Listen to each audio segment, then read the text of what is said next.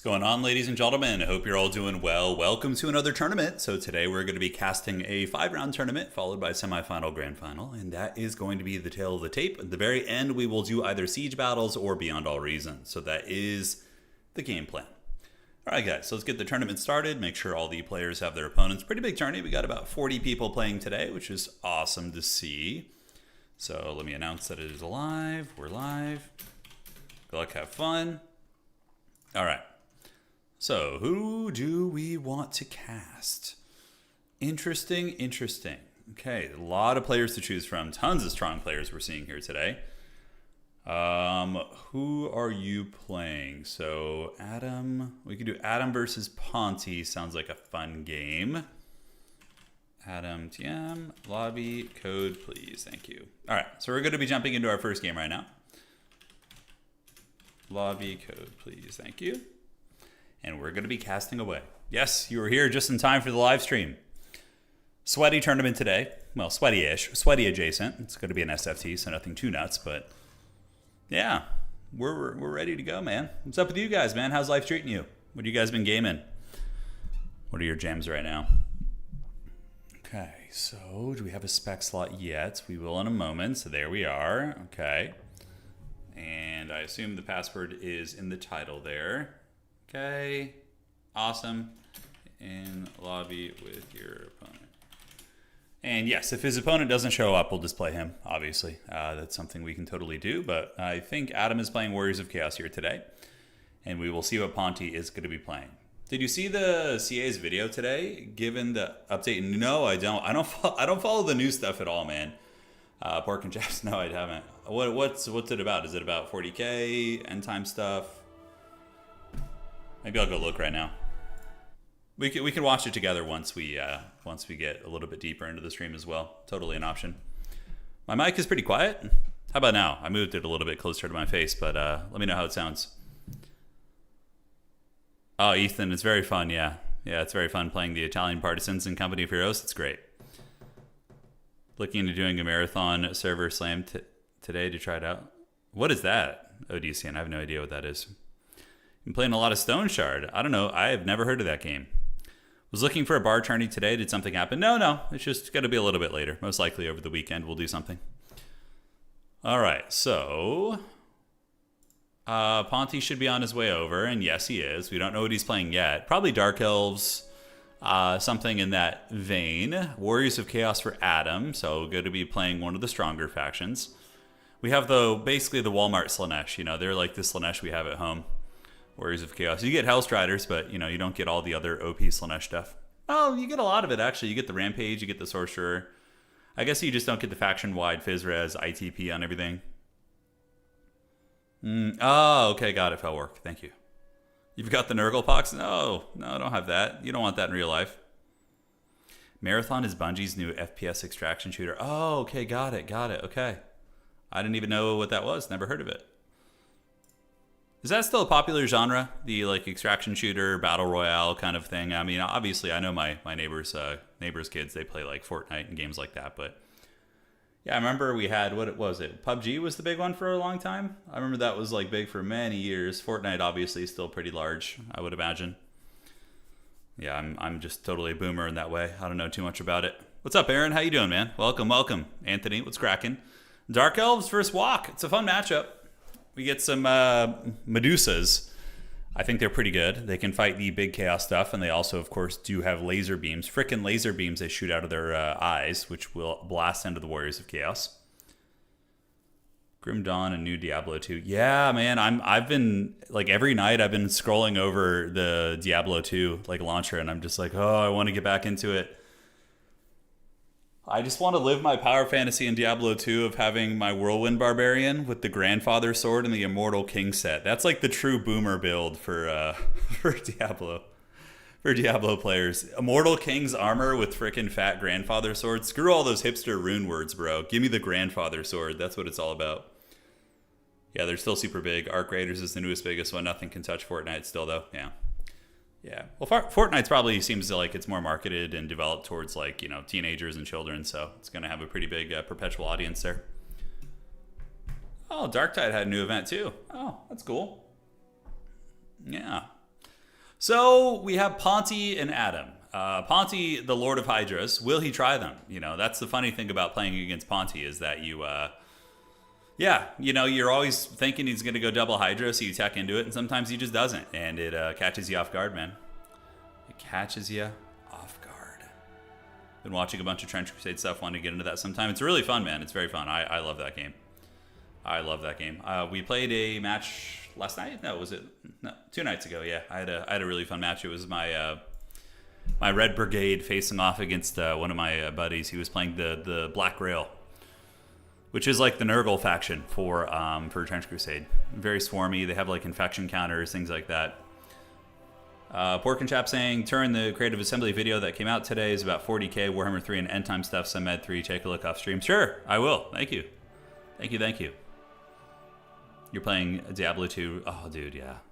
I know, I've really been feeling the call lately. Diablo 2 was one of my favorite games of my childhood, man. I grinded that game so many hours. So many hours. Bannerlord Old Realms, will we go back to that? I think we will when they add the greenskins and the dwarves. Because it's a really well done mod. It's super freaking fun. Okay, I'll just start playing bar after watching your streams. It's addictive, isn't it? That's one of the games that I get on every night and play a couple matches. It's very, very fun. Yeah. Good evening, sir. Heard you respected art. Yeah, dude. Oh my goodness. Hey, you keep up the good work with that glorious Warhammer LARPing, dude. Those were so cool. We showed you guys that last time, right? Hang on. Man. Okay. Where is this?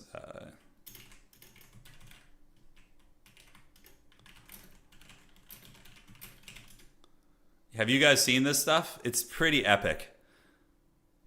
So in various parts of Eastern Europe, they have they'll do like Warhammer Fantasy role-playing and LARP stuff. It's so freaking cool. Imagine how fun it would be to just go hang out with the homies and do this. Check it out. Hold on. All right. So let's do this. One sec. And here it is. Yeah. All right. We're going to pull it up right now. So check this out, dude. You got like a Slanesh warband. Oh, I love that. That is so freaking good. Then over here you got what appears to be some beastmen, and that looks like a fishman. He's got like an angler's head on. Yeah. Some classic Empire stuff. Yeah, so they'll have like these festivals and they'll meet up. Dude, look at that absolute hero of a warrior priest. Look at him. Oh, I love it. And then the land ship. These are some of the best ones too, man. The little the goblin, like the goblins riding the squigs, dude. It's so good. It's so good. I love that so much. It's so freaking cool. Yeah, man. So you can go through and see a lot of these kind of things here, which is great. You got some Valkyrie of the Bloody action going down here. Yeah, you got like a Cornate warband. So freaking cool, man. So freaking cool. Yeah, man. Can I get a happy birthday, Meridian? Hope you're doing well, dude. Yeah, I mean, you're gonna get a lot of battles today. You're gonna get like 6 or 7 of them, maybe 8. I don't know. We'll have to see. We will have to see. I'm doing really good. I'm doing really good. Thank you for asking. Squig hoppers, yes. Those are impressive costumes. I know. It's so cool, man. It was epic. I was a Haggard flagellant in the last game in 2025. You were a flagellant? Oh, dude, that's so awesome. If you got a picture, you should send it to me in Discord, man. We can share it if you want us to. That'd be very cool. Hell yeah, man. That sounds so fun. And it's like, yes, like part of it though is just like gathering and hanging out with a bunch of like-minded people who share your interests. You know, it's like the same reason people go to conventions and whatnot. It's just, yeah, it's freaking super cool. Saw a video on Reddit back in the day while amongst. Oh yeah. I'm casting today. We're going to be casting. All right, guys. So we have Ponty versus Adam in our Game 1 match. This is going to be a 7-round tournament. Something like that. I don't even know what year it is. I think it's 7 rounds, 8 rounds, somewhere in that ballpark. I think I reduced it down a little bit, but we are going to be on Borderlow Landing, which is a classic map. It's you know, if you put Borderlow Landing in the map pool, people will pretty much always pick it. It's going to be the go-to, so they will do it to it. The Blood Dragon on yeah, we could see some vampire count action. I know there's a couple people who locked in with the vampires, as far as what I can tell in the tournament. We will see what everybody's playing, because that's the cool part about casting these tournaments is I can jump around in lobbies. I'm not just going to be casting, you know, one faction or playing one faction the entire time. All right, ladies and gentlemen, let's go ahead and break down the armies of Ponty. Ponty, one of our resident Dark Elf mains, he's going to be coming into the very badass build of Haggard Executioners. So in total, he's going to be rocking 3 of these guys. Now, yes, they will dunk on most Chaos Infantry. They will annihilate Forsaken. They'll cut up Marauders. Obviously, have enough DPS to get through Bearmen. They would probably lose to a Chosen Grey Open, but aside from that, they're going to be able to beat most of the infantry variants that the Warriors of Chaos can present. So, triple Harganeth Executioner, absolute Chad build, and then he has a couple Dark Shards, which against Chaos are good. If you can keep them online and not get them dove by Hellstriders and or overwhelmed, chased down by Forsaken, the Dark Riders, Dark Shards with shields can do some really, really big damage. I love that. I think it's good. How about this guy? It's going to be a Supreme Sorceress of Dark Magic, Soul Stealer for healing, Doombolt for Lord and character sniping, and Blade Wind for AoE crowd clearing. So yes, it sometimes can be a little bit inefficient to index into 3 big spells like this from a gold perspective, but you know, if you're kind of hedging your bets and want to make sure you have a diverse pool of magic to pull from to deal with your opponent's tech, I think that's not the worst plan in the world. Now for the build of Adam. So it is Rad versus RTK. Adam is a very powerful RTK player here. He does have a couple of Marauder Horsemen throwing axes, which are good against Dark Elves, because Dark Elves like to present heavily armored cav, like Cold Moon Knights, things like that. So having the throwing axes to drag those bad boys down is chef's kiss, man. It's great. Rest of his build, Marauders backed up by Aspiring Champions, and then more Marauder Horsemen, and Sartorial the Ever Chicken with the Final Transmutation and Searing Doom. Now, if we just look at this Chaos battle line, yes, it looks incredibly cool, but the Harganeth Executioners will dominate this Chaos line. These Chaos Warriors will get absolutely flipped upside down and put in a trash can by Harganeth Executioners. So I'm curious to see how he's going to take the engagement. Ideally, what you're going to want to do if you are Adam is use your Throwing Axes and Sartorial's magic to try and snipe the Harganeth Executioners out. They are weak to Throwing Axes, and of course the Searing Doom ability is very good against those bunched up units as well. So, yep. And Power of Darkness activated on the Dread Spheres. That's going to be draining their health and giving extra power recharge and Winds of Magic to the Jeruki. So it's not even that much damage, really, if you look at it. It's against a Dread Spear unit. What, you're going to be losing how much HP? So they start at 7,500. Yeah, it's 500 HP, whatever. And you get some Winds of Magic. It's not a bad deal. So Dread Spear is heading to the outside objective, and now we see a Sorceress with Power of Darkness, so double Power of Darkness. Interesting. The idea being is that you are going to be able to get a lot of extra Winds of Magic, which is quite cool. So we'll see if that check pays off in the long run. And on the outside, the Throwing Axe is going to be cackling all the way to the bank. As you can see, the Marauder Horsemen are able to steal the back objective of the Dark Elves. A very strange Dark Elf build, right, in some ways. Dark Elves normally would have Dark Riders and other mobility pieces, and Ponty does try and get a Blade Storm. He got a little bit of an excitement boner there. He got a Blade Storm, tried to pop it, and in the early game, I find that in the early stages of the game, if you try and catch people with like build-up spells that have like a loading time to cast, like 90% of the time they're going to dodge it because there's not much else going on, right? At this point in the game, it's just kind of everybody's just staring at their units. There's not a lot of micro going on. It's mainly just jockeying, moving units up. You guys get the idea. On the backside, it is going to be the Soul of Damnation, an excellent choice here by Adam. This is a great tech. It's going to be able to put a lot of hurt down onto the Harganeth Executioners, which is how you win the game as the Druki. Now, how do the Dark Elves counter this? You could honestly just fly the Supreme Sorceress over there. I don't think the chicken would be able to stop it. If Ponty took the Sorceress right down the pipe, got a breath attack and or some sort of magic there, maybe could get the snipe. And is Ponty going to move forward? Because man, oh man, that Hell Cannon is going to wreck his day pretty freaking bad. All right, guys, so gathering up is the first Soul of Damnation shot. So these Harganeth Executioners, even though they look really cool, not going to be having a super good time, as they do get Blitzkrieg bopped right in the face, losing what appears to be 7 models and a fair amount of their HP. And what's going to happen is Adam is just going to kite him back. The Warriors of Chaos are just going to move back, and that's going to force an overextension, which means Warriors of Chaos will have quicker reinforcements. And I would imagine that Adam, being a seasoned tournament player, is going to have either one of two things: Armored Chaos Trolls or Blood Beasts of Khorne, both of which actually hard counter the Harganeth Executioners as well. Sorcerer is battling the chicken, but doesn't want any of that smoke because of the Marauder Horsemen throwing axes, which we're going to be chasing right now, and it does look like she's going to be going for... Whoa, a second Black Dragon has been called in. Check that out. So Ponty with the forbidden builds, ladies and gentlemen, going to be calling in 2 big dragons, which easily will shut down the Soul of Damnation if Ponty doesn't blunder this and fumble the football really hard. On the outside, Marauders begin. Harganeth Executioner is going to be fighting against, Grey Opens, which kind of sucks for them, but even still, they will win that fight. Harganeth Executioners just have better stats and are pretty elite units, so they will be able to win that, but at a bit of a cost. All right, so we do see the first Doombolt going down, while the Supreme Sorceress is going to be battling against Sartorial. If Ponty fails in this gambit and isn't able to take down the Hell Cannon after all this diving, he's going to be in really, really bad shape. And now we do see Doom Knights being called out by Adam. I like that a lot. And it looks like the dragon was trying to get a breath attack, but it's going to be getting attacked by Doom Knights right now. And this could be a situation where we see the Dark Elves, struggling here. It looks like this one dragon is trying to get a breath attack, but he keeps getting staggered. And I mean, this is just a disaster for Ponty, really. We got 4 horsemen here, although that Blade Wind could be very nice. Nice Blade Wind right there. That was good. Nailing all those units, but now he needs to try and get away here while the other dragon in the back going to be fighting. But the Blade Wind did do some fat work, but Final Transmutation is going to be going down from the chicken. He's been saving that Winds of Magic the entire time, and that is very, very brutal. So not the best start for old Ponty. Now, elsewhere on the battlefield, we do see Velociraptor Cav coming in. Spearmen chasing down Marauders here. Harganeth Executioners winning all their infantry fights against the Chaos Warriors and Marauders. But man, that Supreme Sorceress is going in the old trash can. Aside from that, the Black Dragon back here is actually kind of winning against the Doom Knights. Doom Knights have a bonus versus large, but it isn't that big, and Black Dragons do have 90 armor, so they're pretty freaking tanky. So if I were in the situation of Ponty here, I would basically just leave the Black Dragon and hope that it would be able to beat those Doom Knights, because it's considering it's a slower model, it's not really going to be able to get away, so you just want to beat those Doom Knights.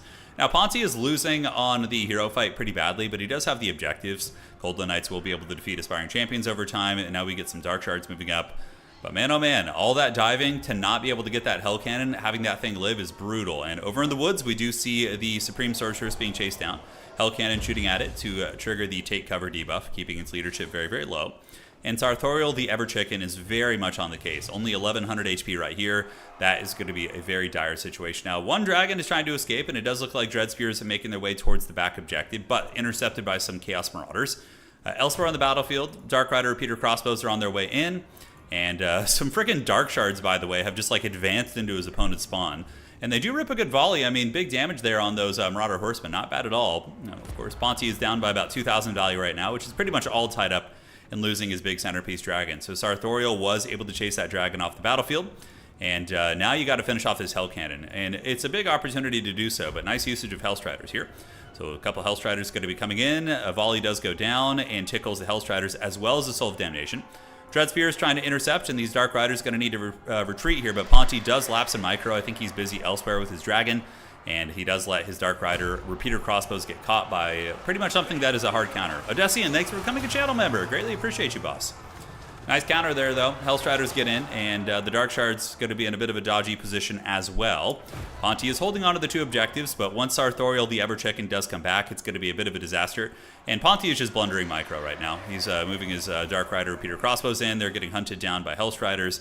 Pretty much bad news bears on every front. Dark Charge right here also getting attacked by the remnants of the Aspiring Champions, which have been brought in.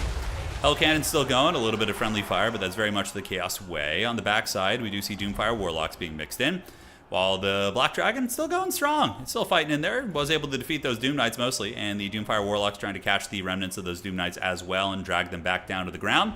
Dark Elves do have a decent little point situation. They are getting 2 victory tickets per second, but they are behind. Good Final Transmutation from Sartorial. That is going to be nailing into the Black Dragon right here, so that will bring him very close to death, probably bring him down to about 1800 HP, which is going to be very, very buttered up. And Ponty forgot to split up his Doomfire Warlocks, so they end up paying the iron price. Now, Doomfire Warlocks versus Hellstriders. Doomfire Warlocks, if they use their magic and get the charge, should be pretty good there. And we do see a couple Dread Spears trying to make their way back here, but they are going to get intercepted by the Forsaken, and the Forsaken are going to be able to rip those bad boys to shreds. It is going to be a one-sided fight there. Yeah, the Soul of Damnation really is the ultimate Carnifex.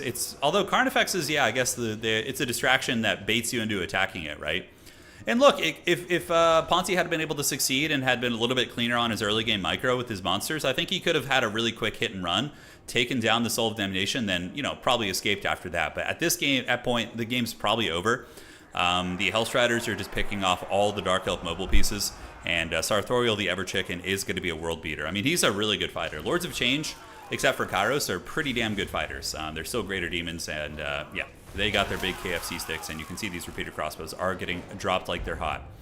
Here, more shots coming in. Repeater Crossbows have returned, like Palpatine, and they are going to be shooting into the Soul of Damnation. Not going to be able to get that bad boy down super quickly, I would imagine.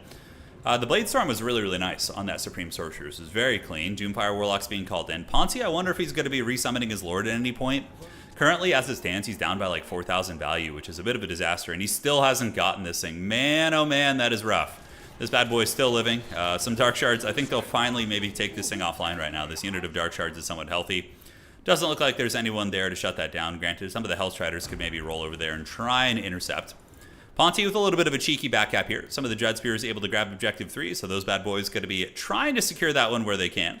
Meanwhile, back over in the middle, we do see some sort of Witchcraft going down. Looks like it's Soulblight. Yeah, Doomfire Warlocks, man. They've been doing really well lately. In the recent World Championships we had last weekend, we saw Doomfire Warlocks actually being used very effectively, and they were looking very meta and very, very strong. So now the Warriors of Chaos are going for the back objective. Granted, there is a bit of a Dark Elf presence, not much. We have some Dread Spears fighting the chicken, Repeater Crossbows on their way in, and these Dark Shards are getting some good value fire. They are mowing into these very tattered Marauder Horsemen. And it looks like the Hell Cannon finally has been destroyed. The Dark Shard's able to get the job done, but now they are going to be getting run down. Well, we do see another Blade Storm coming down from this Sorceress. So it looks like Ponty did have magic on 2 characters, so he does have a little bit of a contingency plan there for losing his Lord. Now, is he going to be saving up for his Lord? I don't think he can really afford to. On the back point, the Dread Spears do get routed by the Greater Demon of Tzeentch, so they are going to be sent packing, and it does look like some Marauders will most likely chase him off. And the throwing axes are doing good work. Yeah, obviously Repeater Crossbows can sometimes out-skirmish them, but yeah, I don't know, actually. In retrospect, I would say that the fight between Repeater Crossbows and Horsemen is usually Horsemen favored because Horsemen are better in melee, and they can chase you down and throw and retreat and throw, whereas Repeater Crossbows are more of a static unit. I mean, of course they can move, but they can't shoot while they're running, and they're a little bit worse in melee. So the Horsemen can chase them perpetually, basically, but Dark Elves have the ability to defend them very effectively with Cold Knights. Yep, this is GG. Basically a tabling here, as we do see the last forces here of the old Dark Elves go into the trash, and the War Host of the Apocalypse claims victory. So well played to Adam in Game 1 of today's tournament. Basically what happened was he went for a double dragon dive. He lost his Lord, the other dragon kind of got routed, and that was pretty much it. Like, the whole game came down to that. Now, obviously, if Ponty had sat back, he would have had an exponentially better chance of winning that game, but it's easy to see that in hindsight, right? Like, oh yeah, well, the dive on the Hell Cannon didn't work, that's why you lost. If you didn't do that, you would have won. Yeah, or had a chance. Yes, that is obvious in hindsight. But at the time, you know, I do think diving the Hell Cannon is viable, but you really have to be confident and that you can get it and have your micro on point. He kind of missed a couple, like a good 10, 15 second window where he could have gotten breath attacks, other things like that, but he didn't, and that cost him, and he paid the iron price. The elite infantry didn't do bad, 1,200, 800, 900, I mean, that's pretty respectable. But yeah, losing a big, expensive dragon character and another dragon to boot is very, very rough. All right. Ian says, hey, Turin, first time watching the stream where you played Bar. We're going to play it at the end of the stream today, too. Yeah, at the very end, once we finish this tournament. Yes, yes. That was fun, though. Commander Nick, hey, what's up, man? What do you make of the new Tigerman units for Grand Cathay? No idea. We're going to see. I mean, obviously, I think if those units are even remotely functional, I think that Grand Cathay could be one of the strongest factions in the game because they have some of the best cannon, durable infantry, cost-effective mobility between Peasant Horsemen, Jade Lancers, and Crowmen. And if they get like a good pushing power Lion unit, dude, they could really be a meta problem. They really, really could. Yeah, probably the best bet would be against that Hell Cannon would be to Doombolt it from a distance. So instead of diving it in that situation, you overcast Doombolt on it, and then you just you keep your character safe. Because diving into Chaos Lines is risky because Marauder Horsemen will run underneath you, and they're going to get cost-effective throwing weapons on you, and you're going to have a bad time. Yeah, I will stream tabletop someday. I don't know when. I only have one buddy I really play with, and he's he's very busy.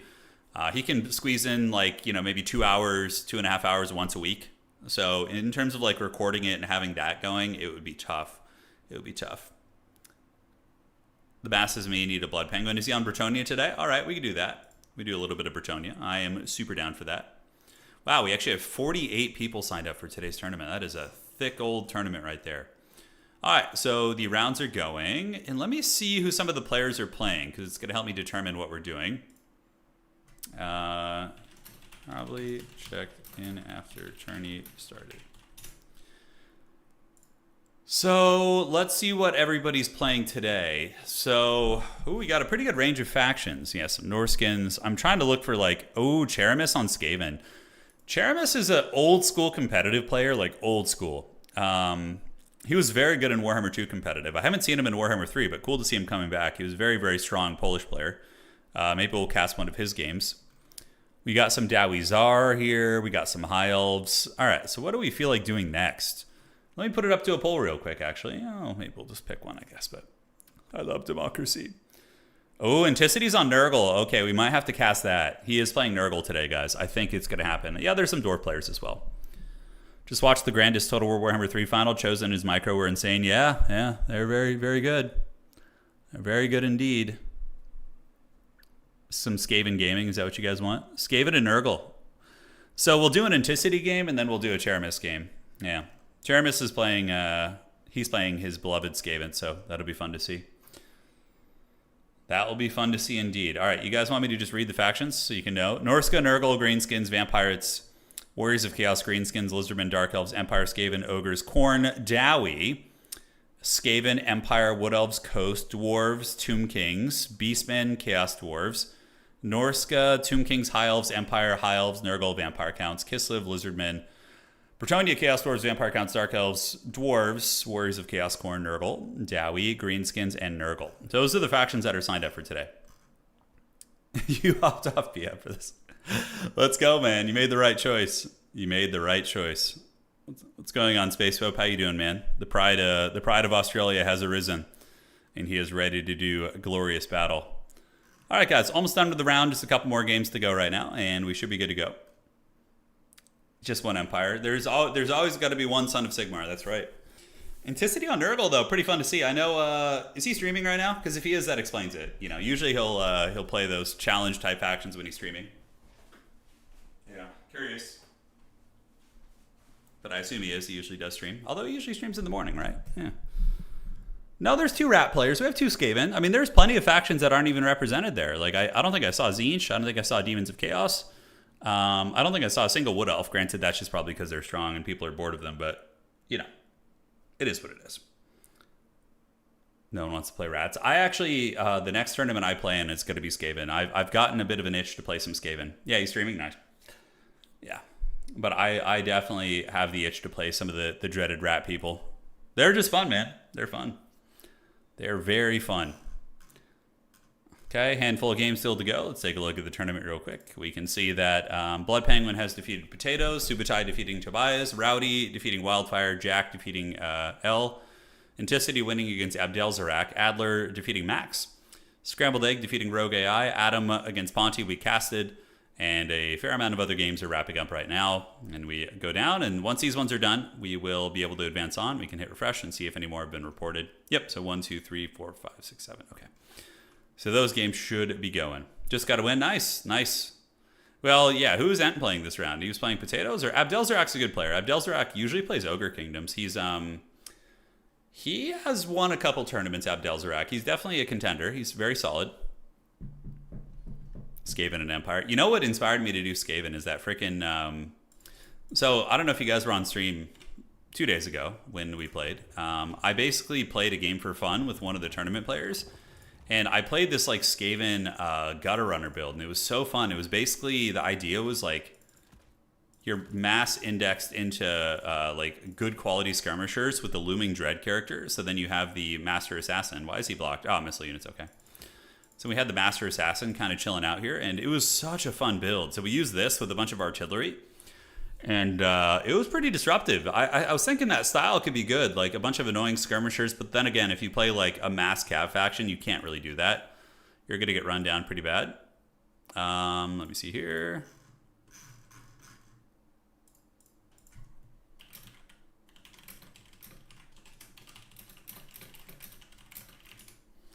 All right. Does Mass Stormvermin work? In some matchups, it could probably be all right. Like, I could see there being some matchups for Skaven where you index heavy into, like, you know, something like this, right? So you go with the front line of, like, Haggard Clan Rats and then, like, triple Stormvermin Halberd behind them. Could be an option. I mean, they're not the best fighters in the world, but, you know, 70 leadership for Skaven is pretty damn good. 90 armor, high HP pool. It's something. Yeah, but no, Stormvermin can absolutely put in work now after the recent changes. They got a pretty big cost reduction. Regular Stormvermin Sword and Board, by the way, are only $850 now. So it's a pretty good price point. A little bit more expensive than the Chaos Warrior. Let me actually compare that. So if we go to Warriors of Chaos. So Chaos Warrior is $750. So 9,000 HP versus 9,920. 100 models versus 160 models. 70 leadership here, Chaos Warrior 75. So Chaos Warrior has better leadership, more armor on the Chaos Warrior, and They also have silver shields to boot. That's pretty big.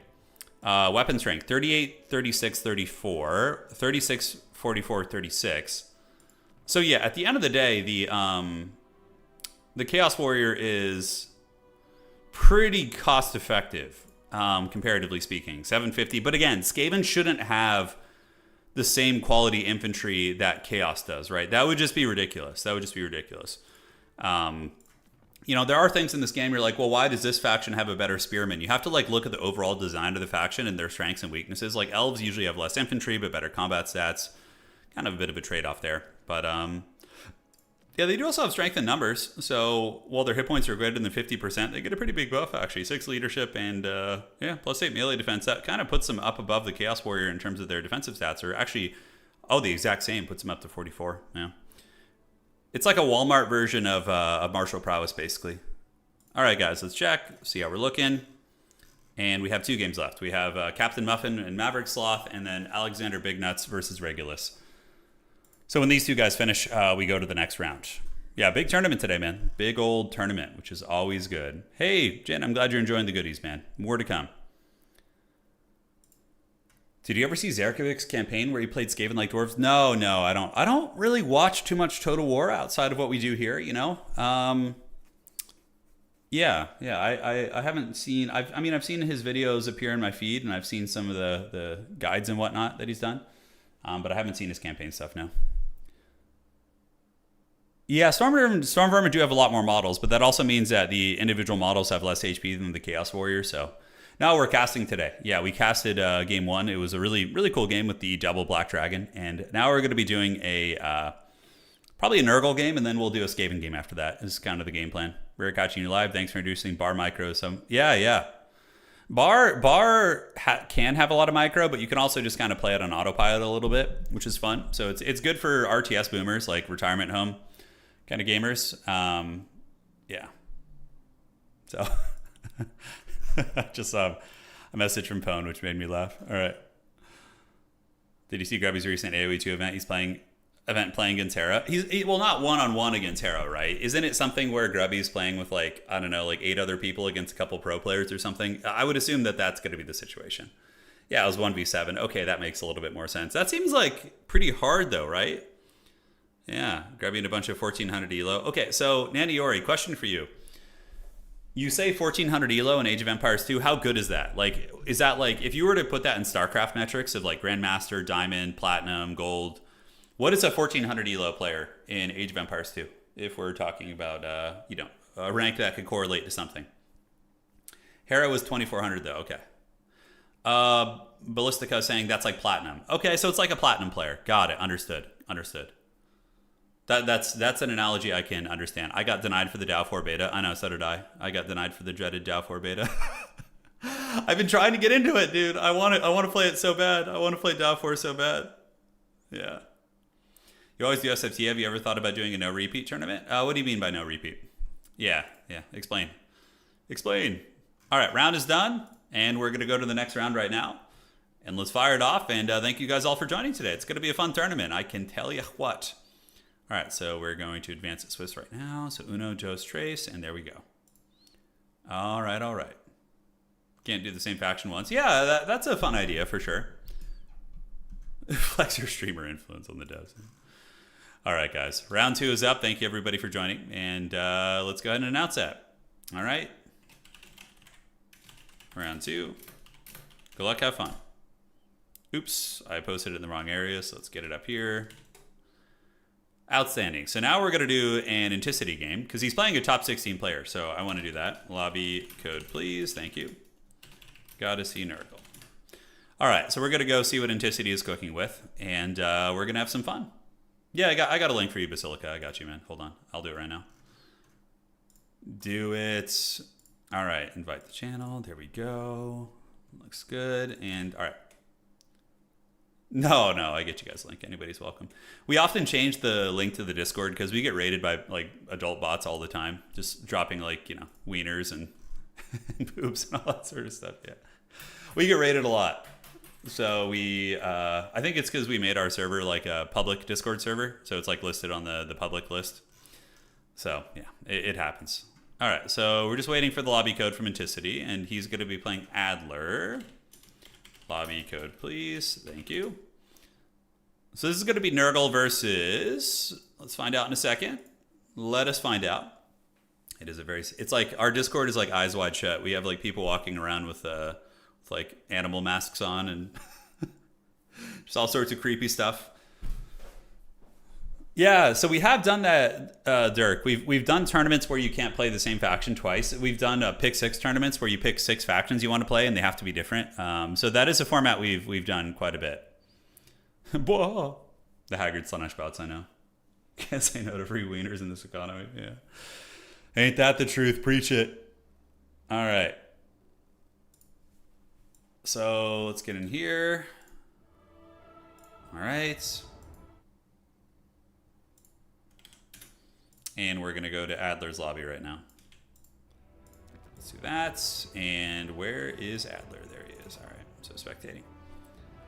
All right, guys. So this is going to be round 2 in our tournament. We have the former world champion Anticity playing Nurgle versus Greenskins, which is a fun matchup. I love it. It's really, really cool, actually. So we're going to see what's cooking here. We are going to see what is cooking. All right, Anticity, I don't think he's playing Bretonia. He's sitting on him right now, but I just think he's kind of doing his map pick and bans real quick. We'll see what evil schemes do occur. Yeah, you guys said he's streaming right now. I would be like curious to...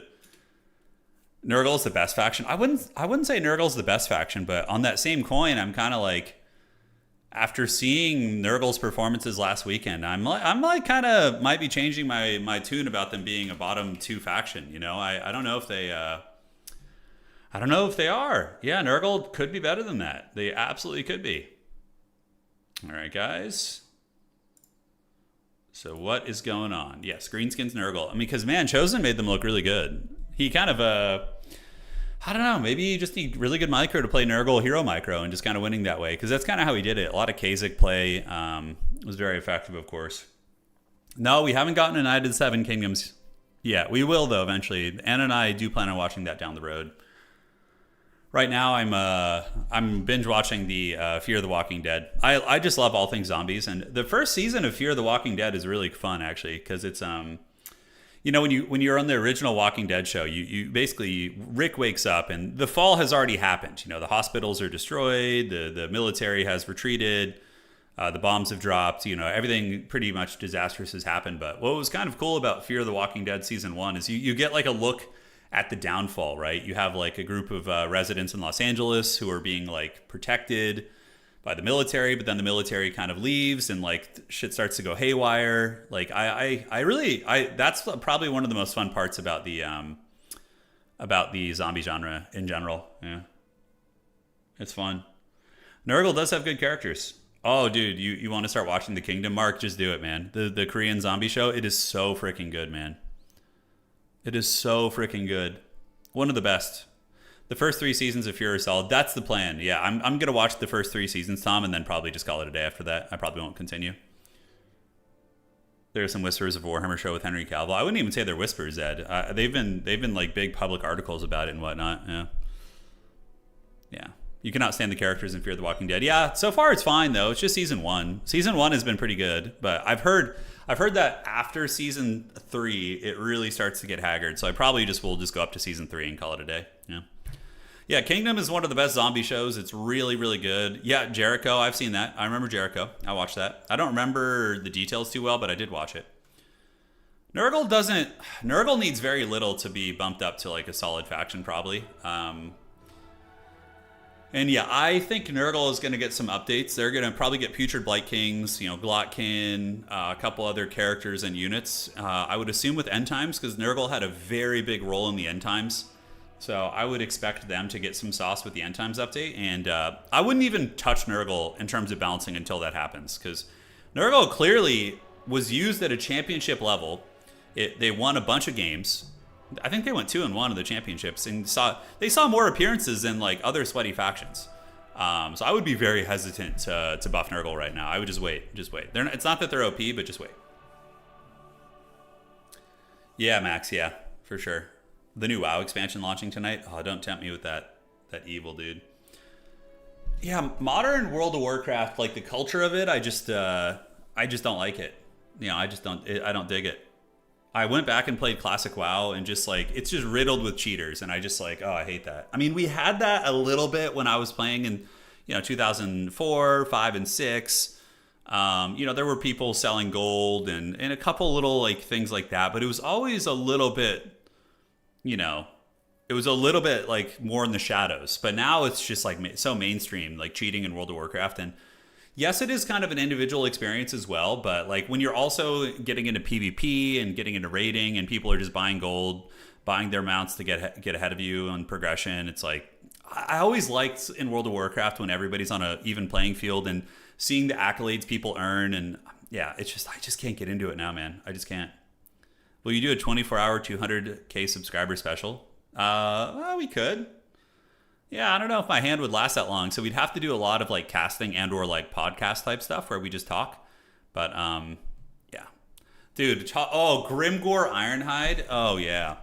Yeah, and like now that like, this is the last part of the boomerang, I promise. And now that like Blizzard is Dead Snow, yes, I've seen it. Now that Blizzard is kind of like, has all these elements, like you can buy tokens and you can buy all these like different things to boost your progression. It's kind of, I'm just, oh man, doesn't do it for me anymore. Plus the story is so convoluted in World of Warcraft now, it's like, the original World of Warcraft story and Warcraft 3 storyline with Arthas is so good.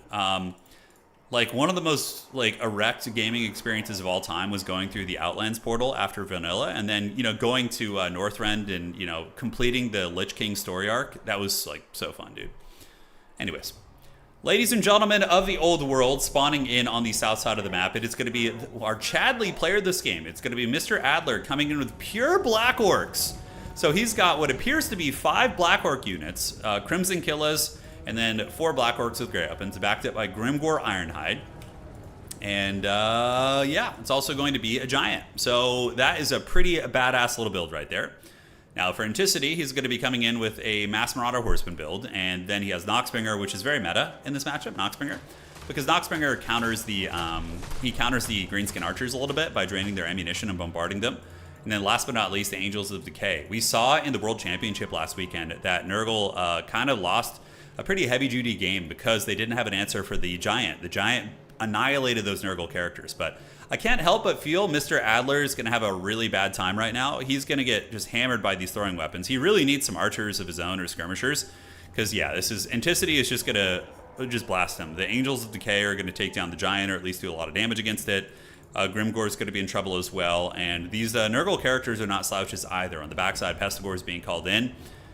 And, yeah. This is going to be incredibly difficult for our Greenskin player, I think. Although he does get some skirmishers in, and if he can just call in mass like Goblin skirmishers, that could be pretty nice. Nice shot from the Noxbringer from Anticity right there, able to drain down the Morgub's Mangy Marauders.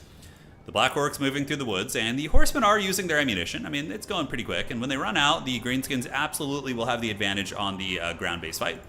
Although Pestigores will uptrade pretty well. Noxbringer shooting into the trees and not quite making contact. So the Greenskins got to get on the objectives, though. They can't afford to live in the trees for too long here. Anticity going to be parking here with his throwing axes and getting volleys here and there, while the Greenskin skirmishers try and trade back. Now, what is Mr. Adler going to be calling in here? He's very much in the tree line. He brought a lot of Black Orcs. He was probably like, oh, I'm going to be facing Nurgle infantry, and Black Orcs are pretty good against them. Well, you have to remember you're playing Anticity.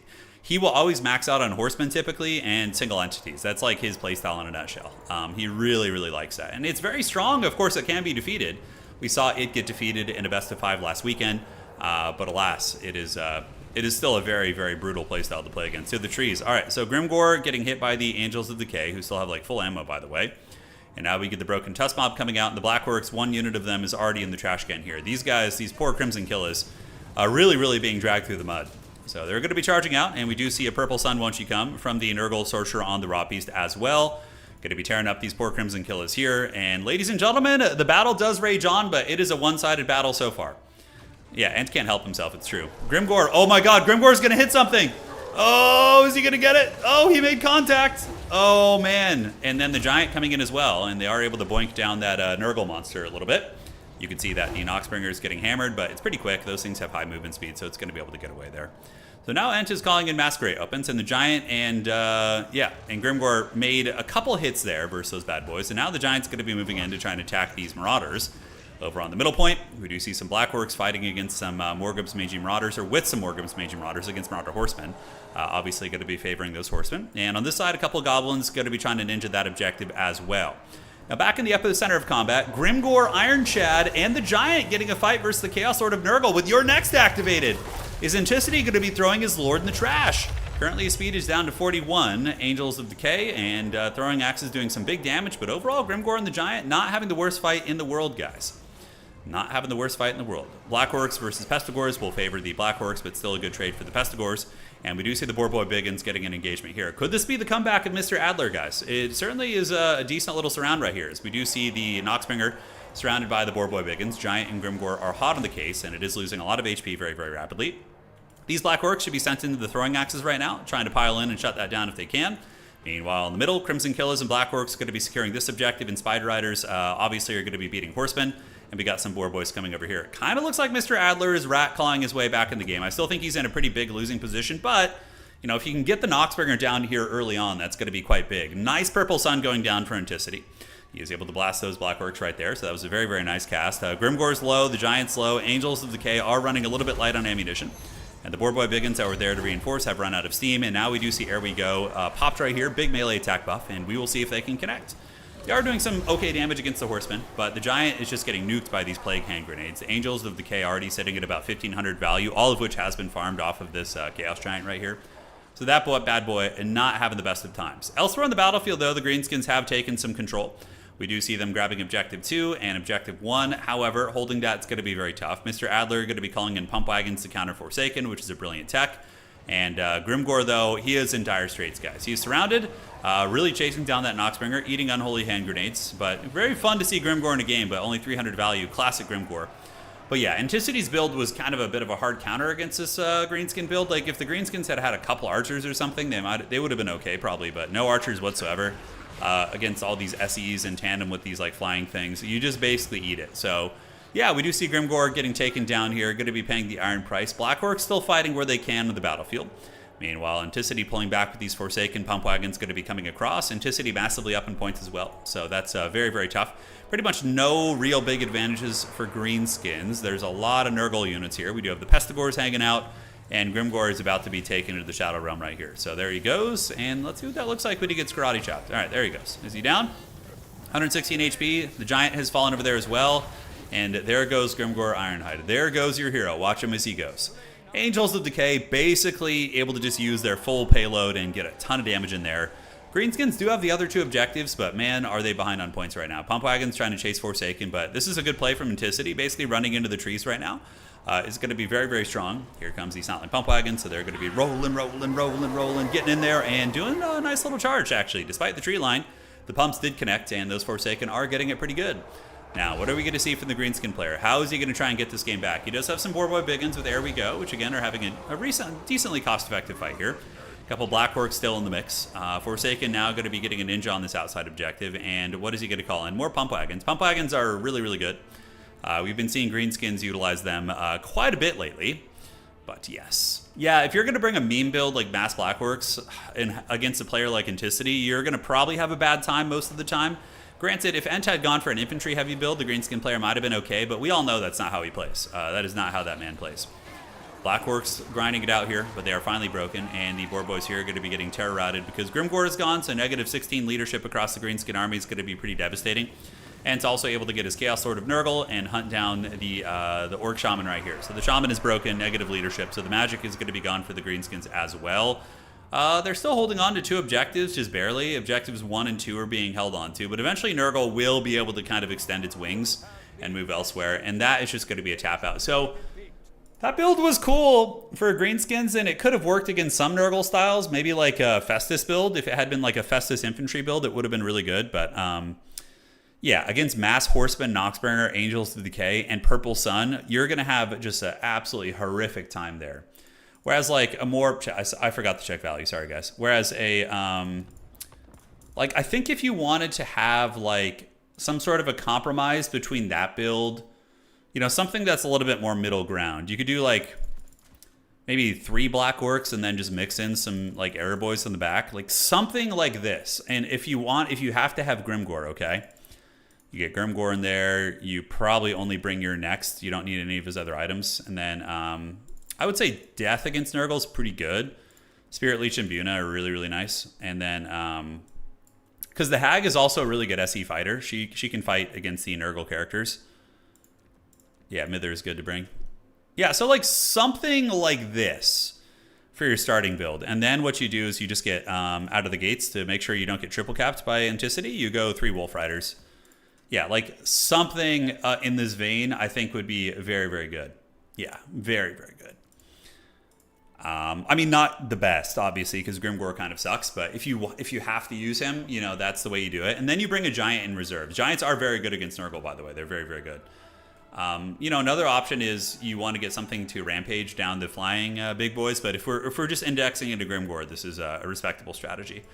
So from there, you can get the 2 skirmishers. I'm always a big fan of Goblin Wolf Riders because they can chase down Marauder Horsemen and they only cost 300, so they're pretty good. Or you could just get Spider Riders in reserve too. Spider Riders are great. I love the Pump Wagons. I thought the Pump Wagon play was very good. Yeah, like using those to chase things down is always very welcome. So we will go to the Pump Up the Jams. Yeah, Monsters and Beasts, Extended Roster, Artillery and War Machines. I just like totally, there we go, okay. Yeah, so Flappas, get a couple of those to hunt down Forsaken. I think that's nice. Baseline Squigs are all right too. You can maybe mix a couple of those in with some Orc Boy Spears. Because you already have good infantry killing power, so you're going to need a little bit of anti-large sustainability. So Orc Boy Spears, I think, are totally a viable option. You could also mix in, you know, Biggins if you want to, but last but not least, the last thing I would probably incorporate would be Swamp Things, just to get like a solid AP unit, and we can get one more Wolf Rider here. This would be like, yeah, Artillery and War Machines, yeah. This would be kind of like if I had to contour the build we just saw to be able to play against infantry and also be good against like an Anticity style build. I think something like this would be the way. Plague Monks with Wither into Dwarves, you don't need it at all. You don't. If you're playing Skaven into Dwarves, just use Jezzails and Death Runners. Death Runners are like the worst thing for Dwarves to face in the world, right? Because how do Dwarves defend their backfield? Okay, let me explain this real quick, okay? So Dwarves defend their backfield by using, let me find the rats here. Here we go. So Dwarves defend the backfield by using Slayers more often than not, and then also using Miners with Blasting Charges. Death Runners ambushing a Dwarven backfield is so disgustingly brutal because they kill Slayers.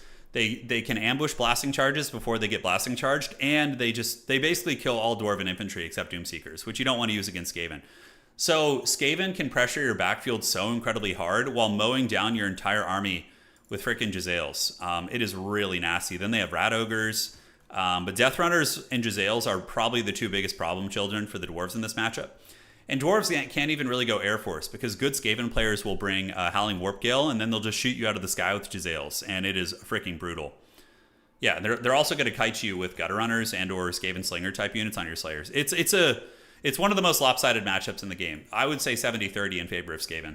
Yeah. Just got done with an unhealthy amount of bar. How goes the tourney? Jackson, it's going really good. Yeah, we're in round 3. We just casted 2 games, and we're going to be moving on. Almost always in this matchup, Dwarves bring max gyros. Yeah, they do, because it's one of the best options Dwarves have. But Skaven have really good tools against them, too. It's just a hard matchup. Kinda a little bit cursed, but I agree. Gyrocopters, if I was playing Dwarves, I would max out on Gyrocopters. And just hope that they couldn't lock them all down. That would be my bet. Yeah. So I do agree with your assessment there. Leaping Blades. Oh yeah, it's super fun. Super fun.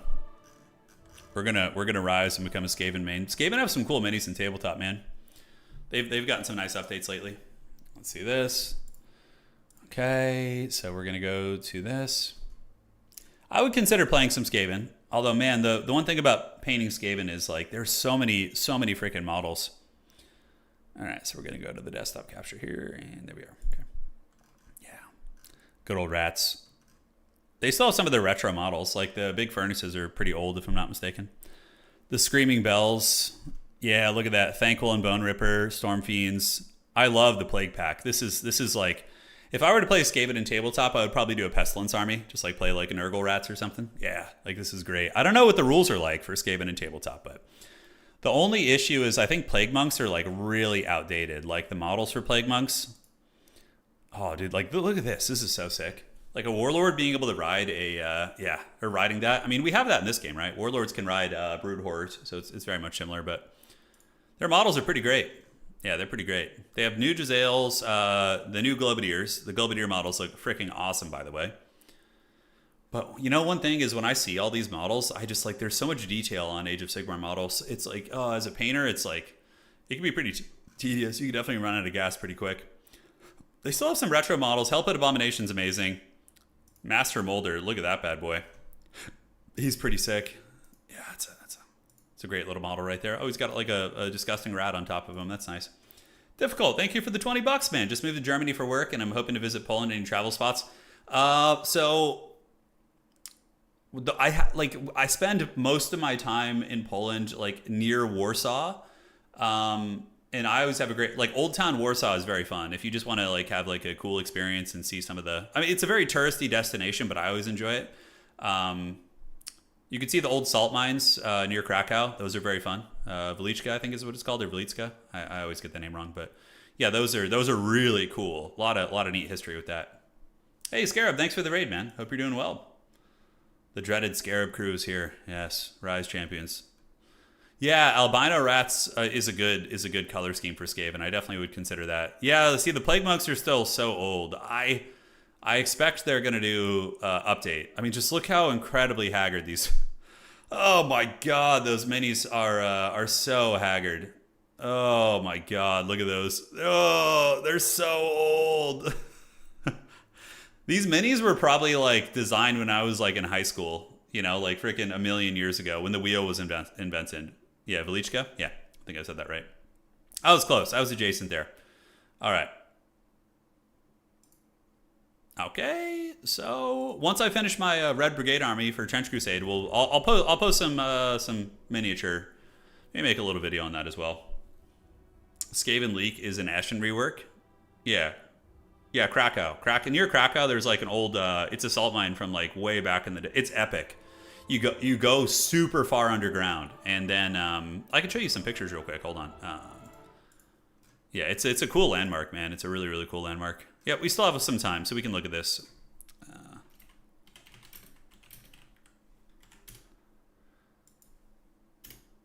Yeah, so you can go on a tour, and basically it is super deep in the earth, and it's trippy because the air down there is like, you know, with all the salt and then just being so deep underground, the air is like really, really different. And obviously, way back in the day, it was used to, you know, obviously mine salt. But now there's like a giant cathedral down there and all sorts of neat stuff. So let me show you guys real quick here. Yeah. So this is a cathedral that is like in the depths of the earth. You feel like you're in like a fantasy world, right? You're like, is this like some dwarven Hall of Kings or something? But yeah, there's a cathedral down there. But then there's also like, you know, you have like old mine shafts where like there's, you know, yeah, it's super, super cool. Yeah, it's very fun. You got all these like historical carvings that represent the history of it. And yeah. This is kind of like what the Shaft Network looks like now. It's rad. It's rad. Yeah. Trying to be getting a Skaven. Let me paint that Deceiver for you. I will. Yeah. Sounds good, MacGyver. I've been loving. One of the reasons I haven't done like commissions is because I like to paint my own minis. Like I feel like it's like an expression of myself on tabletop. But there will come a time probably where I'll need some help. So you will absolutely be one of the first people I hit up. That's rad. Where is this? That's in Poland, near Krakow. Yeah, near Krakow. Anna and I not last time, but a couple times ago when we were in Poland, we went there and it was super cool. You feel the dwarven grudges blooming within me looking at those pictures. Yeah. Karza Karak looks great. Yeah. That's right. All right, guys. So just getting through the matches. Our game was pretty quick. Anticity won that one pretty fast. So obviously it's going to be a little bit of time before we get to the next round, but they are going. Did the Polish delve too deep? No, I don't think I didn't see a Balrog down there. So history.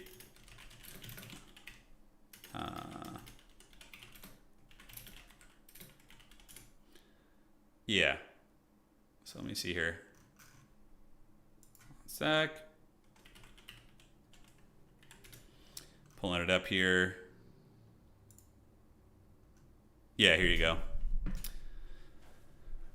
Let's check here and see when it was active. So I'm looking here at the history. Okay. So the Wliczka salt mine is now an official Polish historic monument. Its attractions include shafts, a labyrinth of passageways, historic salt mining technology, underground lakes, 4 chapels. Yeah, the chapels are really cool, actually. Let's see when it started. So the first documentation of the mine dates back to 1044 with Casimir I granted a privilege. Monks collected salt around that time. Since the 13th century, brine welling up to the surface has been collected and processed for its sodium chloride. Okay, let's get in. King Casimir III the Great contributed greatly to the development of the mine, granting it many privileges and taking the miners under his care. In 1363, he founded a hospital near the salt mine. Okay. It is said that he turned Poland of wood into a Poland of stone due to the great amount of wood from the neighboring forest used as scaffolding and supports. Yeah, it's got a cool history, and it is deep in the dude. When you go down there, you feel like you're going into another world. Like when they take you down into the salt mines, like you don't take an elevator, you walk down like steps. Like I don't know how many stories down it is. How many flights? How many flights of stairs down? Okay. Yeah, over 50 flights of stairs. Yeah, 50 flights of stairs you go down into the earth, man. 50. Casimir is a baller name. It is. I think it's actually, if you were to say it correctly in Polish, it'd be Kazimierz, but I could be wrong. But yeah, the Western translation of it is pretty epic too. Casimir, I mean, come on, dog. You're actually going to Poland next Friday for spring break. Have fun. It's a great country, man. Yeah, it's fun. I love going to Poland. It's always a good time. I don't even like traveling, but going to Poland, I enjoy a lot. It's the storage for the tears of all the dwarves. No, I haven't been to Slovakia. I would love to go someday. Yeah, I think, usually we can only really afford to, travel to like Poland twice a year, maybe tops. So that's where our travel expenses go because, again, we want to visit Anna's family and her family home. So we haven't had too much of an opportunity to explore the rest of Europe, but I at some point when we're more financially stable, absolutely, we want to visit all those countries. Yeah. You have to walk. No, when you go down 50 flights of stairs to get to the salt mine, when you leave, they give you an elevator to go back up. Yeah. They give you an elevator to go back up. So at the very end of the tour, you take an elevator and you go back to the surface. Yeah. I don't know if there was an option. The elevator going back up was kind of shady. It was like super tightly packed. And I was like, ooh, this is like a little, a little tight here. Yeah. All right. Let's go get into a lobby here. See how the tournament's looking. Yep. Handful of games still to finish. Rogue AI, Free Food Please, Regulus, Tobias, Adam, Turtles Are Me, Rangito, Hlidin, and then should be all good. We should be all good. No, you don't have to walk back up. No, you don't. No. Can you choose the stairs? No, I don't think you can. I think you have to take the elevator back up. Unless you went all the way back to the beginning, which they don't let you do because you got to stay with them on the tour. Yeah, traveling around Europe isn't the expensive part. It's flying to Europe in the first place from the United States. That's where they get you. And it depends on the country as well, right? Some European countries are much more expensive than others. And it depends on the country you come from, like how powerful your country's currency is as it relates to the destination of travel. Like going to the UK, it gets expensive pretty quick. Granted, the couple times I've been there, thankfully, it was for a creative assembly event, so they usually paid for the dinners and stuff and the hotels, but I could see how it could get expensive traveling around there. Yeah. Yeah. Walk in, lift out. That's right. That is right. Yeah, there's a lot. And another thing that's really fun about, I love Polish food, but something I noticed about Poland in general is the bread is so good. You'll go to just a regular rank and file Polish supermarket, and the bread you can get from there is just so godlike compared to the bread that we get here in California. I mean, we have some decent bread. One thing California does do very well is sourdough bread. We have this culture of sourdough bread from San Francisco, and it's pretty good. But aside from that, the rest of the breads I've had in Poland are just so freaking good. They're so freaking good. Yeah. Paying like 1,400 round trip from the Midwest to Poland. Yeah, it's a lot. Yeah, it's a lot. You're gonna get reamed. Yeah, we usually do a lot Polish Airlines, or we do Lufthansa. Lufthansa is really nice, and LOT is very nice too. But Lufthansa is always quite expensive. But if you're looking for like a cozy flight, definitely is good. But we have Poundland and Weatherspoons. It's true. You do have spoons, man. The goated Weatherspoons. Is there like a website for people of Weatherspoons? Like, in America we had, we had Weatherspoons. Let's see here. Yeah, in America we had People of Walmart for many years. I was just wondering if you guys have like People of Weatherspoons, like a website like that just captures all the glorious creatures that like attend it,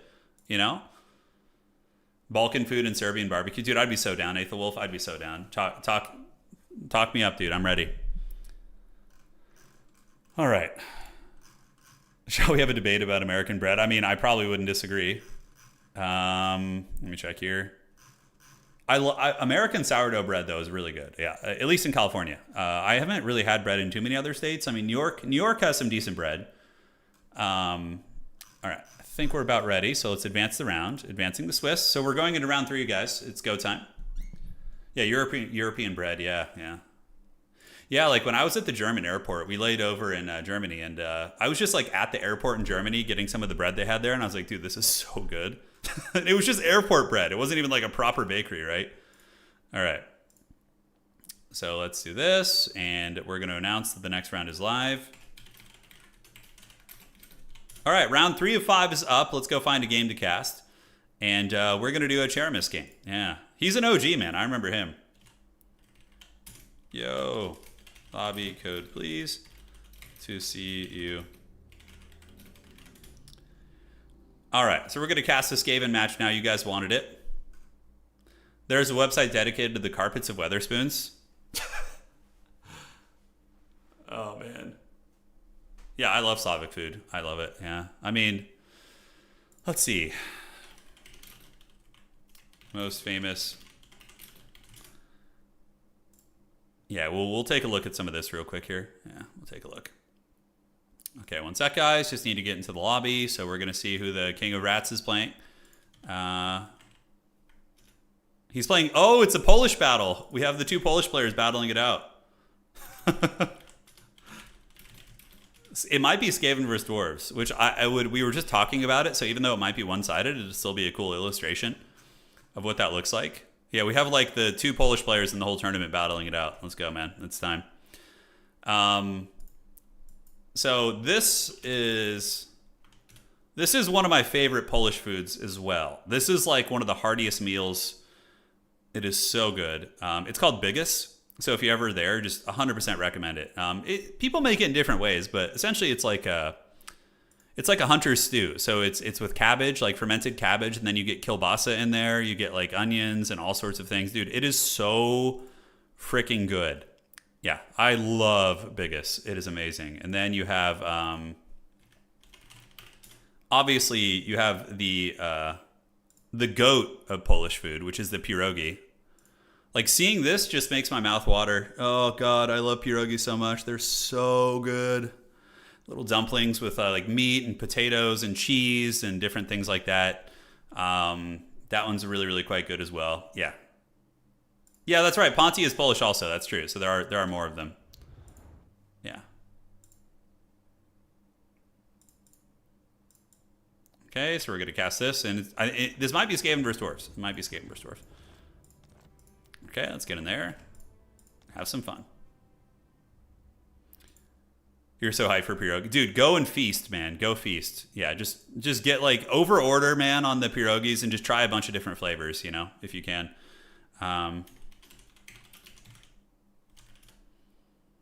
Yeah, and then there's, this is another one I really like as well. Hold on one sec, guys. Okay, am I in the lobby? Okay, Dwarves versus Skaven. Holy shit, it's happening, guys. It's happening. Yeah, I've tried goulash. Yeah, I've tried, I've had that a long time ago, even way back in the day.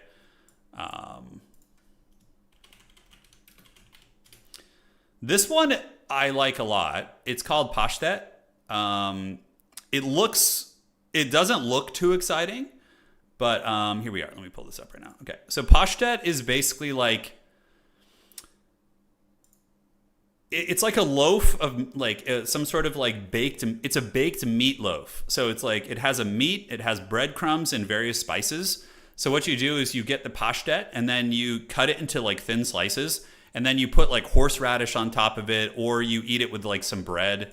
See, like right here, you basically use the baked like meat as with all the spices and breadcrumbs like on top of a piece of bread, and then you put pickles with it. Or you can use horseradish as one of the more popular ones that I've had that I really, really like. It's super good. It's super good, man. Yeah. All right, anyways, you guys got me ranting about food now. We're going to be doing the Arachnarok Lair, Dwarves vs. Skaven. And so it begins. So it begins. King says, I live in Louisville, and there's nowhere with pierogies here, and it sucks. One local Polish guy sells them out of his house. Well, you got to hit the homie up, dude. Give that man some business. Encourage him, you know? Yeah, you got to go for it. Pashtet makes from liver. I think it can be made from a bunch of different meats, right? I could be wrong. It might be different in different countries too, like different variants of it, because you know, like there's a lot of variants, right? When you have like borscht, for example, like the Polish version of borscht is different from like Russia and Ukraine and a lot of other Eastern European countries over there. So it's all very different. Yeah, no, I love borscht. Borscht is really good. And a lot of this stuff is pretty healthy too, like borscht and pierogies. Obviously, it depends on how you make them and what's in them. Thanks. Now I'm hungry. I know. Have you had biggest Daniel? I respect you trying to catch me with that. If you had said that to me like 5 years ago, I would have read that out loud for sure. I would have read that out loud, 100%. I learned the hard way early on in the channel, like not to just immediately read out what is said in chat. Yeah. Let's see what other things are really good. Oh, dude, you guys want to see another one? So these frickin' things, paczki, I think is what you call them. Yeah. I had some of these in Krakow that just made me like cry tears of joy. The Yakojanka? Well, we had one of the paczki too, right? No. Yeah, we had one. Not at that place, but I had one. Yeah. Yeah, so these are like donuts. Yeah. Oh, yeah. Probably not too different from what you'd see in a Western donut shop here in the States. But yeah, really, really good. All right, so Dwarves vs. Skaven. The battle is on, and we will see what schemes are going to be afoot. Yeah, they're so good, yeah. What was the name of the other one I had? Yeah, how do you spell that? You know my second spelling. It's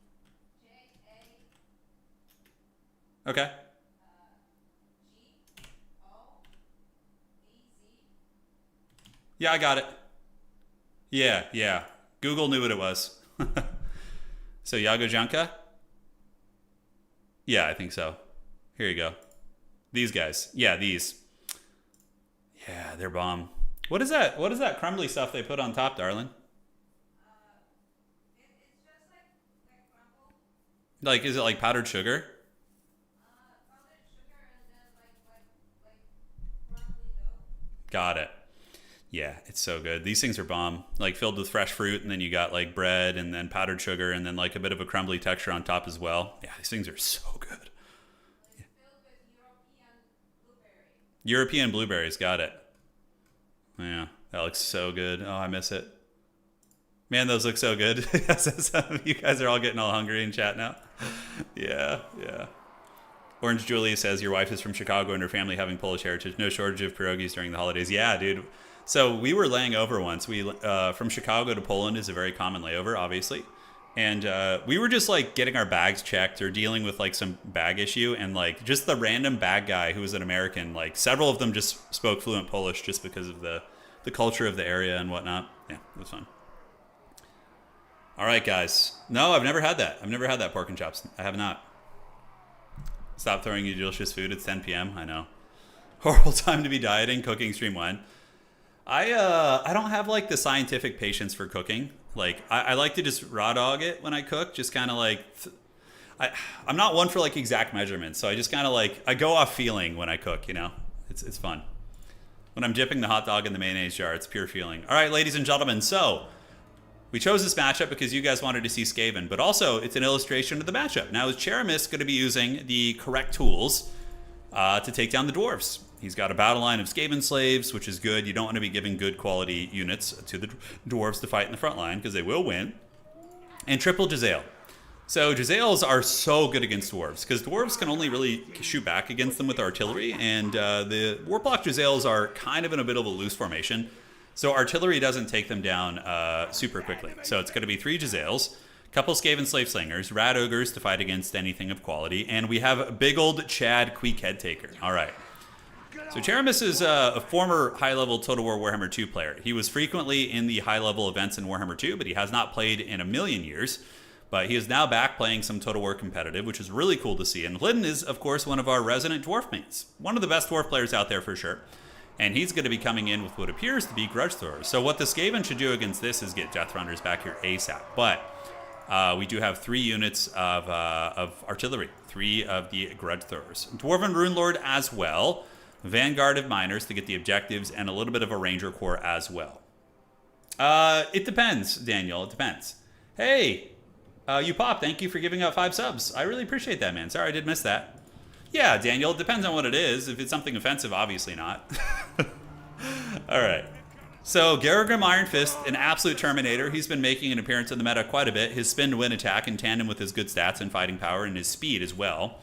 It's pretty good, although why is he slow right now? Is the terrain feature. Okay, he's 42 speed. We got a Dragon Slayer to fight against some of the Skaven Rat Ogres, and the Rune Lord is going to be coming down to, drop some Dwarven magic. Don't tell them we said that, but it is magic. All right, guys. So 3 of the artillery pieces, so they're going to want to scoot up right away because those Jezzails are going to start singing and really, really dropping it like it's hot. How excited are you guys for Queek Head Taker? Oh, this is going to be great. We do have a Plague Caster as well as a Pestilent Breath. Both are good choices. And Queek Head Taker, yeah, he's really good against dwarves. He lowers melee defense and armor, which is nice. Because that makes the rank and file, like Skaven Slaves and Clan Rats, fight better against dwarves. And on top of that, he can beat most dwarf characters one-on-one. Although, I don't know about Garagrim. He's got 4.6k. Garagrim has 5,000. Better stat line on Garagrim are pretty similar, 60 and 50, and then Queek is a little bit higher on the stats with the armor too. I don't know who would win that. Queek might be able to pull it out if his leadership holds because he has the Dwarf Gouger ability, so maybe he could make it work. All right, guys. So a lot of Jezzail fires coming in. This is what happens when you use like modern weaponry, like just sniper rifles, versus like bow and arrows. You can see the Dwarven Rangers getting sent back to the Shadow Realm, and I would imagine that the artillery is going to be moving up now. Where the hell is the artillery? Why is he not moving it up? What is he even shooting? It looks like he's shooting at some ogres over there. So the dwarves do get double capped right away here, and I would imagine that those artillery pieces are going to want to scoot up and start shooting at the Jezzails. Snipers going downtown, shooting at the Dragon Slayer, and the dwarves are going to be hiding back in the trees and just kind of loosely contesting this objective, but as it currently stands, they are in a bit of a sketchy situation. Now, the artillery is shooting at what appears to be Skaven Slaves, which is just a waste of ammunition. And now they're going to be shooting at Skaven Slave Slingers, which also feels like a big waste of ammunition. Sure, I mean, this is like a 125 gold unit. That's a 200 gold unit. That is not worth your artillery. I would say what you should do in Glidden's situation is move up the 3 pieces right here and then start shooting at the Jezzails that you can see, shooting at the ogres, hitting some of the clan rats in the secondary line, like those type of things. Aethern Gaming, Skaven do not have that ability in multiplayer. In multiplayer, the Skaven cannot summon rats, unless they use magic. They don't have the Menace Blow ability, so that would be really OP, because you could just never bring artillery against Skaven, basically. It would just be a disaster. All right, so Rune of Wrath and Ruin activated on the Skaven Slaves, so there it goes. Oh, yes, cooking the rats. So they get obliterated by that Rune of Wrath and Ruin right there. They're going to be paying the Troll Toll pretty good. On the backside, the Rangers are shooting and connecting relatively well, but again, against mostly chaff units. And the Jezzails have now moved up. We got all 3 of them planting their tiny little rat claws in the ground and shooting very effectively here. All right, guys. So advancing up, Grudge Thrower, and Grudge Thrower. So those bad boys going to be trying to close in on these snipers, I would wager. And the dwarves are just barely holding on to the low ground objective, sacrificing some chaff units to fight off the clan rats, and they should have some success there. But the snipers from the high ground, the Warplock Jezzails, are able to mow down a couple of those miners right there. So no heavy fighting yet. Now, you're going to notice here that the dwarves are saving a lot of resources. The reason is they're probably going to do a gyrocopter blitz. And now we see the Apocalypse Now. The Royal Dowie Air Force is in full effect as they do come over. and they are going to be cooking up some of the Skaven slaves right there. And I like his positioning, using the gyrocopter like with the tree line, kind of obfuscating some of the shooting here. However, some of the Jezzails can still hit here, and Hlidin's going to have to be very careful with that. So what are the catapults shooting at this moment? Looks like right now they are going to be shooting finally at the Warplock Jezzails, and you know, the dwarves haven't taken too much damage yet. They're hanging in there. Yeah, they're doing all right. They've gotten pounded on a couple units, but nothing like devastating that's going to be like, oh shit, they threw the game, or they're going to lose right now. A couple Rangers being called out of Vanguard. Both players are banking a ton of resources, by the way, as we see Poison Wing Globadiers from Cheramis heading down to the low ground, so they're going to be heading up here. While Hlidin and the Dwarven host wait in the trees, Gyrocopter is probably waiting to come back and roast some of the Skaven off the objective, while the miners need to head back over there as well. Now, the one mistake Cheramis is making is I think he could probably threaten to steal this objective. By having Queek over here and maybe some characters, he could probably do it, although, I don't know, maybe it's not a mistake. It's a little bit risky because of Garrigram and the Rune Lord and whatnot, but yeah, we'll see how it goes. Clan Rat's forming up, Plague Priest is going to be there, Pestilent Breath is on call. Jezzails have pretty good ammo still, and on the outside, what do we see being called in? Yeah, this is what it's all about right here. I'm surprised we haven't seen this so far. We see Death Runners coming in, and those Death Runners, man, are so hard for Dwarves to deal with. Dwarves calling in Slayers to defend their flanks, but Death Runners uptrade into them very, very well. A couple Clan Rats moving in, and the thing is, every time Cheramis moves out some Clan Rats, he's baiting out the Dwarves to try and hold the objective, and then he's able to shoot them with his Jezzail fire, right? So he's getting a little bit of work. But a good play by Hlidin to only present cheap chaff units. He's only presenting junk units, so that in that situation, it's not that big of a deal. It's almost in a way a win for him if the ammunition on the Warplock Jezzails is being used in that regard, you know? All right, so the artillery is shooting in, and you can see the grudge throwers, or grudge lobbers, grudge throwers, yes, getting good damage onto the Warplock Jezzails. Over time, they will wear down those units and mitigate some of the damage coming out from them, which is quite good. But now the Dowie Tide is in full effect, so what needs to happen now is Cheramis needs to get all of his guns and start shooting at the advancing dwarves here. Like, the Rangers are not a cheap unit, so last Samurai-ing those Rangers would be quite good, for sure. Ogre's coming down here with the Plague Priest, and they are able to fold up some of the chaff units, and the Skaven do have their Globadiers in the mix. So the Globadier is going to be dropping it like it's hot on those chaff units, and that is going to do a lot of damage. Dwarves, okay, tell me that is not magic, all right? For all those like dwarves out there who think they're holier than thou, that is straight up magic, dog. Let's not mince words here, okay? But they're going to get picked off here. We got Skaven slaves coming in, and Queek Headtaker being very conservative here, but the big play has yet to come. On the backside, Death Runners from Cheramis are going to be creeping around, and if they're able to close that distance and get on top of those weapons teams, man, it is going to be absolutely devastating. More blasting charges, folding up the Clan Rat pressure here, Globadiers throwing into the Dragon Slayer, not going to do a whole lot of damage, and these Globadiers probably going to want to retreat right now. So more Death Runners. That's the one thing that I would like to see from Cheramis is more Death Runner spam, just more and more of those bad boys. Now, part of me feels like Cheramis is baiting Hlidin in. He's purposefully not spending his... He's got 4,000 supplies right now, dog. 4,000. Like, why is he not spending those? The only thing that I can think of is that Homie is... Homie's going to let the dwarves advance up and then mass call in, like, a huge rush of some sort? I don't know. But the Teethbreaker's getting hammered pretty hard by those artillery pieces. You can see the Rattling Gunners probably going to need to retreat out of range and or use their Flash Bomb ability. And now we see the Doom players coming out. Okay. Yeah, Cheramis baited him forward a little bit, let him get his units up on that objective, and then Homie is coming into the mass rush. Oh, the Limp Biscuit Skaven Corps is upon us. The rolling, dude. There they go. A lot of wheels moving out, and the dwarves are going to feel that really, really hard when they arrive. Now, for the dwarvish response, they don't really have a lot against Doom players, to be honest. He does have a lot of Brimstone guns, which are the flamethrower variants, not super good against armor, and Queek Headtaker is going to be leading the charge. So here he comes, the Headtaker leading his boys to the battlefield, which is very glorious. You can see the dwarves are running, and the Limp Biscuit Corps of Skaven is out. So they're going to be running these bad boys down. The first wave of dwarves getting trampled. But yeah, all these Rangers probably not going to be long for this earth. So the dwarves need to fall back now and hunker down and just spam Slayers, basically. That's all that they really want to be doing. 3 Jezzails still online. Oh, Jezzail's getting some nice shots against the Gyrocopters there, forcing one of them back. While the Doom players have now gotten into the cookie jar. So you can see the Rangers getting run over by these rats riding motorcycles. What was that TV show name? It was like Rats from Mars riding motorcycles or something. I can't remember. I never watched that one, but my wife introduced me to it. All right, so we do see the Rangers getting run down here. Ogres and Doom players also getting into the minor backfield. We do see the value favoring Cheramis. And Cheramis, with proper micro, should be able to reclaim this middle objective. Is he going to do it, though? I'm not sure. Moving off that objective quickly, a little bit danger. Granted, he is in a comfortable position. And the Death Runners did come down here, 2 of them actually, and they did take the side objective. So they are getting roasted by flamethrowers, but not before they secure this. Yeah, Biker Mice from Mars. That's what it was. Yeah. Yeah, so it's basically Skaven in a nutshell. Biker Mice from Mars. Jezzail is about to run out of ammo. Definitely want to unsummon one of them. And we do have Teethbreakers coming up, which if they can catch like a Garagrim type character in open field, that's going to be quite good. 1 unit of Doom players trying to chew down the Rune Lord here, but is battling a Dragon Slayer. Dragon Slayers are pretty well equipped to battle these flares. They do have anti-large attacks, and you can see one of the Doom players does go down to the big dog right there. So over time, that will add up. Death Runners, though, really trading super effectively on the low ground, and we do see the Skaven pulling a bit of a value lead. Oh, Rattling Gunners planting their rat feet in the ground, guys. Yeah, and they are just machine gun mowing these guys. Absolute big damage right there. But also they're getting hammered by artillery pretty well. But this is, dude, this is like some Vietnam battling right here. There's like helicopters and artillery being called in, and yeah, those Teethbreakers do get broken, but not before they do some good work. So now the Gyrocopters, pure desperation, are being sent into melee there. So they're going to be trying to run these guys down, and they do get on top of the Warplock Jezzails. Can the Warplock Jezzails win that fight? Like all 3 of them in melee? I don't know. We'll have to see.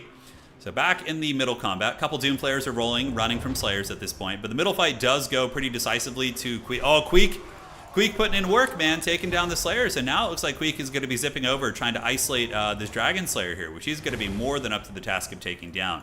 Queek is not the quickest. He does have 36 movement speed. Ironically, the Slayers are probably a little bit faster than him, but it does look like Homie's trying to get away right now, and Queek is going to be opting to do something a little bit different. The Gyrocopter dive in the backfield shut down. And it does look like the dwarves are starting to falter a little bit in the front line. They don't really have a good answer against those Doom players. If it were an open field map, cannons or shooting could be viable, but on this map it's tricky. And by the way, did you guys notice the new variant of this map? This is the Arachnarok lair with the Nurgle infestation, Nurgle corruption. So our glorious map makers have done map variants for a bunch of different maps, which is very, very cool. So these are Doom Seekers. I like this. You know, the Doom Seeker to counter the Death Runner tech. Because, yeah, I mean, obviously Death Runners will do well into them, but Doom Seekers will win that fight.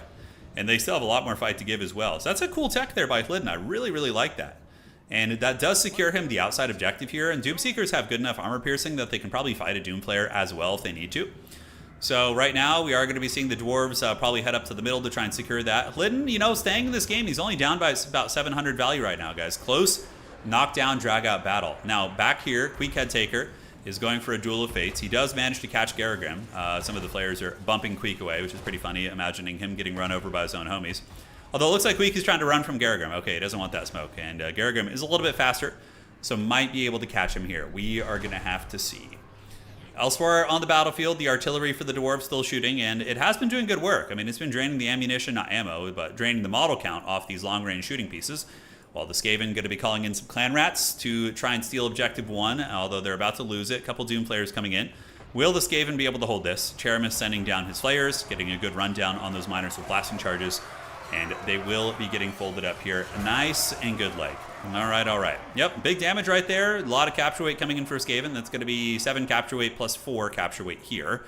So that's going to be 11 capture weight coming in plus another 3. That's quite a bit. Queekhead Taker and company hanging in the middle. Dwarves are certainly afraid of him. It seems like they don't have a good answer for dealing with him. Granted, Doom Seekers will crush Queek pretty badly, probably. And more Dwarven magic coming in, but he misses. The Rattling Gunners planting their rat feet down, and they're going to be trying to mow down some of the Slayers. Dude, this game has such cool aesthetics. Like, just look at rats with miniguns just mowing down Dwarves with Mohawks. It's just like, only in Warhammer Fantasy do you get this shit, man. It is just so great. All right, they're going to be unloading again. Looks like they're thinking about it. Yeah, there they go. Oh, give us a cinematic shot, baby. That's so sick. But the Slayers, when they get in, the Rage Boner will consume these Skaven, and they are going to be cut to pieces by those Slayers. It was cool while it lasted, but yeah, obviously not long for those Teethbreakers there. But Death Runners are hot on the case, and the Death Runners are a pretty good counter against these Slayers right there. So we can see these Slayers getting chewed up pretty bad, shot by the other Jezzails as well. Queekhead Taker in the middle, holding it down, while Cheramis does have objective 1 out here. And it looks like the Skaven Slaves and Clan Rats, will they be able to overwhelm these? Oh, these are Doom Seekers, actually. Never mind. I thought they were Slayers. I was like, they'll probably overwhelm them, but Doom Seekers definitely not. But the Dwarves are going to need to get an objective back relatively soon. It's not too late for them to win on just the 2, but they need to get it going real quick like. All right, guys. So Queekhead Taker fighting it out in the middle. And the Dwarves are looking a little bit resurgent, guys. The Dwarves are going to be stealing the middle objective. The artillery for the Dwarves is offline, though. But the Doom Seeker tech Really, really clever, actually. I like that. It's not a unit you would think to bring. Skaven Jezzails in the back are going to be mowing down the Gyrocopters. Also, all the Haggard Flingers are going to be putting these guys down. Jezzails are a really good counter against Gyrocopters. And you can see these Brimstone guns are going to be sent packing, and the Dwarves probably going to find a place to use them a little bit more safely. Skaven Plague activated. Might have been a misclick. Looks like he didn't really hit too much. You know, maybe just trying to intimidate the Dwarves with some big scary magic. I don't know. But middle objective, it did not get taken by the Dwarves. That is really, really not good for the Dowie. If the Dwarves had flipped that and maybe found a way to hold that, that could have been pretty big, but I see the Skaven holding it with Death Runners. I mean, that is going to be incredibly tough. Incredibly tough. All right, Unsummon going down with the Grudge Throwers at the back, while we do see the Skaven securing Objective 2, and Objective 1 is going to be secured by the Rats as well. Although very flimsy. We do see Cheramis moving down here, or excuse me, Hidden moving down here with 2 Rangers. That's going to be a lot of capture weight, actually, and they might actually steal that objective. But on the outside, the Dwarves have nothing guarding this point. Hidden needs to get his Gyrocopter over here and try and use the Flamethrower to push these guys off. Skaven with a push of 7 capture weight coming in right here, +4. It's 11 capture weight, so the Dwarves need to have several units there to mitigate that, which I don't think they're going to. The Dwarves are going to be able to get this outside here, and we do see the Rune Lord being targeted by the Warplock Jezzail, so he's not going to be long for this world. He's got about 400 HP. Those Jezzails have zeroed in on him, and he is going to be eating those shots, sitting at 253, and now he notices it and is like, oh, I'm out of here. I'm running back to the mountains. I need some Dwarven beer. Will the Dwarves stabilize their home objective down here? They do manage to get the far side objective with their Rangers and their Doomseekers, but they need 2 objectives to win this. What a knockdown drag-out game, by the way. Actually pretty close. Normally this matchup's way more one-sided, but Hidden played well enough that he made it pretty close, actually. So a nice try from him, but at the end of the day, it does look like the Skaven, you know, as is usually the case in lore, are going to be stumping the Dwarves and giving them a little bit of trouble. So in the middle, yep, battlefield size, pretty big, a lot of Skaven here, a lot of Skaven, and then in the backside we just have some Doomseekers who, they didn't get the memo that objectives are important, and these Doomseekers are just literally in the Skaven spawn zone, and they're just going to be annihilating.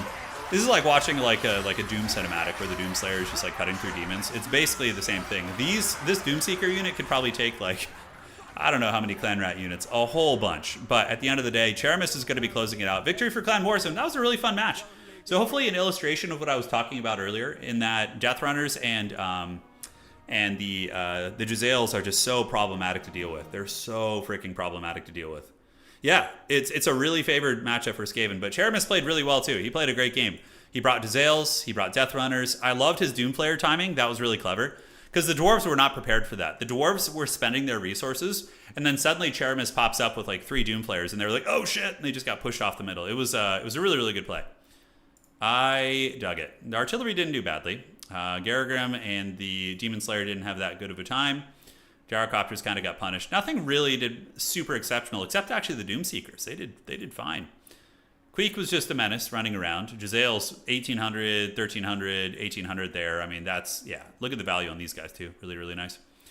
All right, GG, guys. So that is going to be round 3 in the tournament, round 3 of 5. And we will see who is going to be advancing on to the semifinals here soon. I wonder if the Kraken King Anticity has won his game. He did. He defeated Adam, so he defeated Warriors of Chaos with Nurgle. Your boy Queek finally up top. Yeah, for all 5 of you Queek fans in chat, he finally has made it, and he has finally done good for himself. So your boy Queek has done it. Yes, yes. Who doesn't need a dwarf beer? I think if I remember correctly in the lore, they like describe dwarven beer as being like super heavy and super strong. Yeah, yeah. I mean, I think there's a couple moments. Is there a moment? I know there's like a moment in the books where Gotrek and Felix are in Prague, the Kislevyte city, and like Gotrek, I think, is like trying Kislevyte beer, and there's like a comment. He's like, oh wow, this is almost as good as like dwarven beer, or like, I don't know, maybe he's trying their hard spirits, like they're like vodkas and things like that. But he's like talking about how the Kislevites can throw down in drinking compared to like the Southerners. Yeah, Felix, I think, tries dwarven beer at some point in the books and is like, holy shit. You know, because he's from the Empire, right? So is there any chance of an Age of Mythology stream? Someday, yeah. It's definitely not off the... Tretch is actually not useless. You can go Tretch if you're worried about your Lord getting sniped, because he is actually one of the cheapest, hardest to snipe Lords in the game. If you look at your boy Tretch, you just bring him bare bones. Like, just like this. You bring Tretch's Raiders if you want to. But if you go 700 gold Tretch Craven's Hill, homie has 70 melee defense and 90 armor. He's really difficult to kill. 70 melee defense will hold all freaking day. So you just kind of keep him alive, and you don't worry about your lord getting karate chopped. Hey, Cape Fury, I appreciate that, man. Thank you. Thank you, thank you. Yeah, let's see. That's where they meet Ulrika. Yeah, Ulrika... I'm trying to remember when they first meet Ulrika. I haven't read the books in a couple of years. Yeah, so you have the main cast of characters. You have Felix, you have Gotrek, you have Ulrika, you have Max Schreiber, who is the wizard from the Empire. And then you have, there's a couple Dwarven Slayers that roll with Gotrek occasionally. It depends on what book you're in. But yeah, there's like a rabble of main characters that you get over time. Yeah, super fun stuff, man. All right, so let's do that. Checking the characters here. All is good in the neighborhood. Okay, copy. Dropping them. Got to do some admin stuff here, and let's do this. All right, all right. Snorri Nosebiter is the name. Thank you. I couldn't remember it. What's your beer of choice? Yeah, like dark, like Guinness. Like the Guinness is like the archetype of beer that I like. Like dark, thick, like foamy beer is like my favorite thing. I love it. It's like food. It's like food. All right. So we're gonna do Potatoes Devil, and okay. So we're gonna drop you. Good night, sweet prince. Snorri Nosebiter. Yeah. They meet Ulrika before the waste trip. Yeah, makes sense.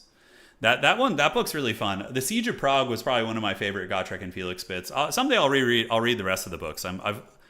I got to the part, I think I got through Vampire Slayer. Vampire Slayer was the last one I read. I haven't gone further than that. Okay. So let's refresh, and we're waiting on a couple games to finish here. Okay, so 1, 2, 3, 4, and then we have one last game up here, I think. Let's refresh the brackets. Hitmon Hippo and Captain Muffin, Maverick, Sloth, and Rogue AI. And all the other games are done. Cool. So we're almost in the next round, guys. Almost in the next round. You like your beer, how you like your women. There you go.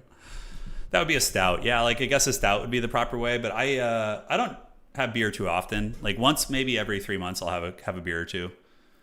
It just gets me fat. You know, I think I just have like a disposition where if I drink a lot of beer, I get heavy quickly. I don't know what it is, but just it just happens. You're on Vampire Slayer right now. It's a fun one. Yeah, it's a fun one. It's a fun one. Yeah, it's got some good stuff.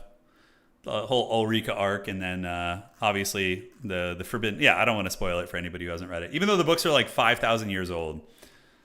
The Gotrek and Felix books really capture that old style. You know what else is like my childhood passion? Hang on, let me get you guys this.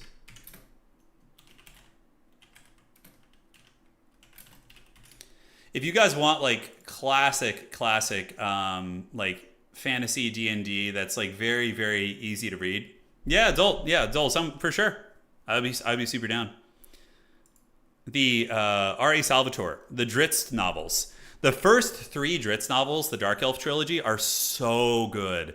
Now, of course, I read them as a child, so I don't know if I went back and read if I read them again, I would feel the same way. But I love the first 3 books. Homeland, Exile, and Sojourn are just goated books, like just goated, and they're easy reads too. They're easy reads, but I love these books, dude. This is like childhood in a nutshell, right there, man. Yeah, it's amazing. All right. Are all the unique Gotrek traits named after books? It's not so much traits, more so as like who he's going to be fighting in the book. It's like, oh, well, he's going to be fighting a giant or a dragon in this book, right? So, yeah.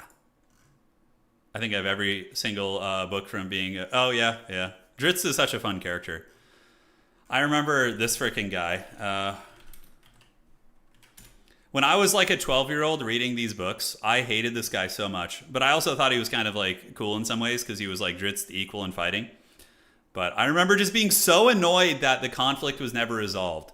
Like the duel between Drizzt and Artemis and Trary, just over and over. This freaking guy, dude, would just stalk. He would stalk Drizzt. They would have like some anime duel for like an entire chapter, and then he skulks off into the shadows after barely losing to Drizzt or whatever. Right? And you're just like, oh, curse you! It never gets resolved. You know that fight between these two. You guys remember Artemis and Trary from the Drizzt books? Yeah, I know a couple of you homies do. Oh man. It just never finished. The first Dritz books are good. They fall off pretty hard in the later ones, though. Yeah, I think I read the first like 9 books, like the Halfling's Gem, Streams of Silver, the whole sequence where Wolfgar goes to like hell and then escapes. I got through all that. Yeah, Saturday morning cartoon villain energy. Yes, that's super apt. That's super apt. Okay.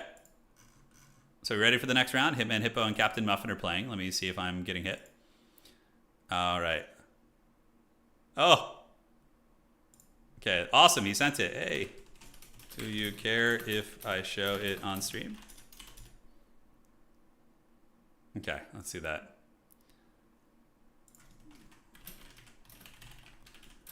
So one of our homies hanging out here in chat, he sent a picture from a Warhammer LARP he attended where he role-played as a flagellant. I love it. I'm not going to share it until I get his permit. I'm waiting for his permission to say I can share it. But yeah, as soon as I get that, we'll show you guys. Okay. Thank you. Okay, so we need to do a little bit of fixing here. So we're going to do this, and we're going to refresh that. Yeah, Jarlaxle Dritz, that's his dad, right? Yeah, if I remember correctly.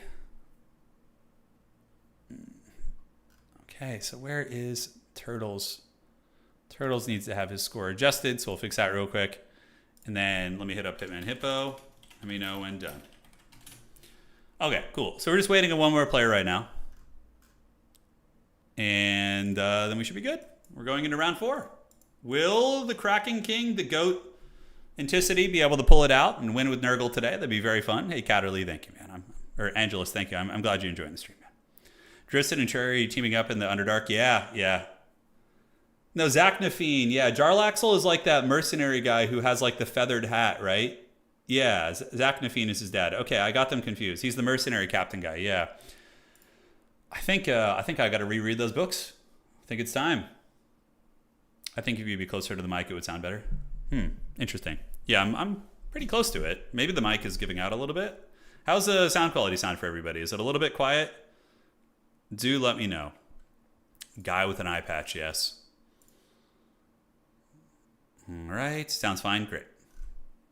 Good for me. It's perfect in my end. All right, thanks, guys. Appreciate the feedback as always. Okay, so they just finished, and yep, the round is done. We are going to be going to round 4, ladies and gentlemen. Fasten your seatbelts. It's a little echoey. Yeah, I am in a big room. It's just there's always. I'll solve it someday. It's a hard. I'm in like a big room where I record, and it does have hardwood floors, so I have some like soundproofing elements around the room, but it's not enough probably. Yeah, thank you though, guys. I appreciate that. So, yep, everybody's done, and we are going to the next round. So we are going to advance the Old Swiss to round 4. All right, guys. Let's get it, and thank you so much for joining today.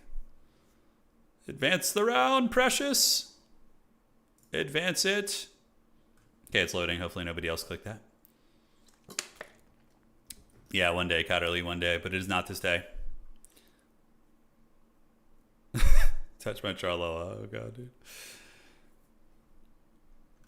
Now, I don't know why when you said that, it made me think of that. Have you guys seen that movie? I think it's called Eurovision. It's with Will Ferrell and Rachel McAdams, and they sing the song "Ya Ya Ding Dong." That shit always just, I don't know why it was so funny. Yeah, it was so good. Okay, website's loading. Hopefully not one of the other hosts didn't try anything. That's usually the culprit. Play Ya Ya Ding Dong. That scene was so funny because like the guy who constantly berates them about playing Ya Ya Ding Dong, he gets like so animated about it that like there's like veins popping out of his head with anger when they won't play it. I just thought that like whole sequence was so funny. I loved it. One day, Noctilus, but it is not this day. One day, yes. Is it as good as Eurotrip? Is pretty ridiculous. I mean, Eurotrip is very much like a relic of its time, like early 2000s, you know, kind of shenanigans. Yeah, it's a different beast. All right. Okay, so we got round 4 up, guys. Good luck, have fun. And I love Eurotrip, though. Eurotrip is like early 2000s, just peak Haggard comedy, you know? It was great. All right, so let's do Blood Penguin versus Scrambled Egg Special. That's like a world, you know, a semifinal in the World Championship. Lobby code, please. All right. Lobby code, please. All right. Oh yeah, Napoleon Dynamite was great. Yeah, my favorite characters in Napoleon Dynamite were Rex Kwando. I thought that shit was like the funniest thing ever. So you have Rex Kwando, and then you have Uncle Rico. It's like, you know, back in high school, I could throw this ball plumb over that mountain over there. It's just great. Okay. Waiting on the lobby now, so we're gonna do Scrambled Egg Special versus Plague Penguin. A very high level match, very very high level. But eager to see what they're playing, man. Let's gotta wait a second, see what's cracking here. Bow to your sensei. That's who I was for Halloween. Actually, I was bow to your sensei. Hold on, let me see. One sec here. One moment, guys. All right, hold on. Hey, darling. Pick one of the pictures from Halloween. Well, I was going to share one. I just want it to be one you like. What are you saying? Do you want me to... Hang on one sec. We're going to look through these photos.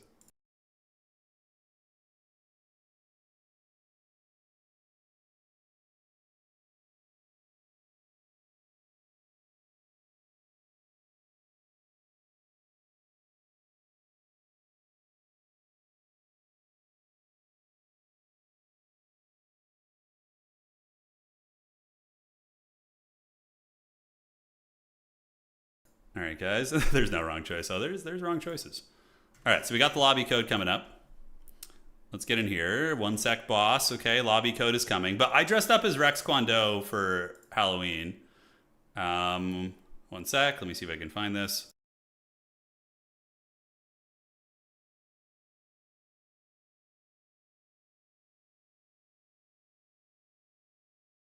Anna's gonna pick one out. That's good from Halloween. Yeah, the Rex Kwando.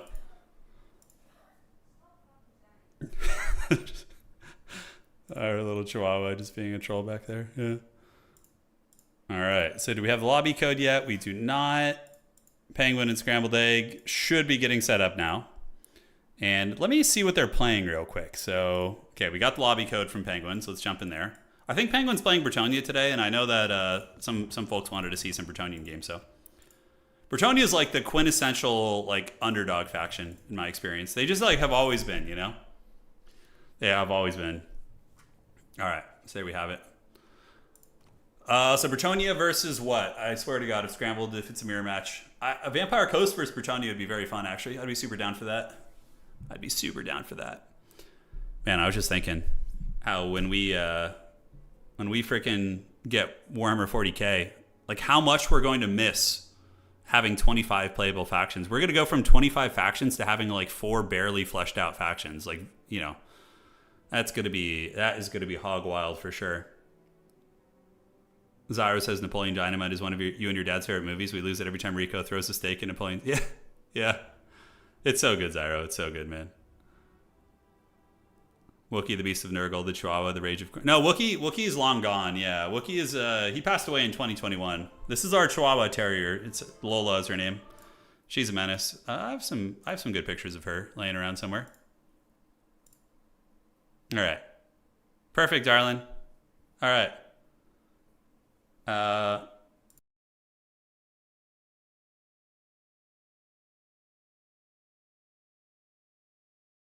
gonna go get some water, guys. I'll be right back.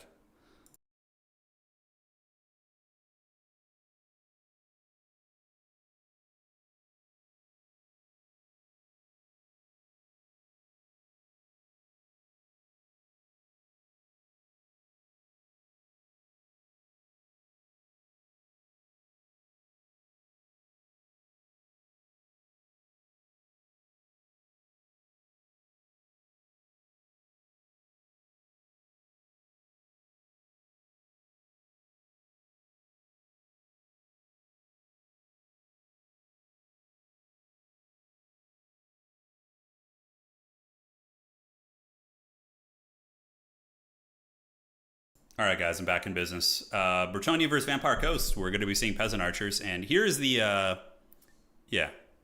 here's the picture from Halloween. Here we go. All right, you guys ready for it? I was Rex Guando, and Anna here was had some Alice in Wonderland action going, which is great. So let's do this, and perfect. All right, here we are. American Mac G's Alice, yes. So yeah, you can see I have the glasses. I got the headband. I had the pants. I had like the the t-shirt going. Yeah, it's so good. Oh man, it was a great costume. We had a lot of fun. It was a good Halloween. Yeah. All right. So it's about go time. Bretonnia versus Coast on the Terracotta Graveyard. Pretty hard for shooting there. You like it? Yeah. A rare pick of Turin appears. Yes. You look exactly how you sound. Yeah, I think that makes some sense. The glasses are majestic. I know. The Rex Guando glasses. Yeah. It's amazing. That's some mighty tomato alcohol. Yeah, Daniel, yes. That's just kind of how I look all the time though. I have Irish ancestry and I'm always a little red faced. I don't know if it's the psoriasis or if it's just how I'm colored. That's your regular getup, yeah. Turin is looks maxing out, that's right. Hey Sky, thank you for the $5. Thank you. I honestly thought you'd be fatter from all the baking shows. No. I'm not actually, I'm just a little overweight. Like I weigh 187 pounds. I should be like 178, 175. I'm just slightly heavier than I should be. Yeah. This is how we just dress in America. That wasn't even Halloween. That's how Anna dresses every day. That's how I dress, yes. It's good times. Such a chunker. Yeah. That's how Americans dress in manga, yeah, and anime, yeah. You look like someone who listens to Limp Bizkit. Well, you caught me. I do like some Limp Bizkit. I do. Yeah, I do. Do you wear those pants around the house? So I wear those pants to go I'm going to be starting to play soccer this next week. We have a soccer league starting up. Football for the rest of the world. And I will wear those pants to play. I just use them as like sweatpants because we play at night and it's kind of cold. So yeah, I'll have those ready to go. You need to follow Gotrik's workout regimen. The problem is like I can't really lift weights anymore because of my autoimmune disease. I have this like stupid condition where my body attacks my own tendons. So like my autoimmune response attacks my tendon attachments in my hands, my wrists, my biceps, my Achilles, my hamstrings. Like I can jog and do like a lot of leg workouts and that sort of thing, but when it comes to upper body heavy weightlifting, it's just like it hurts so bad. It hurts so bad. I used to be a super heavy duty weightlifter, like way back in the day, but that was 17 years ago. Yeah, it sucks, dude. It sucks. It's like a horrible condition. Yeah. But what can you do, man? There's no cure as of now, but I'm going to keep exploring options, and we will do it. Calling football soccer and rugby for yeah. Thanks for casting us. I got you. Are you playing in this game? Scrambled? Are you in this match? Or I casted one of your games earlier. Got it. Yeah. Yeah. Anna has some awesome tattoos. She's got a couple of them. That's just one of them there though. I heard Warpstone salves would work great for that. Probably, man. Yeah, if we had some Warpstone, yeah. Can you do anything with bands? No, not really. But I mean, I can do some push-up stuff, but like anything that requires like really hard gripping or squeezing is just out of the picture. It just hurts super bad. I can do it. Like if it's life or death, I can squeeze really hard, but it just is excruciating sharp pain. And then it lasts for so if I were to grab like a tennis ball and squeeze it with all my might right now, it would hurt extremely bad, and then my hands would be messed up for maybe 3, 4, 5 days. It would just be like extremely painful. So yeah. Thankfully it's more so in my upper body. Like my I can still run pretty fast. I was a sprinter in college and high school, and I can still run pretty fast, and my lower body isn't as affected, but my like biceps, my wrists are the parts that are the worst. Yeah, no, you got to just push through it, man. You can't, if you just sit around and don't do anything, it's because of your ailments, then you're just going to be, that's no way to live, right? So even though you have these things, you got to just try and do stuff, even though I'm not going to be as good as I once was and probably will deal with some pain, it's you got to just push through it, man, No, I know, but even pressure on the tendons hurts Chungaska. Trust me, I've tried everything. I've like gotten like blast straps to like strap around my wrists and like grip assists, and it's just like, oh, it's rough. Dance, that's right. You have internal psoriasis? Yeah, I do. Yeah. They suspect I have psoriatic arthritis, but it doesn't attack my my joints. It only attacks my tendons. Yeah, that's what they suspect. What's my degree in? I have a business degree. Yeah, business and not with a like a sub emphasis on nonprofits. So, out of college, I worked in sports. I worked at nonprofit organizations. Yeah. So it was a great time. It was a great time. Oh yeah, Sam, for sure. All right, ladies and gentlemen, let's go ahead and break it down. We got the Vampire Coast over here. So for Scrambled Egg Special, he's one of our Vampire Goats here. He is going to be rocking zombies, Mortar to shoot at Peasant Archers, Solastra on a giant enemy crab. So the crab is here. And we do have Fog of the Damned and Tide Call. So Tide Call is designed to clear out peasants, and Fog of the Damned is just good for blob fighting. So I don't hate it. And Ghost of the Past, of course, really good for getting into opponent's backfields. Now, zombies into the sunset. And we do also have Mortars, Lamprey's Revenge, and a second giant enemy crab. All right, all right.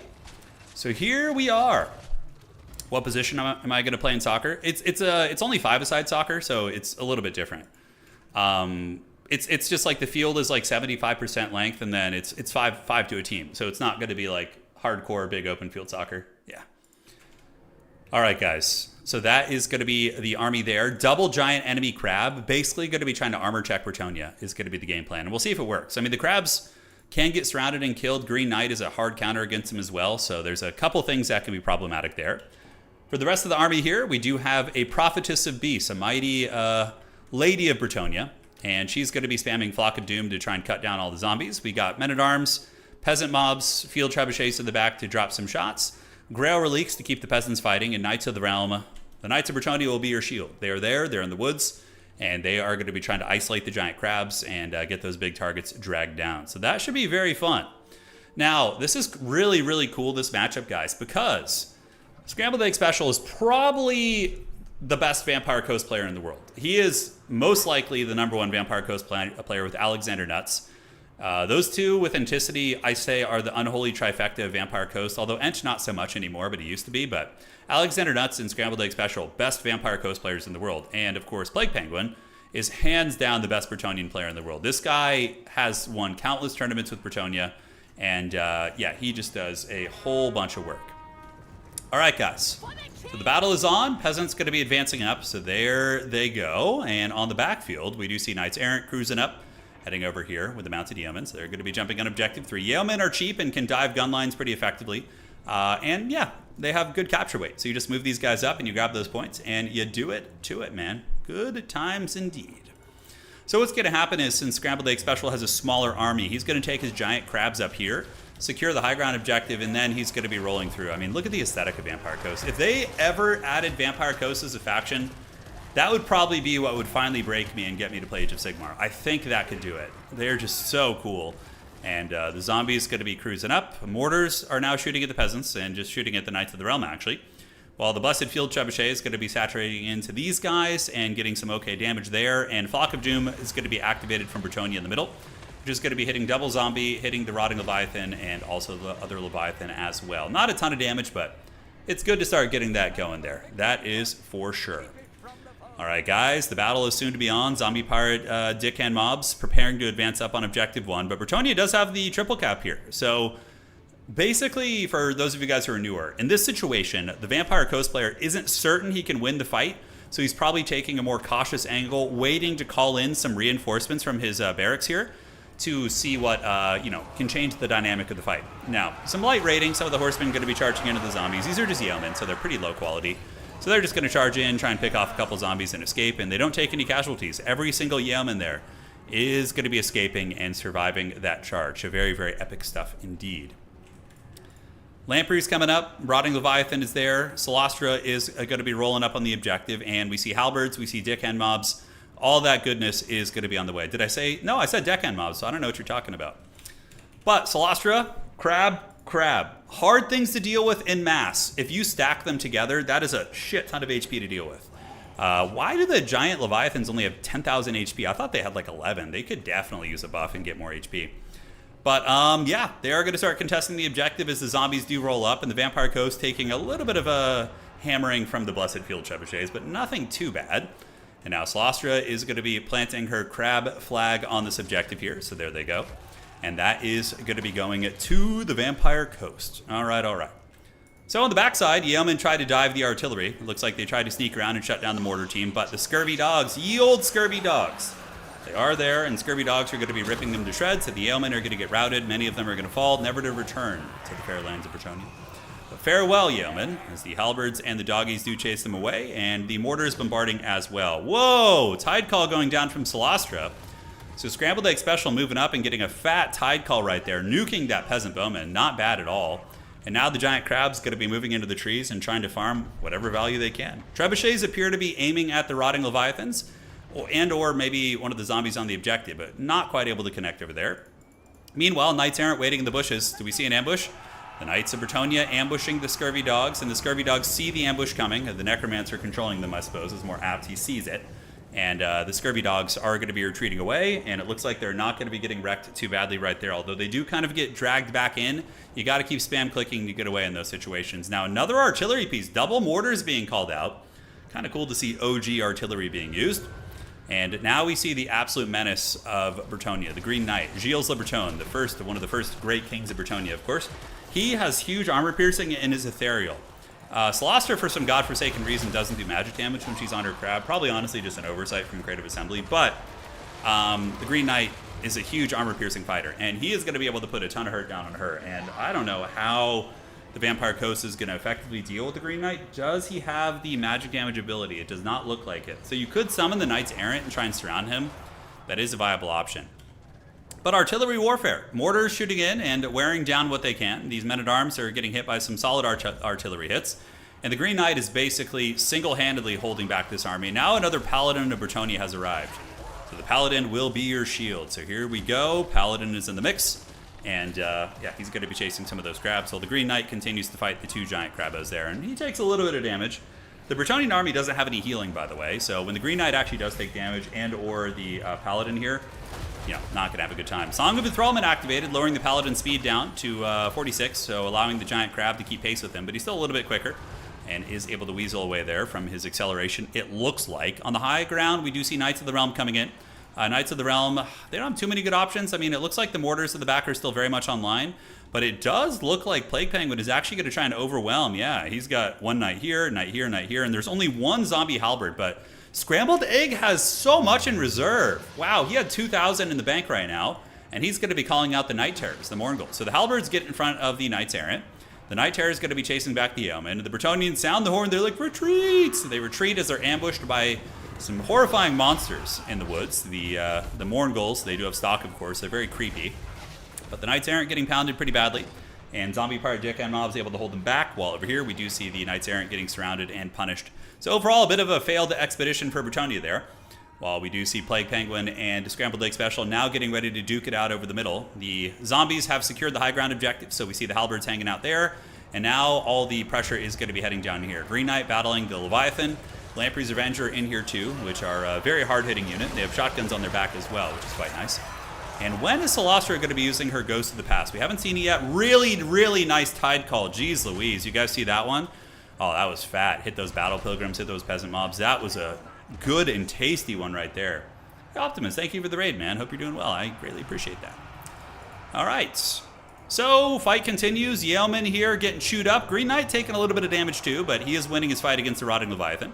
Mortars are doing good progressive damage. Mortars are like a dividend stock. They're like something you invest in when you're young, and they pay off if they're able to sit there. But if it's for a short period of time, they're not really going to do much for you here. But yes, those mortars are hammering into the Peasant Bowmen, also hammering into these guys. And finally, the Knights Errant are called out. So the Bretonnians going to be facing some of their fallen knights of old, as Celestra does summon some drowned knights here, and they are going to be running through the woods and annihilating these peasants pretty freaking badly. Now, where do they go from here?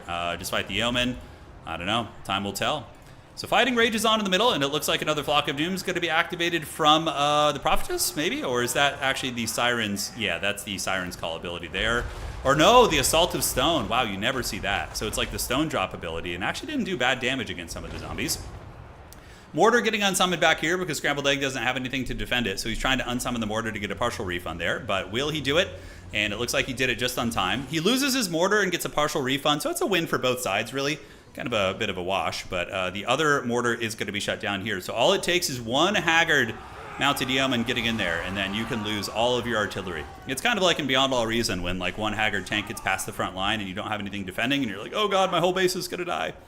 But yeah, that is going to be that Mortar going in the trash right there, and the Depth Guard are now coming out. So the Elite Vampires have brought out their big guns, and Depth Guard polearms, definitely some of the coolest units in the game.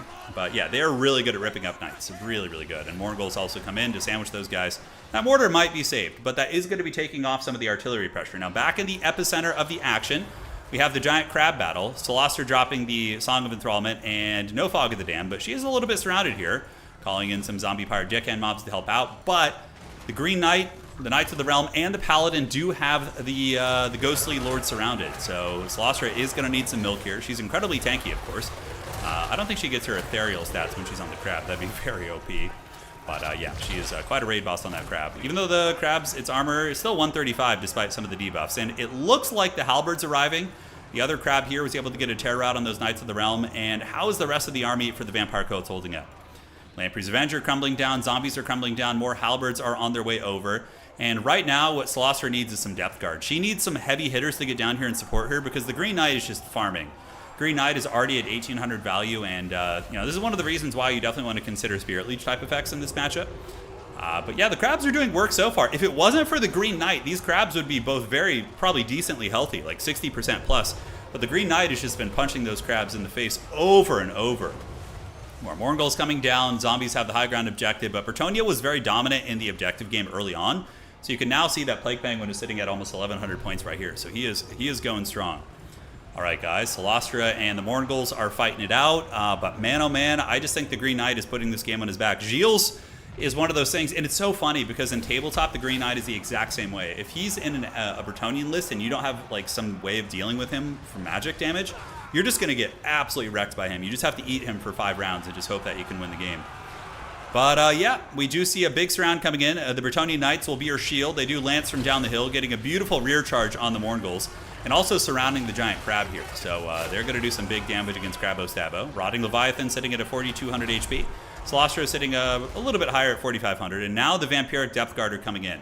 I do like this play from Scrambled Egg. He knows that he needs to play all objectives to win. So he's going to be calling in some heavy hitters over here to try and get this. Not heavy hitters, but a lot of cap weight. And now we do get the Depth Guard polearms arriving. So this could change the paradigm of the fight. The Depth Guard, they have gotten here in time. They have really good anti-large attacks. They will for sure drag down Bretonnian Knights. You can see that Knight did not have a good time at all. And the Green Knight, even though he does have an insane amount of Phys-Res, I think 55% plus 15% ward save, just so absurd, he will get chewed down by those attacks over time. The Crab Queen fighting it out, and will Bretonnia be forced into a situation where they're going to be Helm's Deeping? Double Halberds arriving. Foot Squires are now in the low ground objective to counter the Depth Guard that are on the field. Mounted Yeomen are going to be arriving to provide some cap weight as well. But honestly, Vampire Coast might be able to get all 3 objectives.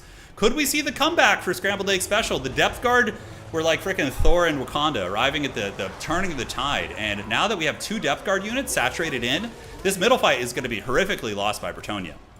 Like, all these Cav are going to get cut up by these elite vampires.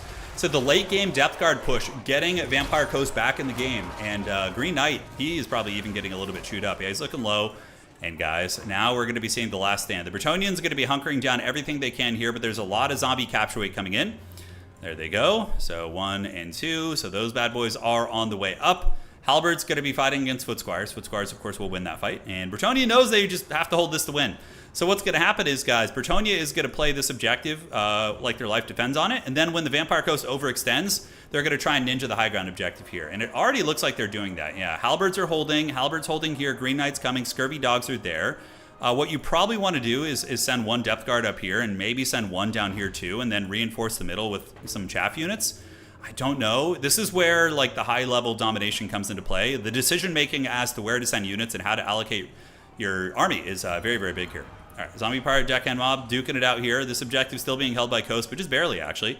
Some Scurvy Dogs being chased off by the Green Knight, and it does look like Vampire Coast, man, might be in danger of losing this. But with the Foot Squires arriving, I think it should be all right. Or excuse me, Depth Guard. Depth Guard will be able to chew through most things here, but the capture weight is going to be a variable. So Scrambled Egg needs to get these guys back on the objective for capture weight down here. The Vampire Coast is pretty heavy duty. And here's the thing, guys. Plague Penguin has a lot of value tied up in the 2 giant crabs. That's where a lot of his gold damage value is coming from. And they're still both alive and fighting. It's like in 40k. I feel like I'm a broken record, but when you get an Imperial Knight very low, it's still going to dunk on you next turn if you don't finish it off. So he did a lot of damage, but he didn't manage to finish anything off, which is really, really not good for him. Now, the Depth Guard going to be fighting it out on the high ground here, as we do see a triple cap in play here for the Vampire Coast. Now, what is Vampire Coast going to be calling in? They have about 1,000 Gs right now, and up here, the Depth Guard are holding on to that objective very, very firmly. Meanwhile, Solostra and company are able to get this objective down here. The Bretonians do get routed, while we do see the Depth Guard polearms moving in. What an amazing game, though, by the way, guys. It was looking like it was kind of over, but then the Depth Guard arrived and changed everything, and the Fire Nation attacked. Just rolled them out. All right, guys, Bretonia is going to be now using its mobility to try and roll between the 2 objectives and just steal them where they can. He has a little bit of time. If Bretonia can weasel an objective here, I mean, they could still win the game, but it would be very, very difficult for sure. Calling into the back is going to be a Grail Relique. The Field Trebuchet still shooting, actually, into the Depth Guard there. Not terrible. Green Knight being chased by Scurvy Dogs, but I do think that the Vampire Coast has flipped this game on its head. It really, really looked like he was going to lose because both of his big guys got low, and if even one of those crabs died, it probably would have been GG, but he managed to keep both crabs alive and avoid the Green Knight long enough and get the Depth Guard polearms in there for the late game win, from what I can tell. Foot Squires and some more Cav on their way. We do see some of these. It looks like maybe one of the players may have disconnected. Hopefully not. If they do, it's a pretty safe win here, I would say, for Vampire Coast. I would probably just give it to them. But, yeah, again, we would talk to the players and everything. Looks like everything has stabilized here, and the players are moving again. The dreaded hotel internet is upon us. All right, Depth Guard fighting it out in the middle. They're going to be super hard to uproot, man. And the Foot Squires are going to get countered by the giant crabs, most likely. These Depth Guards still fighting here. On the low ground, we have some Dickhand mobs holding here with zombie pirates, so they should have a good time holding that objective until the bitter end. The only real threat is up here. Morngul's being called out of Vanguard, but Crabos are staboing and moving in. Grail Relique is going to get chewed on by the Scurvy Dogs. Scurvy Dogs will be able to get that. And yeah, Depth Guard really, really putting this game on their back and carrying pretty well. They gave like a high capture weight unit that was not easy to remove for Bretonia that was able to fight back against the Knights. And now what do we see? Pegasus Knights being called in by Penguin. He has time. If Penguin can find a victory up here, maybe, and wouldn't... I feel like it would be good to get the Green Knight to go try and finish off Solostra. If you could get Solostra down, a lot of the zombies would crumble. Oh, man, Bretonia, actually, able to fight this one back. I did not expect this. I feel like they're going to get it back, though. This objective is on the brink of flipping. Depth Guard are coming. 2 crabs are coming over here as well. And I think Plague Penguin heard me saying that I thought the game was over, and he took that personally. So that is going to be Fog of the Damned. Negative leadership. Crabs coming in, and that objective, oh man, Vampire Coast stabilizes that barely, dude. That kind of looked like it was going to flip there for a second. So we got some Morngul's and Depth Guard fighting it out. Solostra now going to be battling versus the Damsel. The Damsel going to be flying from the skies, and it does look like Vampire Coast is able to stabilize that objective. Meanwhile, down here, the Footscar is going to lose that fight to the zombie hordes. And I still think that it is going to be... Even if he had flipped that objective, the Vampire Coast would have probably gotten it back before the end of the game. Green Knight and the Prophetess going after Solostra, who is getting low. She's at 2,000, the other crab at 2,200. Green Knight is boinking and getting some okay damage into Solostra right there. Now on the low ground here, a desperate charge coming in from Knights Errant. Going to be trying to assist the Foot Squires to overwhelm the zombies on that point. They might be able to. We're going to go ahead and see how that goes. But yeah, the 2 giant crabs living at like 10% HP is really, really what cost Penguin the game. If he had been able to finish the job on those crabs, he probably would have been able to win multiple times over. But absolute masterclass of high-level play. You have 2 of the top players in the world playing on their main factions. That's what's really fun about SFTs. You often get to see that. So, and whereas in more competitive tournaments, a lot of times their main factions get banned out. Solostra does go down, so the Fat Lady has finally sung. And I don't think it's going to matter, though, because as it currently stands, the Vampire Coast can win pretty well on just 2 objectives. So they just need to make sure that they don't get flipped on the other 2 objectives here.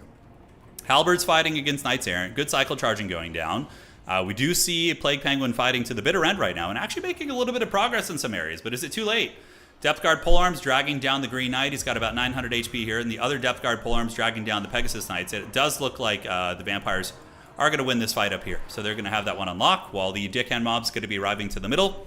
And they will probably get there in time. Meanwhile, on Objective 3, this one is going to go to Bretonnia, but it's probably going to be a little too late. Halberds coming over will mitigate some of that capture. We'll see how quickly they arrive.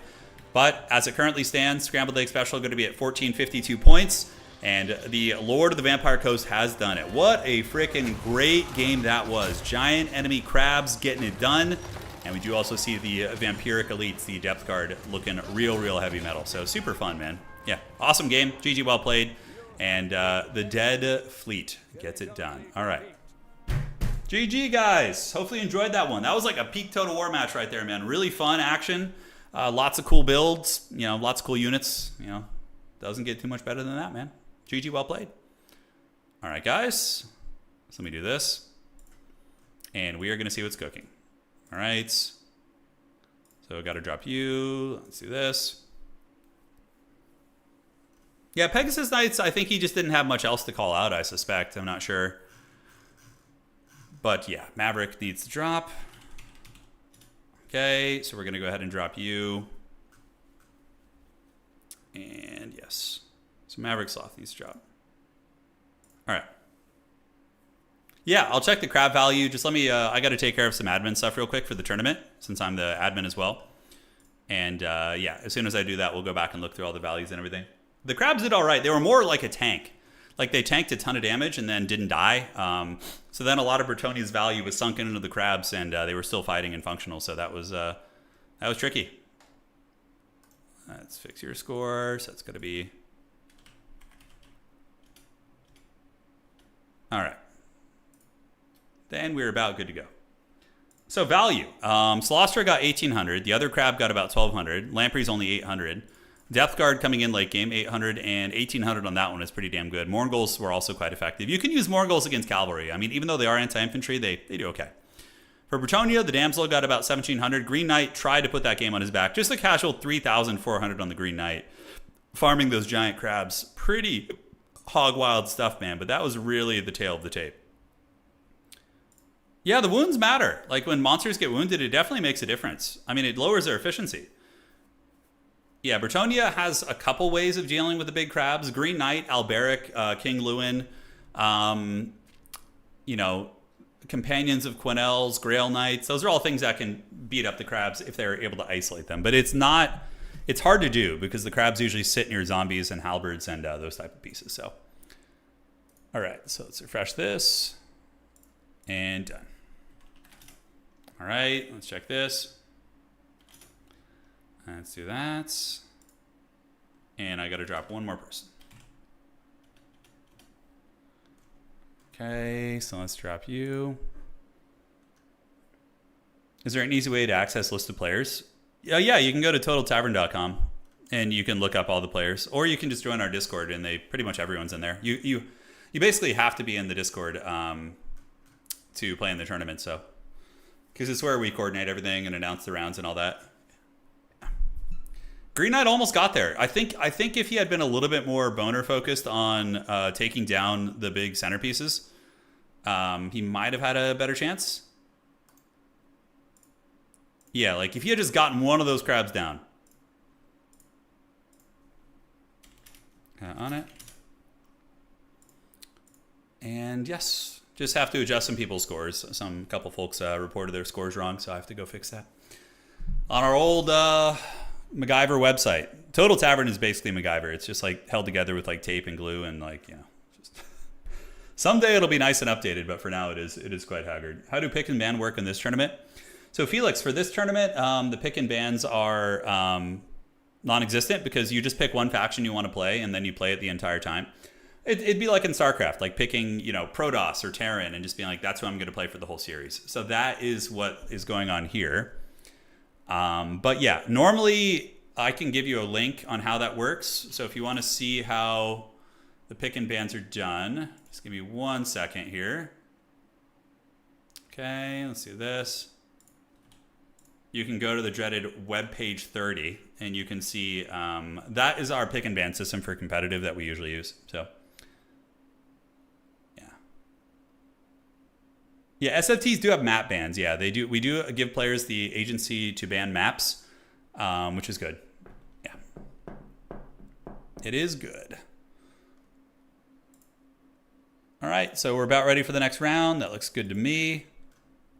And then we need to do one more little dropperoo right here. All right. Refreshing. Got to tell the players not to refresh the website. Please don't. Oh my God, all these villains dropping from the tournament. I'm going to start keeping tabs on all you folks who leave tournaments early.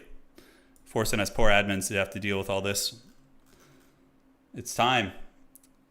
Small unit size? Yeah. Small unit size tourney would be it would definitely change the meta. Like there would be a lot of things that were very, very different. Yeah, it's a good pick and ban system. It works pretty well.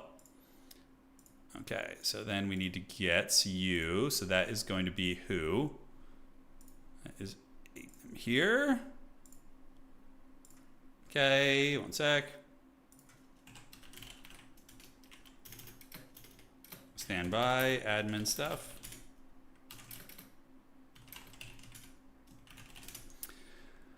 Okay. So then Ignum needs to do this. Right, so that's fine. So we're going to drop you out. Kaboom. Almost there, guys. Almost there. You know you don't, you dirty dog. Oh my God, hang tight. Name on website. Crustacean Nation, yeah. That's a funny name right there. That is a funny name. It's time for a reckoning for all the droppers. It is, dude. It is. Oh my God, they're just the goblins, dude. There's a whole bunch of them. Did that actually go through? It did. Okay, so the website's just processing that. All right, guys. So if you are on the tournament, please stop refreshing the website because it is it's either that or there's another admin who's messing around on there. Please don't do that. Just let me handle it.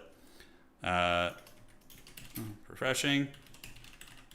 Other admins, stop doing stuff. Okay, cool. So we just announced that. Should be ready in a minute. And yes, people are dropping like flies from Nurgle. It's not uncommon in these tournaments for people to quit when they realize they can't make top 4. It's very common. You'll see people get to round 3 or 4. They'll realize they have no chance at making the grand finals and then they'll quit. It's not uncommon at all. It is not. Let there be a reckoning. They have wronged us. Kaladin someday, mate. Yeah, for sure. At some point we will. I was trying to talk to Anna about doing a Diablo stream where we do like some Diablo 2 playthrough. That could happen. People who drop, if they ever want to play in a tournament again, have to play a best of 9 vampire count mirror match versus another person who drops. Yeah, that's right. The true punishment. Yeah. Okay. Looks fine. And it all should catch up here in a minute. Don't you do it. Don't you do it, you dirty dogs. Just wait. It's not advanced yet. Not advanced yet.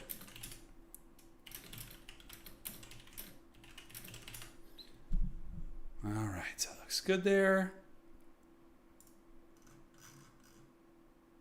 Okay. And then that should be fine there. So then we got to fix that score. Cheramis needs to have his score fixed, so we're going to go fix that. He should be 3-1 now, I think. Yes, he lost to Melkor. Okay. Didn't Shogun Total War give players dishonorable traits if they rage quit matches? Oh, that's pretty funny. I don't know if it did, though. Man, Avatar Conquest mode, how cool would that have been? If Creative Assembly just like dedicated like 4 or 5 days of production in Warhammer 3 to giving us like an Avatar Conquest, like even just like a bare bones one. Oh God, imagine how cool that would be. Like you have a warband with which you queue into quick battles and you can like level them up and get like unique skills on them. God, that would be so sick. That would be so fun. Yeah, Avatar Conquest was incredibly cool. It was incredibly cool. Good times, man. Forgive me for my sins, Stern. Been playing the new D2 watching streams. I want to play a big two-handed whirlwind barbarian. That's I want to get back to it, man. That's it calls to me. Walnuts, I don't know. Yeah, 3 rounds. It's hard to say. I think the current system we have now is good. It's just the website is really haggard, so it sometimes struggles when you have a lot of people inputting commands and stuff. Basically, what's happening now is a lot of people are spamming commands on the website, including probably another admin in the shadows somewhere, and it's causing a website crash. So, yeah, we'll fix it though. We will fix it. What is the best Games Workshop RPG system, by the way? What is like the best Games Workshop RPG system, or skirmish campaign progression system? Yeah, Avatar Conquest was so fun. It really was. Yeah, it really was. Okay, let's do that. Warcry is great. So in Warcry, do you like level up characters and you? We can go look at that while we wait. Actually, so Warcry would it be here? Other games. Kill Team Necromunda Warcry. So Warcry is like an Age of Sigmar. Okay, warbands. Got it. Necromunda by far. Yeah, obviously the OG Mordheim is great, but Warcry is great. Necromunda. Yeah, the warbands look pretty cool. We'll take a look at some of those in a minute, actually. Okay, so that is done. And then we need to do this. So that is going to be who here? It's going to be L. Needs to drop 2. Okay, so we're going to advance that to the next round. And then we actually need to drop this player right now. There we go. There's the karate chop of the gods. We just had like 7 or 8 people just message me to drop. It's usually very rare, but again, today's tournament is quite big. There's like 50 people, so it's slowing things down as I have to go through and manually drop each of them. L is there, okay. And Ethan needs to have his score adjusted. So Ethan, Wolfman, score adjusted, okay. All right, guys, we're almost there. I'm doing the last one right now. Do you have any Epidemius builds? Yeah, I use Epidemius as a meme sometimes. He's a meme pick like 90% of the time, but you know, he can be fun. He can be fun. Necromunda has literally everything for any model you have, every vehicle and every crazy idea. That's cool. Yeah, I might have to try Necromunda. Yeah, 90s Necromunda is best in slot. Yeah, Kill Team is great for battles, but there's 0 progression for campaign play. Okay, got it. Yeah. I feel like as I've gotten older, I really like the campaign narratives. So these are Warcry warbands. So you're telling me in this game you can progress these various characters, huh? How big do the warbands get? So if we take a look at this, like if I'm looking at this warband, how far along do they get? Like, is this the max amount of models you're going to be seeing? Is this all you need, or does it get bigger? Does it get smaller? Oh, dude, these ones are cool. Look at these guys. The Wilder Core Hunters. So they get like a dog hunting pack. That's kind of fun. Okay, so then there's like warbands for specific factions. Yeah, okay, I see this. Oh, there's only 16 warbands. That's it. I guess that's a lot. Chaos Legionaries. So you have like a Chaos Undivided warband. You could obviously paint them however the hell you want. There's no progression in Warcry. Okay, got it. The leave button doesn't always work. Yeah, it's like, it doesn't always work. Okay, that's fine. So we're just going to do this. And all right, so now we're ready to advance the round. Thank you guys for your patience. Sorry about that. All right, let's get it going. I love progression games. That's why Trench Crusade is so fun. I just love the progression element, like leveling up your characters and having them have a story of like what happened to them in the previous weeks. It's just great fun. All right, advancing to the 5th and final round of regulation, and then we go to the top 4. Trench Crusade does it better than anything GW does. Yeah, that's what I've heard. I love Trench Crusade. It's my new favorite tabletop game. It's so fun. It's so freaking fun. Like in the last Trench Crusade battle I played against my friend, so I'm playing Red Brigade, which is New Antioch. They're like the good guy faction. And he was playing the Black Rail. So I took one of his characters out during the battle. Then after the battle, he rolled really badly on his injury chart, which made it so his character actually got captured by my army. And then he has the opportunity to try and ransom the character. So he came to me with whatever money he had in his bank from the campaign. And he had the opportunity to like ransom with me to try and get his elite character back. I mean, of course, he had like nothing. So I basically ended up just, taking the character out. But yeah, I was like, that's a really cool system. It's like they have a lot of really fun interactions like that. Round 5. But like, if he had had enough money, I might have taken it. I might have been like, dude, if you have 100 ducats, I'm gonna take you up on that. But he had like 5 ducats. I was like, dude, can't pay me anything. Yeah. All right. So here we are. Round 5 is up. Let me announce that. All right. So who are we gonna cast now, man? Who are we gonna cast? Subetai versus Cheramis. Ooh, Skaven versus Norska. Yeah, let's do that. I want to see that Skaven Chad if he can win. And also see my friend Subetai. Lobby code, please. Thank you. All right, so we're going to do Norska versus Skaven. I want to see if the Skaven can fight back against the big dogs, you know? I want to see. Here we are. So let's update your score right there and do this. Is that a system that could be used on Tabletop Simulator? Yes, you can. Yeah. Yeah, you can definitely play a lot of Trench Crusade on TTS, Tabletop Simulators and whatnot. Yeah. I play it on only on tabletop, but I just love having my painted minis and having them on the field. I have 2 armies, Red Brigade and then Heretic Legion. I have 2 of them. You can increase your warbands during campaign play, but the customization is certainly smaller than TC. Got it. So the most customizable game that Games Workshop has in terms of like campaign progression would be Necromunda. Is that what you guys are telling me? And of course, Vintage Mordheim. I'm pretty sure the guys who made Trench Crusade were originally Mordheim guys. I think they were part of the creation of Mordheim. I think that was what the situation was. An Avatar Conquest stream? We could do that for Shogun, like revive Shogun with some Avatar Conquest. Oh, Monso, thank you. Yeah, you say that, but you know, in this world, you can't really afford to. In the industry I'm in, you can't really afford to take a lot of time off. Like my old job, I used to work before YouTube. Let me do this. You know, you could take like 2 weeks off, you know, for the holidays or whatever, and it wasn't a problem. But on YouTube, if you take time off, you just get crushed. It like, yeah, it's not like,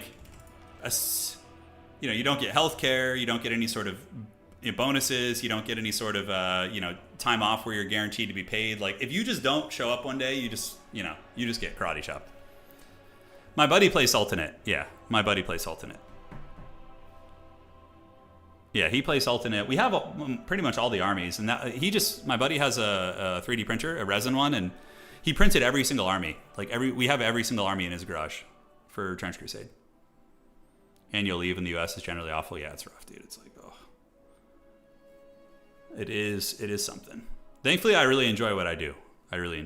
So it's a win. One of the guys from Trench Crusade was the lead designer for Mordheim, right? Okay, got it. Tomas. Okay, so yeah, that Mordheim and Trench Crusade have a lot of overlap then. Yeah, one of the guys from Trench was a Mordheim guy. Yeah, I would love to play Mordheim someday. I think down the road that'll be something I get into.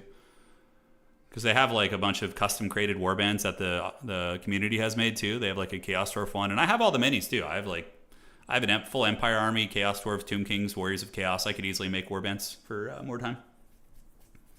What faction is the Goetic Warlock from? He is from the Heretic Legion. No, he's from the Court of the Seven-Headed Serpent, but he can be brought as a mercenary for any faction. Yeah, which is cool. The only crappy part about TC is they initially claimed all models will be 3D printed, but the new plastic stuff will never get an STL. Yeah, well, here's my take on that. Like, it is kind of troll that it wasn't like mentioned initially that would be a possibility. If they just put a caveat like we may go to plastic someday, nobody would care probably. But on that same coin, like Trench Crusade is a game that's miniature agnostic. If you don't want to buy their plastic minis, there are a million World War I era kind of grimdark minis that you could just 3D print or buy STLs for. So it's really like, for me, as long as the rule system for Trench Crusade is good and fun and the campaign is fun, I don't care too much about that. You know, and things do change, right? Like companies that launch with expectations, and then they meet or exceed those expectations, and yeah. And then they change from there. But I understand both sides of that a little bit, but yeah. And the bigger problem I think that Trench Crusade had was like not meeting the demands of some of the prints and things like that, like their printing partners. That to me is more problematic. But yeah, you can just get minis anywhere. Like if I just go to Google right now, hang on, let me just do this real quick. Say World War I, Grimdark, Army STL. Yeah, whatever. Okay. Let's see here. let's see here. Okay, so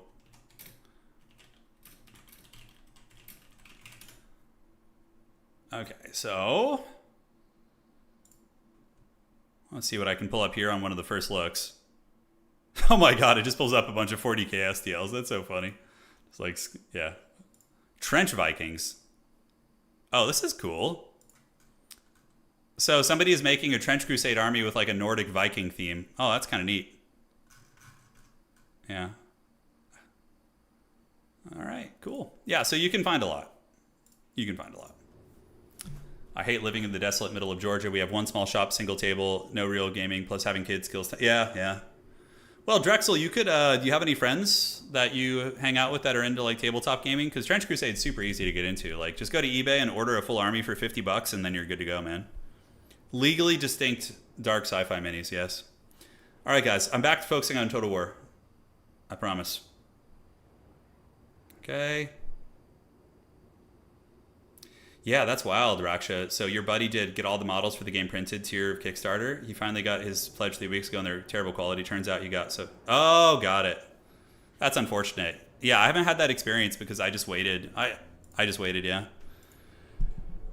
All right, ladies and gentlemen, let's go ahead and break it down. We have Cheramis, a returning Polish legend here in the Total War community. He's going to be on the Skaven. And they're going to be meeting under the gaze of the blood god of Khorne, fighting on the pit of the Everchosen. Frontline Skaven slaves, Stormvermin Halberd as well, a warlock engineer with Flensing Rune and Howling Warpgale. And then we have Throt the Unclean is going to be trying to probably take out Wulfric, a really good fighter. He can summon rat ogres and, packs a punch and heals. We have some sharpshooters in the back. I wonder if Cheramis knew what this map was. I feel like he did not know what the map was. Otherwise, you probably would not bring Natty Bubos. If you were playing Skaven on this map, you would want to mix in Globadiers. Like, mass Globadiers would probably be the best way to play it, but we're going to see how this goes, man. This is going to be interesting. Now, for the Norscan army, it's an Unga Bunga Battle Line and Marauder Bearmen, backed up by more Bearmen, Dreadmaw, Wulfric, and a Werekin. Now, Werekins are good anti-large fighters. They can definitely go fisticuffs with Throt and give him a lot of trouble. So it's a good bodyguard for your boy Wulfric here. What does Skaven do about the worm? Oh, you just kind of ignore it. Yeah, just run away from it. And then, if you have an opportunity to get it, go for it. But don't put too much effort in. Don't put too much effort in. All right, guys. So it begins. Predictions. Do let us know who you think is going to win, Cheramis or Subetai. I would say this matchup is probably Norscan favored, especially on this map, because Skaven don't get to use their long ranged as much. But regardless, it's going to be very funny. Cheramis does have triple Stormvermin Halberd, which will suck pretty bad against the Great Open Bearmen, but if they can get on the other ones, might be all right. All right, so the Jezzails immediately... Look at that. Look. The Skaven are running for the high ground. Isn't that funny? So the Jezzails are scurrying up to this hill where they're going to be able to put their little rat feet down and shoot. And the Skaven... Oh, I love it. The cowardly Skaven mass retreat.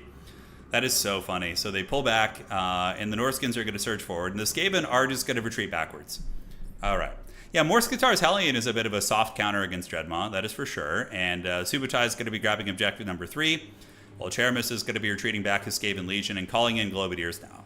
Globadiers are going to be on their way up. I feel like Cheramis hasn't played this map before, and he brought a normal army and was like, oh shit, look at this map. Like, he probably didn't know what was cooking there, which makes it even funnier, to be honest.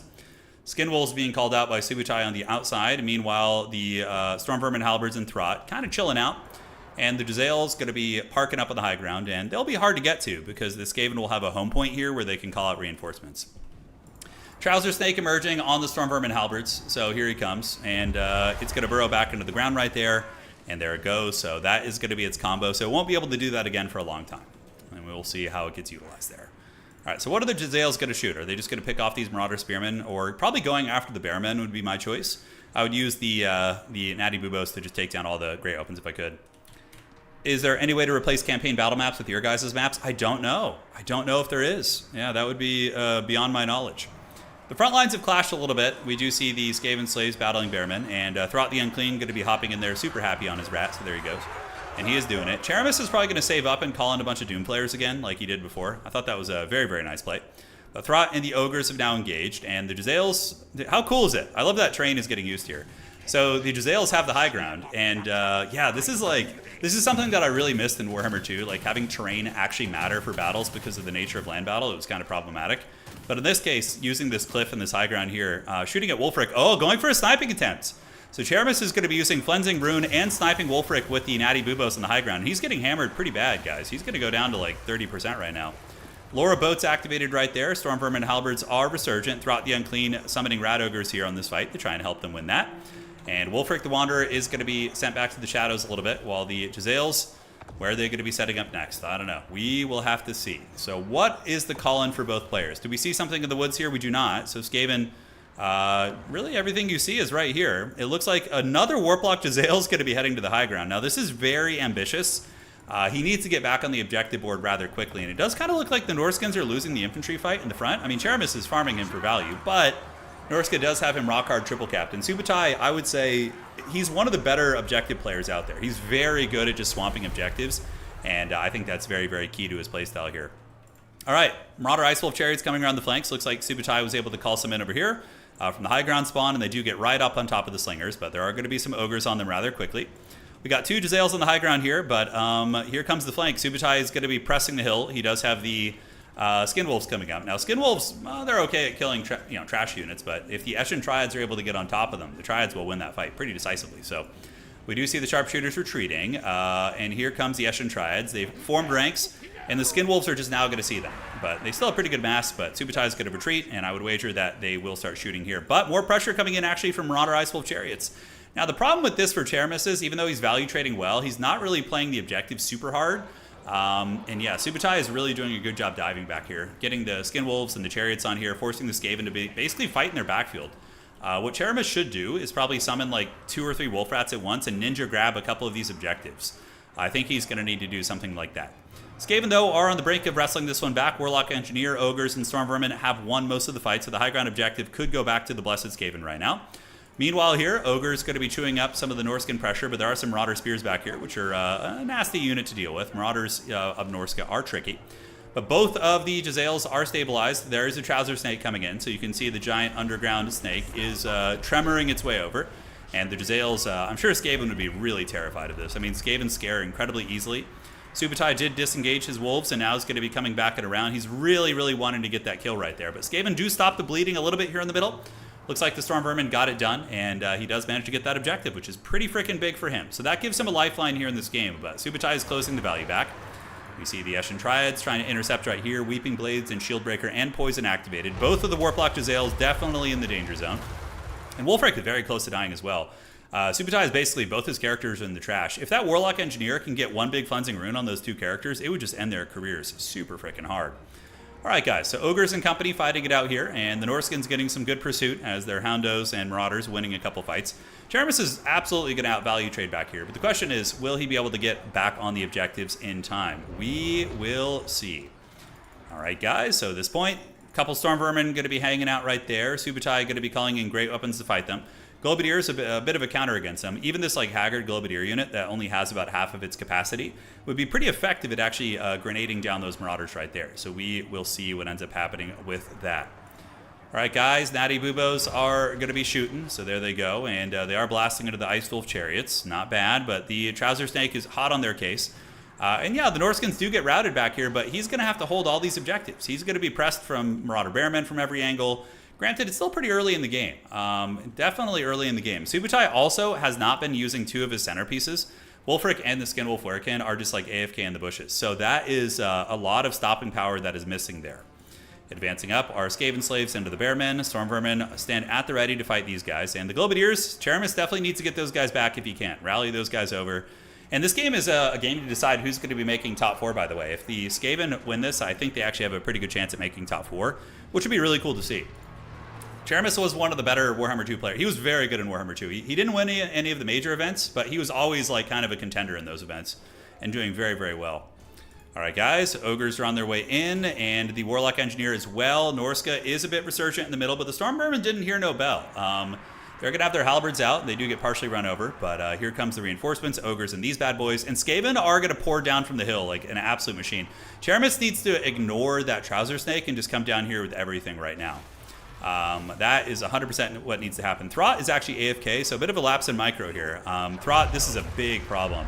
If Throt was like moving up, engaging in some of the fights, it could be a very different beast, but he needs to hurry up and get that big dog moving. Just leave the Trouser Snake alone. Who cares? It's not worth your time. Just go for the other objectives here. Oh, Flensing Rune on Wulfric, though. It does hit him, so the Warlock Engineer did make his way down here, but Norska is in the process of ninjing the high ground. The Bearmen, the Hounds, I mean, getting a lot of work done here. We'll see if Skaven are going to be able to fight their way back for that. But they do steamroll over here and get this one. In the woods, a couple Gutter Runners, and Wolfrat's going to be chasing these bad boys down. That Shaman Sorcerer actually really vulnerable, too. He could get surrounded and killed by Wolfrats. Skinwolf Werkin in the trash, so he is going to be going out of the picture. So he is broken and shattered up. Cheramis needs to be a little bit more on point with his micro, though, a little bit quicker on the reactions. He's had a lot of little advantages here that he needs to capitalize on. Night Runners battling Wulfric. Wulfric at 1400 HP. Very, very squishy at this point.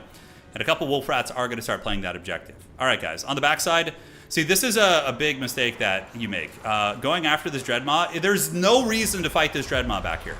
Just leave it with some crap units. You need Throt the Unclean in the front to bully chariots and to hunt the characters. This is I think he's just hasn't played as much recently, so he doesn't kind of understand that, but this is a huge mistake. Yeah, he does not want to be fighting it. Just leave it. It's slow.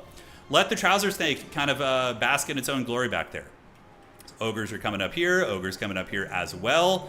And the Ogres are going to intercept those Marauder Ice Wolf Chariots. That's good micro there. Wulfric is on the brink of actually going down. He's at about 1300 HP. Eshin Triads are going to pile in with anti-large attacks. And finally, he ignores the Trouser Snake, which is the correct play. You need Throt the Unclean. Use him to hunt down these characters. Like, use him to go after here and hunt down that Skinwolf. You know, all sorts of plays like that would be very, very nice. All right, Ogres on top of Chariots. And we do see Wulfric the Wanderer about to go in the trash can. There you go. And he is going to be sitting at 733, so -3 leadership, and most likely is going to be broken and or escorted off the battlefield. The Skaven still have a long time to play. Obviously, Subetai is very well ahead on points, but in terms of value trading, it's not going super well for him. Marauder Bearmen are being handled here, and yeah, just who cares about this backfield? Just let it go to the dogs, quite literally the dogs, the wolves. And just move everything up and start playing the objectives. You've got your value lead. Wulfric is on death's bed. Looks like a Warp Lightning is going to be used there on the Marauder Bearmen, while the Skaven Hordes advance. But Subetai does have some good units here. These Marauder Bearmen are no joke. Wulfric is on the brink of going down. Taking him down would be pretty massive. Cheramis needs to watch his back objective, and Subetai needs to just keep doing what he's doing, just ninjing these objectives, being a goblin. I think Subetai's avenue for victory is winning on points right now. All right, Night Runners heading out there to try and secure the point, while the Skaven are advancing up Storm Vermin. Some of them are going to be run over by chariots, and oh, nice brace right there. He got the brace at the last second. And the Storm Vermin are now going to get their halberds out, and they're going to start trading very effectively into these chariots. You're maybe even going to see some of the chariots going down here. Yep, they're getting folded up. Not having the best of times.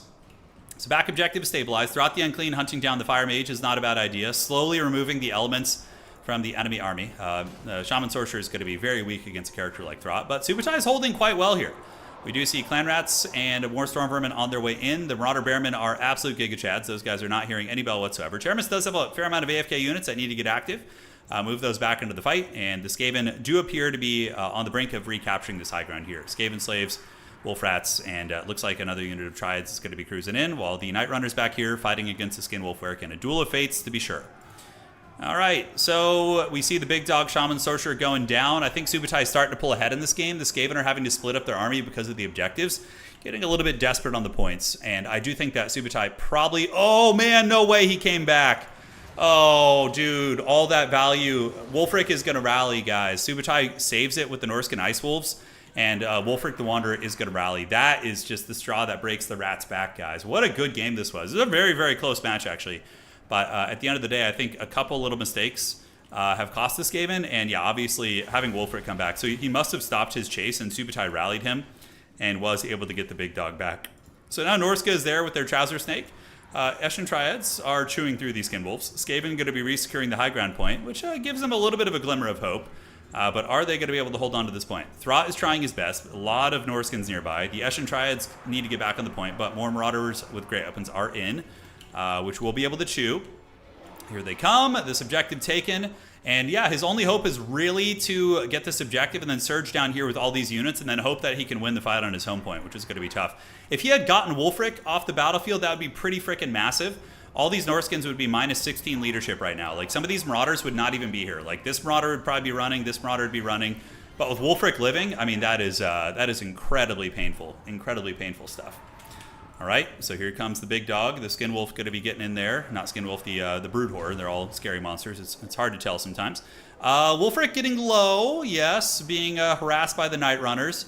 Looks like he's on the brink of breaking with 300 HP. Skaven are now going to be surging towards the home objective of Norska, but Norska does have some Bearmen. I believe, Bearmen, who could just turn around and hold that. Going to be really tough to get through them. And he did lose his home objective. Throt doing quite well, though. Throt has been a menace this game. It's been very, very disruptive. And Wolfric looks like he's finally going to go down here. 167 HP, 144. The Ninja Rats are going to get him. Yeah, this game was 100% winnable for both sides. It was a really good contested match. Really, really nice contested match. All right, guys. GG. Well played. It looks like Subetai is going to be clinching this one, advancing on to the semifinals, most likely. I assume he at least went 4-1.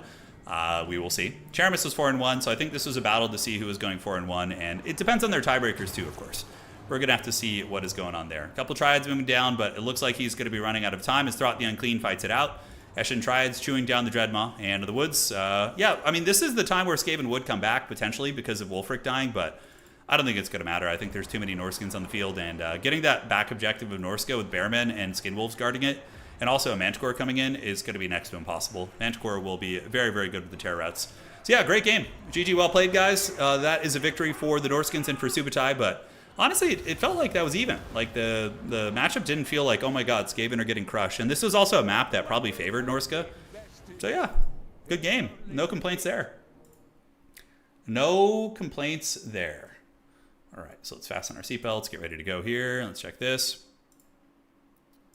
Let's check. And refresh.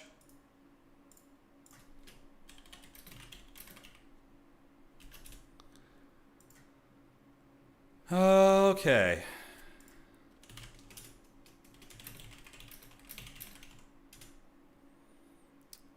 Okay, so doing some admin stuff.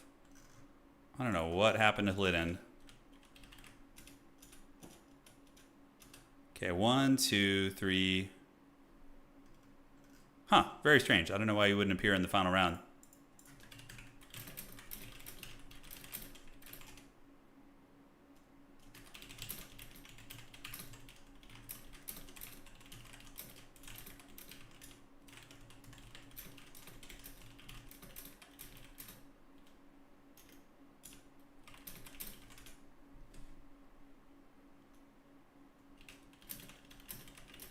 All right, guys. Sorry. All right, so admin is done there. Then we have free food, please. Need to admin for you. So free food. That's going to be a drop for Wildfire there. There we go. All right. The dreaded adminning is done. No problemo. And now we're just waiting for top 4. We're going to see who makes it. Currently, as it stands, I wonder if Anticity is going to make it. Looks like he's 4 wins with Nurgle. So, yeah, he's playing for an undefeated record right now. But we have a relatively clear-cut top 4. But we're going to see. Still a lot of games to be played. So if we head to the tournament, we can see, yeah, we finished a handful in the final round. And then we have Blood Penguin, Scrambled Egg, Melkor, Anticity, Turtles, and Subetai. These guys are all in the running for top 4 right now. These guys. They are all in the running. And Anticity's still playing in Turtles. That'll probably give Turtles the tiebreaker score to put him ahead of Subetai. Boss Toss and Empire for Hire. A few other games still going. We'll see if anything else emerges here in the next, like, 5-10 minutes. Yeah, it was a fun game, though, man. It was a fun game. It was indeed. Yeah, the Trouser Snake is something that once you learn how to deal with it, doesn't feel too problematic. It got a lot of value that game, but I think that the Skaven put a little bit too much effort into trying to take it down in the backfield. Just ignoring it and running away from it is the best way to deal with it. Unless you have like a silence effect. Or if it's like in a fight you can't avoid, obviously, yes, then you attack it. But yeah, in general, it's quite a beast, man. It is quite a beast. All right, one sec here, guys. Let's do this. Yeah, so we have the semifinals and grand finals, and then when we finish those, we're going to do some Beyond All Reason is going to be what we have on the docket right now. That is going to be what is on the docket. Okay, let's do that.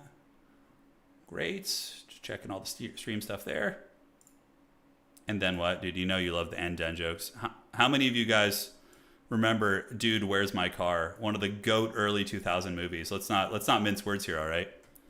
That was a magical time.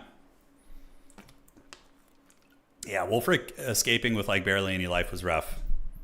Yeah, it was very, very rough. He eventually got taken down in the end, but not before he did some pretty excellent work. Okay, guys, looks fine.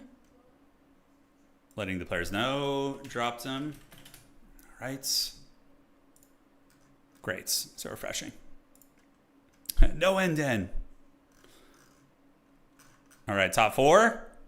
It's coming into the picture. What if Anticity wins it all with big pimpin' Nurgle today, dude? How freaking cool would that be? The big Nurgle dubs? Oh, man. Although, I don't know. I feel like Nurgle's riding a bit of a high right now already, with Nurgle doing so freaking well in the, what's it called? In the championship last weekend, you know? They're already riding a high. They don't even need to win an SFT. They won a world championship. The Jezzails are good against Norska, but that map was rough because they start like in your opponent's face. So the Jezzails were like, Cheramis had to run them back to the high ground. If he had like a normal map deployment, I think his chances would have been quite a bit better. Granted, I think he did chase the trouser snake too much. And then gets shouted across our workshop hourly. Where do you work, Doomsage? That's really awesome, man. Yeah. Anticity got scarred by that one Nurgle game. Yeah, that's true. He did lose a grand final championship match to Nurgle. So he's probably like, oh, Nurgle's a good faction. What? So now he's like, that's probably why he's streaming them today. Yeah, I love to see it. I love to see it. Yeah, I feel like Skaven are probably even harder to play than Nurgle nowadays. Skaven require a lot of micro and a lot of proper unit composition. Everything's so flimsy and low leadership. It's like, oh god. A crash repair shop. Yes, dude. Let the end feast. Rooting for Melkor. I think Melkor might be one of our Empire players. He's a very good Empire player in our community, so I suspect that he's doing something there. I don't know. We will find out. All right, guys. Perfect. And here it comes. So top 4 as it stands now, it looks like Chadley Bretonia. Dude, these are open tournaments, by the way, like with Slanesh and everybody, but like we're getting like just so many off-meta factions making top 4 now. Anticity's top 4 as of now, most likely, no matter what. Turtles will maybe have a chance of getting there. We're going to have to see.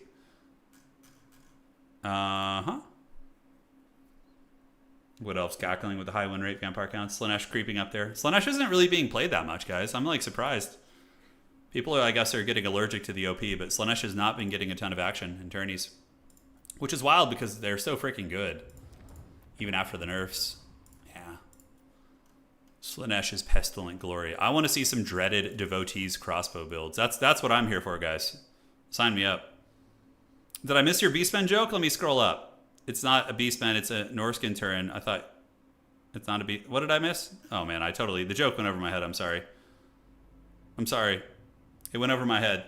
Oh, you're not the only one. Okay. Players are shamed out of using Slanesh. Do I go to the dark side? I'm going to pick Slanesh and then I'm going to lose like half my games with them. That's going to be the play. Because they do require a bit of finesse. Granted, you can just Unga pretty hard with them. You just go like super wide with like Slangors and infantry. And I want to see some Druki Anointed getting used though, guys. That's the real sauce right there. Oh shit, he's got a little melee defense banner. A Siren standard. God, is he expensive. He has a full-on Soul Stealer, too, which is a pretty damn good spell. He's got good spells. Yeah, maybe the Druki Anointed will rise from the ashes one of these days, guys. But remember, you won that one tourney a month ago with Beastmen when you gave yourself a chance to taste the OP factions. It's true. Beastmen are a faction I've played a long time, though. I've been playing Beastmen off and on since Warhammer 1, so, like, I know their units. Slanesh I don't really play at all, like, aside from watching them. So, yeah. All right, so what's cooking here? All right. Oh, got it. Meow. Okay, I get the joke now. Thank you. I get it. Don't buy GW brushes. I don't do that. I literally go to I have an art store that I live like 2 blocks from. It's like just super Haggard. And you can get like a packet of like low quality brushes that, they paint well, but they go fast. But you can get like a packet of them for like $3. Freaking Games Workshop will try and charge you $9 for like a single brush, dude. It's like, get out of here with that shit, you know? Just get the cheap brushes or invest in quality brushes elsewhere. Yeah, GW brushes are not the way. Anticity undefeated with Chadley Nurgle. All right, so we got Ent. Melkor looks like he's going to make top 4, but we got to see. And yeah, we got 2 games to go. Ponty and Rogue AI and Exil and Regulus. Just about ready. Yeah, but like, make sure you like the cheap. Like the brushes are, I don't know, they're like what, $3.99 for a packet of them.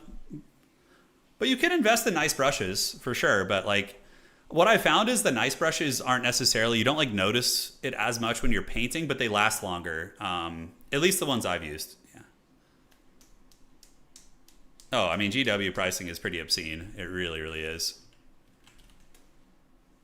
I've definitely been like priced out of some elements of their hobby where I'm just like, I don't know if I want to like spend this much on a box of Marines. It's like, I was like thinking the other day, I was like, yeah, I'm going to start a freaking, Iron Warriors army. And then I went to go look at like, what a box of tactical Marines costs, like these guys. I'm like, Jesus, like $65 for like, just like a tiny little squad, it's like, oh, I mean, yeah, it's just the way it is now. But yeah, it's brutal. It's brutal. Thanks for all the great content over the years. Just heads up, Tzeentch Blue Fire is horrifically inaccurate at close ranges. Yeah, it can be. It's a weird spell. It's really a strange spell. All right. Your head is too tiny. All right. Ponty and Rogue AI still fighting. This could affect top 4 tiebreakers, so we're just going to wait for them to finish. And let's do it. Ponty Claw. Let me know when done. Message Rogue AI. Let me know when done. Yes. Why can't Iron Warriors and Word Bearers get along? I don't think any of the Chaos factions really get along. They're all pretty awful, They're not like the most amiable, reasonable people, for sure. I mean, some of them are less corrupted by Chaos, probably can be reasoned with a little bit more, but overall, it's, dire straits there. Turin, you think you'll do some Glorious Siege battles at the end? We're going to play some Beyond All Reason at the end of the stream. Yeah. That is what we got on the docket. Refreshing. Are we done? Okay, looks like we just finished. So the score is going to get reported, and now we're going to be going to the top 4. Thank you guys for your patience. It is the nature of Total War. I'm actually really excited for some Dawn of War 4, where we can cast non-stop matches with no downtime in between. I must admit, I'm a little bit chubby for that. That's going to be fun. All right, do we have a clear-cut top 4? Yes, we do, just barely. Wow. Melkor, Scrambled Egg, Anticity, and Blood Penguin. All right, Turtles are me missing out by 1 tiebreaker point. Oh, the pain. Turtles. All right, but it's clear-cut. So, yeah, here it is. We got our top 4, Anticity, Blood Penguin, Scrambled Egg, Melkor. We're going to advance the top 4. So let's do that. And then we are going to go set it up. All right. So where's this? Thank you guys for playing today. We have our top 4. I do 3D print. Yeah, but I 3D print for other games. For Games Workshop games, I have 4,000 points of Death Guard. I don't need another army. If I play 40k, I just use that army. And I have several fully painted Old World armies too. So yeah, I don't need to print any Games Workshop stuff at this point. But I wouldn't want to get into newer armies, essentially, is what I'm saying. Okay, so top 4. Here we go. So Scrambled Egg Special versus Anticity. And then we have Melkor versus Blood Penguin. Good luck, have fun. I'm going to cast the Nurgle game. Yeah, I'm going to cast the Nurgle game. Casting your game. Lobby code, please. Because Nurgle versus Coast is a really fun matchup. I like it a lot. Got a lot of stinky zombies. Just missed out on top 4. Hey, at least you're a contender. Today's tournament was pretty huge. Yeah, it's like if you don't win all your games, the odds are still pretty rough. No, so Tendril for Trench Crusade, my buddy Andrew, he has a resin printer where he prints the minis, and then I print the terrain. So I have an FDM printer. FDM printers are really not very good for miniatures unless they're really big. So you want to use FDM for terrain, which is amazing, and you don't have to work with toxic shit. And then for miniatures, you want to do resin. But if you're going to use resin 3D printers, make sure you follow all the safety precautions. Yeah, you need to really be thorough about that. Like, my FDM printer can print okay miniatures, like okay, but they're really not great. Like, if I just need to print like a mercenary that I'm only going to use like once for a mission or something, I'll do it. But otherwise, yeah, you want to get a resin printer. We have a really high quality FDM printer too. We have the, yeah, we have, where is it here? Yeah, we have this guy. So this is the Bamboo Lab P1S. It's hardcore. This thing is so good for printing like terrain and features like that. It's really, really good. We got it on sale. It was, I think like right now you can probably get it. We got it for like, I think $299. It normally was selling for like 400, 500 something, but you can get them cheaper now. It depends on like in the holiday season, Black Friday, things like that. But this thing is pretty pimpin'. Yeah, it's pretty pimpin'. It just like rapid fires out prints like in terrain compared to our old printer. We had an Ender, which was like a beginner printer. Yeah, this one is pretty great. All right, so let's go get into our game right now. This is going to be Anticity here. There he goes, and 1, 2, 3. Great. Outer region. Oh, outer region streaming too. That's fine. Yeah, he's more than welcome to. So Ent on Nurgle versus Vampire Coast. So yeah, you got a couple options here. Shielded Infantry, Plague Bearers are pretty good because they have a lot of HP. So you can go wide Plague Bearer build with like a bunch of lore spam to try and keep them all topped off. There's a bunch of different directions you can go. Yeah. The 3D printers are like JCPenney. Everything's always on sale. Yeah, that's true. That's fair. All right, so we got Nurgle versus Coast, and then on the other side we have Bretonnia versus Empire, which is, I don't know who's favored nowadays. I don't know. Bretonnia might be slightly favored there now, just because they're so good at swamp, like pushing Empire back off the objectives, but maybe not. Triple Hawkland is pretty devastating against Empire. Maybe double Hawkland would be the right sweet spot. 3 is probably too much against Bretonnia. I would pick microplastics in my balls over resin fumes every time. Yeah, so the printer does... Resin printers require like a full chamber to print in. You need ventilation. You need to have a curing system. So when you print a resin mini, you have to have a whole ventilation system. You need to wear like face gear when you're handling it fresh out of the printer. You need to like have a curing system, which is like a chamber where you cure the resin minis. And once they get cured, they're safe to handle like barehanded and stuff. Whereas an FDM printer, it off gases a little bit. There's like a slight smell, but if you just have like a FDM printer in with like an open window next to it, or you know, or you just like open the windows or doors after you print for a long time, it's pretty much fine. But yeah, like you're still going to get a little bit, but the plastic printer is way less harmful. Like we had our plastic printer in our garage for like 2 years and just were always printing, and we just have like the garage door slightly cracked. And it was fine, you know. Yeah, no problems with it. But resin printers are no joke, dude. You gotta take the precautions very carefully with those.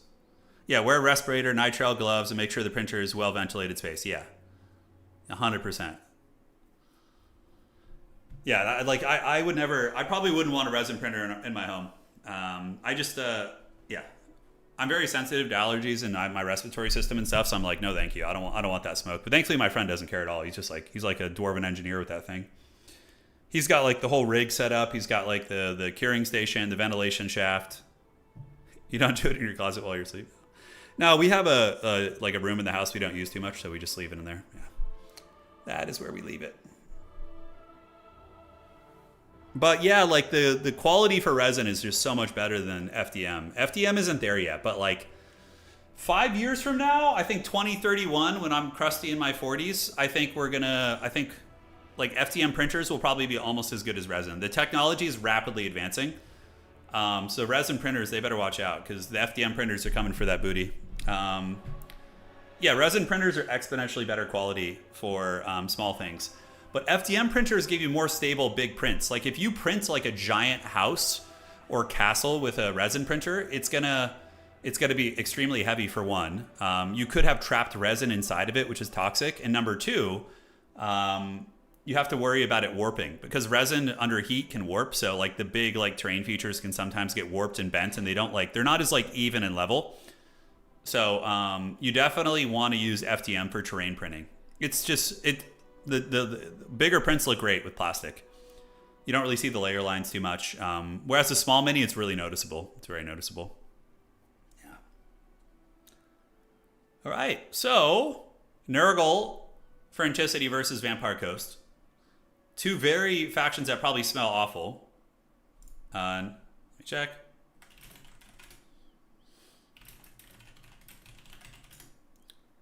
Okay.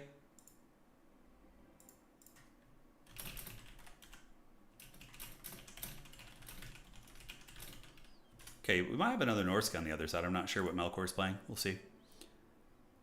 All right. I don't know, Axiotl, if we have the situation with the ladders. I have no idea. I don't dabble in campaign. Yeah. Depending on the nozzle size, you can get some good quality prints with the plastic ones, but it's still not the same. How do giant crabs taste? Well, you have to remember the crabs for the Vampire Coast are dead. They're like rotting. So it's not like they're just like a fresh like seafood crab out of the sea. It's like a rotting undead crab that's probably been rotting for a long time. So those things are pretty foul. Pretty foul. Nearly all your train is FDM. Yeah. Oh no, for sure. Yeah, no, the resin printer, you don't want to have that like in a space where you're like, you want to have that like in a garage or like a different room with the window open. A lot of more advanced resin printing systems will have a ventilation shaft, so the chamber is fully sealed, and then there's like a medical vent shaft that goes out your window. So the fumes are not like in your house at all. Like you need to take those precautions. Because if you don't, resin fumes are incredibly toxic, and they can cause a multitude of health issues. Don't mess with that shit, man. Just don't. It's not worth it. It might seem like it's not a big deal now, but it'll catch up to you. You know, if you're not taking those precautions. And the old man warnings. All right, folks. Let's break it down. Semifinals of the tournament. Oh my God, Anticity. This is like a build I would bring. Plague Bearers with Foot Tamarcon. Oh my God. I think my evil doppelganger has captured Anticity here. Oh my God. So we got Exalted Plague Bearers, which have unholy hand grenades against big targets. Plague Bearers into the sunset. Tamarcon on foot, not bad. Against crabs, like if your opponent's going to be going Solostra or any sort of a crab presence, Tamarcon is an anti-large beater. Noxbringer to drain ammunition, and a couple Forsaken to pressure. Oh, this is super, super exciting. All right, guys, on the other side, let's go ahead and break it down. For the Scrambled Egg Special, we have a zombie battle line in the front, backed up by a couple of giant enemy crabs. Well, not giant, just, you know, lampreys and some rotting Prometheans. But yeah, they're pretty good. High armor, so they can endure Plague Bear as well. They have shotguns on their back to shoot at Nurgle, and yeah, rotting Prometheans are good. We got a Vampire Caster with Van Hell's Dance Kebab and Invocation. Interesting choice. I would expect there to be Winds of Death against Nurgle to maybe take down the infantry, but it is what it is.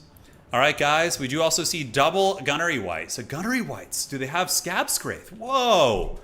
This is a wild build for Vampire Coast. Both of these players playing incredibly off meta right now, but the Scab Scrapes are really good against Nurgle, especially against like the demons. And yeah, the Gunnery Whites are good snipers. So they have long range and they can put a lot of pressure on a character like Tamarcon or the Noxbringer there.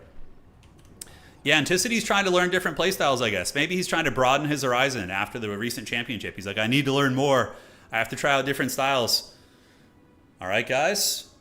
So it begins. The Scab Scraith might be pretty good here against the Plague Bearers. I feel like Winds of Death would be very good against the bunched up Exalted Plague Bearers. Correct me if I'm wrong, but I think it would be good against those, but hard to say. Noxbringer shooting in, and it does hit the crabs and drains a little bit of ammo. Look at that. So the Noxbringer actually shooting into the Crabos here. Kind of funny. And it does a little bit of HP damage, but more importantly drains some of their ammunition, which is quite nice. Now, Exalted Plague Bearers from Anticity, a very nice choice here because they can throw their unholy hand grenades into the Rotting Prometheans, which will be very menacing. Forsaken do arrive at the lines, and they're going to tear apart these dickhand mobs. The zombies certainly are going to be outmatched by these Mutants of Chaos. Nurgle Forsaken do hit very, very hard, and they pack a big old punch right there. So you can see them getting folded, but these zombies were put in the pencil formation, but they're also being shot by the Gunnery Whites. Look at that. So I was like, how are the Forsaken taking damage? But the Gunnery Whites, they're sitting on their crabs with their long rifles, man, and they were shooting those Forsaken down and forcing those bad boys back. Now, elsewhere on the battlefield, what are the zombies going to be calling in to push? Are they going to maneuver over here and actually do a home push? Anticity calling in more Plague Bearers of Nurgle. And the Noxbringer doesn't have too many good targets, but still is a good single entity fighter. And look at the Gunnery Whites. Yeah, look at that. So the Forsaken getting routed back, bullied by the Gunnery White characters, which of course can use Scab Scraith right now as well. If they want to use that on the Plague Bearers, would not be a bad choice. What would be really, really strong against Anticity's build, unironically, would be like a Queen Bess. Like a Queen Bess is like such a hard counter against Plague Bearers. Yeah. Out of region, no, we're playing Beyond All Region Beyond All Reason afterwards. Beyond All Region, yes. No sieging at the end of the stream, but we will do sieges next time. All right, guys, the Gunnery Whites creeping about with their Crabos, but Anticity does have his foot down on the objective. Nurgle going to be calling in more durable infantry. Dude, he's doing mass Plague Bearers. Mass Plague Bearers are on their way in. Okay, I mean, they are pretty good. They counter Sirens. They can cut through zombies. They have a shit ton of HP. So they don't really care about, like, you know, incidental fire from some of the small arms play. And now we see Chosen of I swear to God, somebody has possessed Anticity. He's playing like a build I would play. Haggard, Chosen, and Plague Bearers and Foot Tamurkhan. This is madness. This is absolute madness right now. But yeah, Plague Bearers are very happy to do this. Grinding against zombies is certainly something that they have in their repertoire. Bombardment coming in. Oh, friendly fire. Anticity just friendly fired his Plague Bearers right there. And we do see the Noxbringer now engaging versus the Gunnery Whites. Head to head, the Gunnery White will lose that fight. The Noxbringer should be able to win that one. But if two Gunnery Whites engage, could be a bit of a different story. All right, guys. Tamurkhan is here. Tamurkhan is going to be surging in and should be going after the Gunnery White with his anti-large. It looks like he was maybe thinking about chasing here on the Vampire Fleet Admiral. And yeah, he's a pretty nasty fighter. He packs a punch and he gets a big old boink right there. And that Vampire gets staggered and takes a big hit. Tammy does have very, very good combat stats, so it is no joke. In the lines, though, the Nurglites should win this one. I mean, the Plague Bearers will farm these zombies. The Exalted Plague Bearer is going to just farm an indefinite amount of zombies. And the Chosen of Nurgle, same thing. I mean, like basic dickhead mobs trying to fight these guys. And Chosen of Nurgle also will be good against crabs because they just have such good armor piercing that they are going to be able to maybe chew through them. All right, guys. On the backside, Plague Bearers heading towards the home objective here. We do see the Plague Bearers fighting, Forsaken. But overall, the Vampire Coast should be able to hold this. We are probably going to be seeing the Morngulls come out and hard counter this Plague Bearer push. They have anti-infantry, hit very, very hard. What's not to love? But Tamurkhan's getting dunked on a little bit by the Gunnery Whites. I love this. What a cool tech, man. What a cool exploration. But the Gunnery Whites just sitting on their crabs back here, and they are getting some very, very good DACA into not only the Noxbringer, but also into Tamurkhan here. But Nurgle holding firm. Exalted Plague Bearers and Chosen are chewing down a couple units here, and we do see crabs coming in now. So Lamprey's Revenge has been moved into melee, but Tamurkhan is there to help, and we do also see the Rotting Prometheans with the guns here, shooting at what appears to be the Noxbringer. But the Noxbringer has been doing a fair amount of friendly fire as well, so it has been shooting in and melting some friendly Nurgle units, which always feels a little bit painful. And I think Anticity is realizing that the split pushing here is a mistake. He needs to put all of his forces on this blob fight, I think, because in pushing here, he's giving his opponent the home field advantage, where he can easily call in counters very quickly to counter those advancing units. So all these Plague Bearers are just going to get killed by those Morngulls probably. So now, as it usually is on this map, it's a big fight over Objective 3. Tamurkhan getting lowered a little bit, and now the Plague Father is going to be coming out here, and he's going to be boinking down these giant crabs. You could see Invocation activated, but yeah, we could see a Gunnery White getting taken down, which is exactly what you'd want to be doing with Tamurkhan. Plague Bearers coming in to reinforce, Rotting Prometheans and Gunnery mobs as well in the mix. But Gunnery White here getting taken to Pound Town, like I said. Tamurkhan is a pretty good anti-large fighter, 500 weapon strength, high combat stats, and his bonus versus large I think is 15. It's actually bigger, it's 20, wow, which is pretty nice. And crumbling damage on the Gunnery White, but is he going to be able to escape? This is a pretty big moment for Scrambled Egg Special. He does not want to be losing his Gunnery Whites here, but Tamurkhan is pretty quick. He's an ogre after all, so his speed is 52. And the Gunnery White here is crumbling, running away. Invo was just used, but look at the Gunnery Whites luring him into a trap here. A lot of small arms fired. Tamurkhan is going to be retreating, and very big for Scrambled Egg Special. He was able to escape with his Gunnery White, so that is a huge win for him. Now, the Nurgle push over here, still in effect, but the zombie battle lines are holding firm against the demons. And the Morngulls now will be re-engaging versus Forsaken and should be able to hold them at bay, but you never know. I mean, Plague Bearers are a very stalwart, grindy unit. But yes, with the flank, he detaches his pistols from that engagement, brings them over here to shoot the Nurgle units in the back. That should guarantee that that objective is going to be held, as now the mid-game is coming out, and it is going to be Depth Guard polearms. But Nurgle is hanging in there, guys. They're hanging in there. Old Tamurkhan didn't hear no bell, man. And we have the Chosen of Nurgle bullying Lamprey's Revenge, by the way. I mean, these guys are insanely beast mode fighters. They have just, I think, 50 plus weapon strength with the bonus versus large. So the amount of DPS they can put into like armored crab units is so good. And those Plague Bearers, there's not a lot to effectively kill them. I mean, it's been a grind here for sure. So Van Hell's activated on Lamprey's Revenge as they're going to be trying to escape, and Scrambled Egg Special is going to have to go back to the drawing board a little bit, guys, as he's not able to break through the Nurgle position on that side objective. Meanwhile, over here on objective number 1, we do see the Depth Guard polearms coming in, and Depth Guard polearms will basically counter Forsaken and should be able to beat the Plague Bearers too, considering they have higher armor. Overall, Anticity looking to be in a good position. He's not yielding ground. He's getting those 2 victory positions. A very Nurgle approach to things, where you basically just have that you have that slow, steady grind of doom, you know, and he's doing it. He is doing it. Zombie Pirates advancing up, shooting into the Forsaken here. Well, we do see another Depth Guard polearm being called out here by the Scrambled Egg Special, and that might be a momentum shifter. We'll have to see. Gunnery Whites still trying to work on Tamurkhan, but Anticity probably going to be able to keep those bad boys alive. And to the backside, the Depth Guard are now winning their fight. And there is a situation in which the Coast wins here so decisively that they can push Nurgle's back objective with some Crabs and Depth Guard. That could absolutely happen because Anticity only has Forsaken and Plague Bearers, it looks like. Both of which will not do great against those respective units. Although if he has Rotting Riders in reserve, he should. Like against Coast, you always want to bring at least one Plague Ogre and or a Rotting Rider or a Rot Knight to fight the big stuff, you know. Pretty important. But yeah, Depth Guard winning the fight. We'll see how that goes.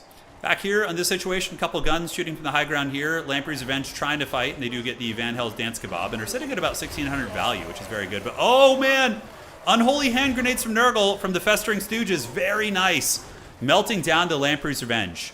Yeah, melting him down. You guys are saying Anticity is going through a midlife crisis. That's why he's playing Nurgle. I don't think he's even 30, dude. I think Anticity's like 26 or something. He's a youngin', dude. You know, he's a youngin'. All right. So Noxbringer's cruising. He's too young for a midlife crisis. He's too young for that. He's like quarter life crisis, if anything, you know, in that ballpark. Yeah, maybe like a third life crisis. Yeah. All right, Depth Guard moves surging forward. Rotting Prometheus. Promethean's going to be reinforcing them, and those Depth Guard should be able to take down those Forsaken. But Anticity's trying to weasel his way around and get back here and just like try and kite the Depth Guard. We'll see how that works out, but we see a lot of reinforcements coming in from Old Scrambled Egg Special. Tamurkhan's looking a little bit flimsy. As it currently stands, it would still be a double victory for Vampire Coast if they were able to get the objective. So Anticity just needs to hold his double cap a little bit longer, and yeah, we will see how it goes. I was watching him stream earlier, and he said, what should we play for the tournament? And Nurgle is what everyone was agreed on for fun. And yeah, I mean, it's working out for him. It definitely is. Tamurkhan on the hunt, though. He's being crossfired. Although, yes, the other Gunnery White's going to be shooting him, but Tamurkhan is hunting that Gunnery White. He's getting a little bit beat up here, but yeah, when he catches the Gunnery Whites, he lays a whooping on him. And now the Chaos Sorcerer as well on horseback is going to be lending their blade to the fight. And yeah, see, Anticity just ran his Forsaken into the trees and kited those Depth Guard out. Very troll, because what that does is it forces you to stay back here. Well, then he can ambush out on your objective at any point. Very, very annoying. No, the Nurgle army has a Deathcaster. It does. Yeah, he's using Fate of Una on probably on Depth Guard, I would wager, as the counter, and or Syrenes. But yeah, one Gunnery White's going to be going in the trash can right now. And yep, 700 HP. Tamurkhan getting very low as well. And the Noxbringer is chasing down the other Gunnery White, which still has pretty good ammo. And is the Vampire Coast going to break through in time? Halberd's coming up. We do see Rotting Prometheans. So the Noxbringer shooting in, friendly firing a little bit, but also doing some respectable damage back. The Vampire Fleet Admiral should be fighting in combat probably.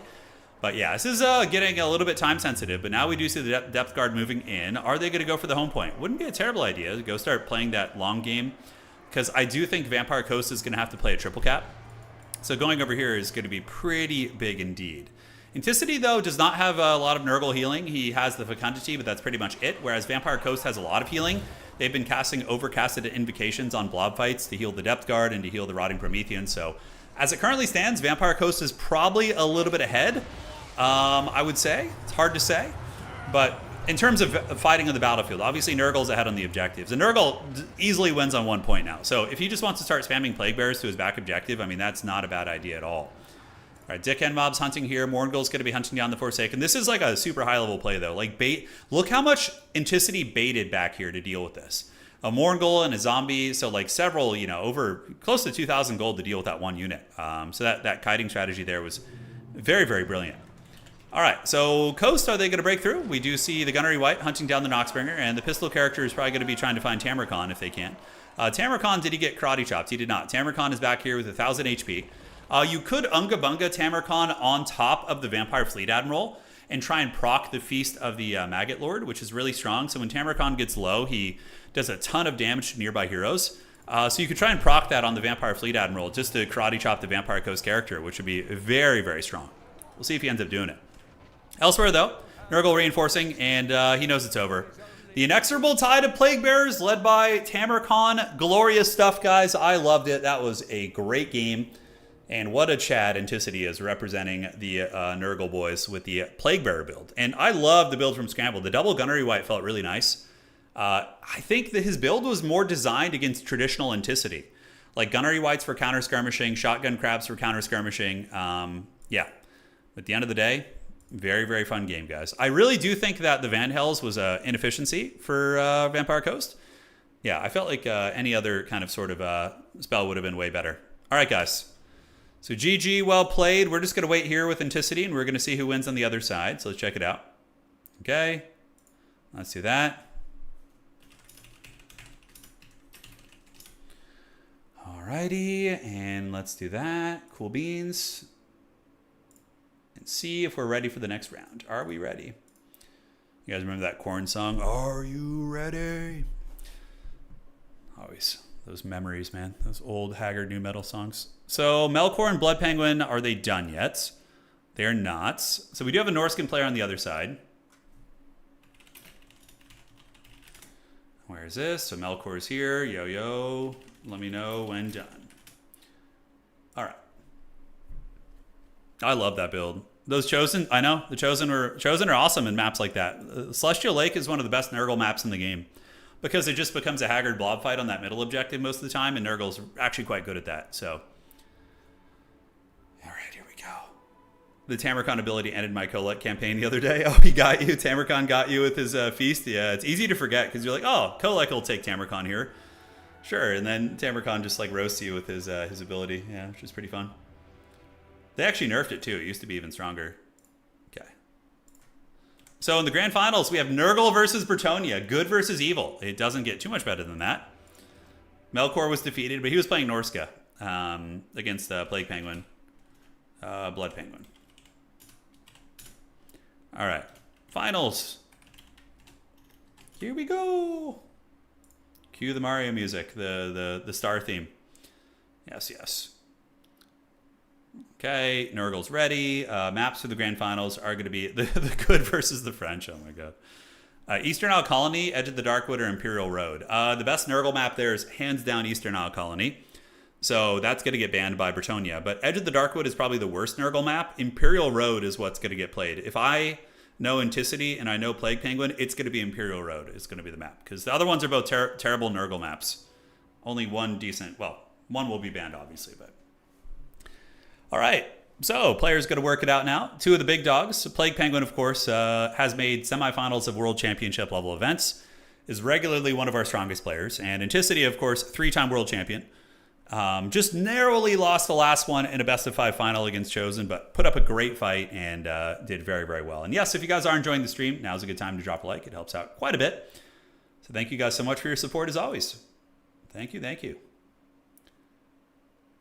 Okay, let's check this out here. Perfection. Perfection indeed. Chosen are one of my favorite units. In tabletop, I run Chosen. One of my favorite Nurgle lists in tabletop is just to run a brick of 20 Chosen with great opens. And it usually doesn't win, but it's so fun to do. Just having a Death Star marching up the battlefield. It's like, yeah, boy. That's the good stuff. Bretonnia wins on Imperial Road. They are pretty good at it, but at least Nurgle has a safe home objective. Because playing against Bretonnia in open field, although Rot Knights are very good here. Yep. Oh, called it. Still got it, baby. I know the meta a little bit. It's going to be Imperial Road. That is going to be the map. I had not, but I just did. Thank you, Chet. Thank you, G. I appreciate that. All right, folks. Prepare yourselves for trouble. Make it double. We got Nurgle, Bretonnia. Fey Enchantress is very good in this matchup, too. Green Knight, not bad.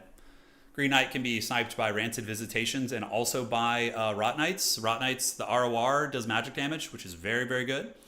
That's why you typically see the Rotting Riders. Bretonnia needs a DLC. I don't think they're going to get one. Bretonnia is like not a very dense faction in terms of their units. They don't have a lot of room for exploration. I mean, you could just make some shit up and it would be fine, but yeah. Can Nurgle get a ward save or just regen? Nurgle can get ward save on Tamarkan with his item. You have the favored son of Nurgle or whatever it's called that you activate and it gives him ward save. Yeah. Finishing this tournament with a cup of ramen like a cheap ass. Hey, I respect that grind, man. I was a big ramen enjoyer all through college. Still a firm believer that having dismounted Grail Knights would be pretty cool.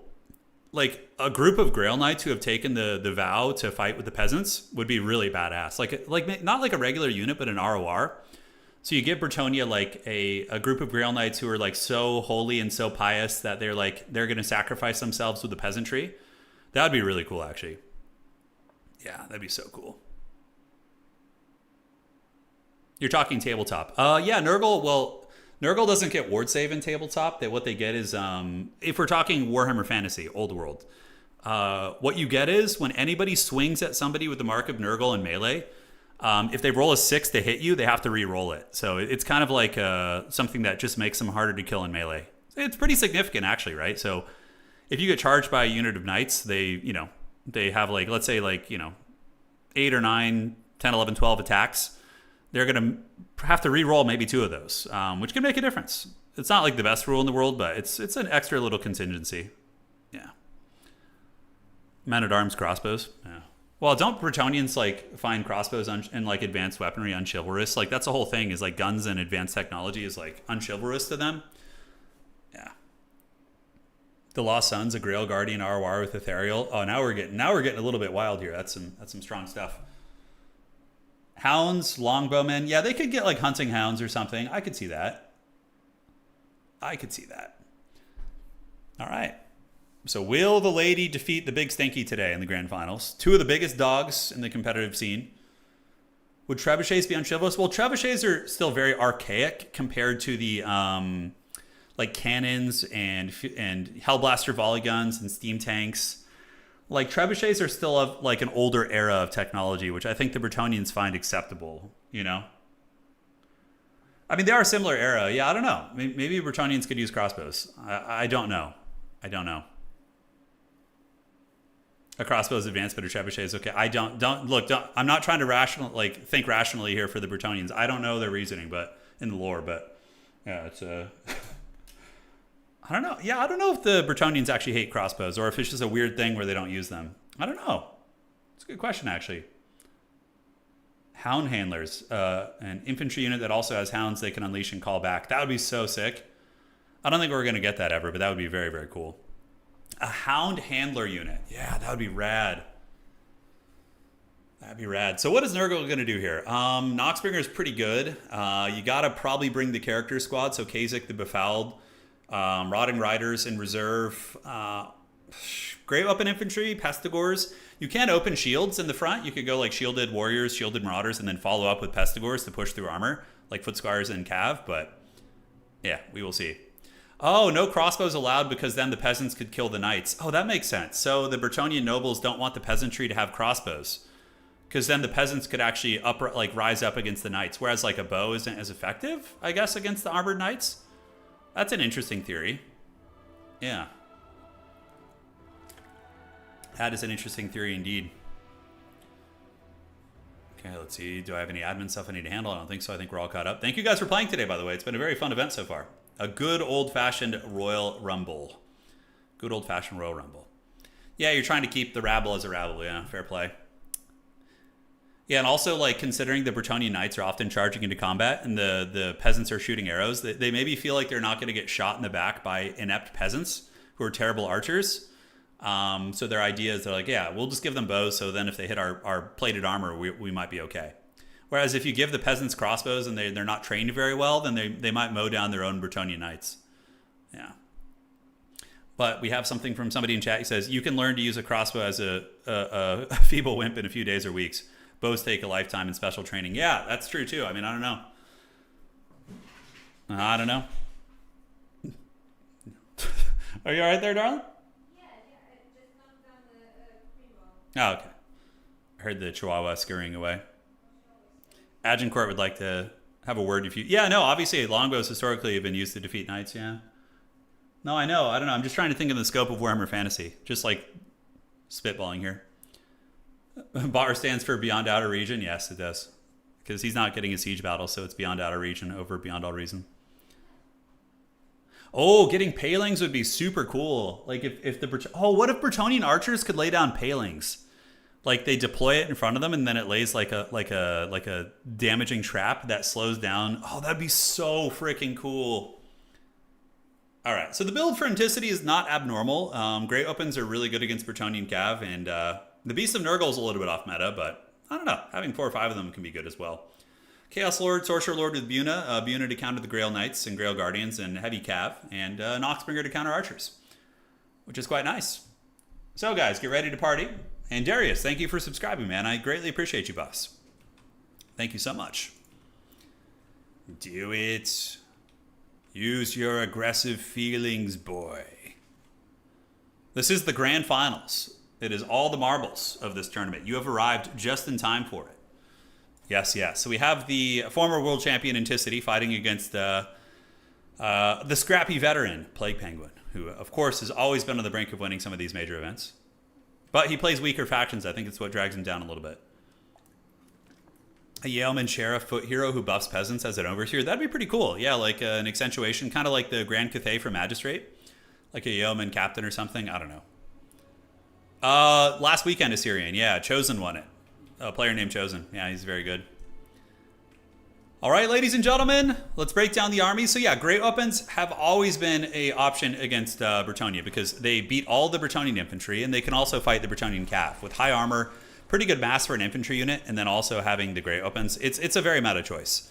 We got Beast of Nurgle for the debuffs. He's just going to be there for the slime trail. A Deathcaster with Spirit. No Buna. Wow, no Brute. He's only brought anti-green Knight tech.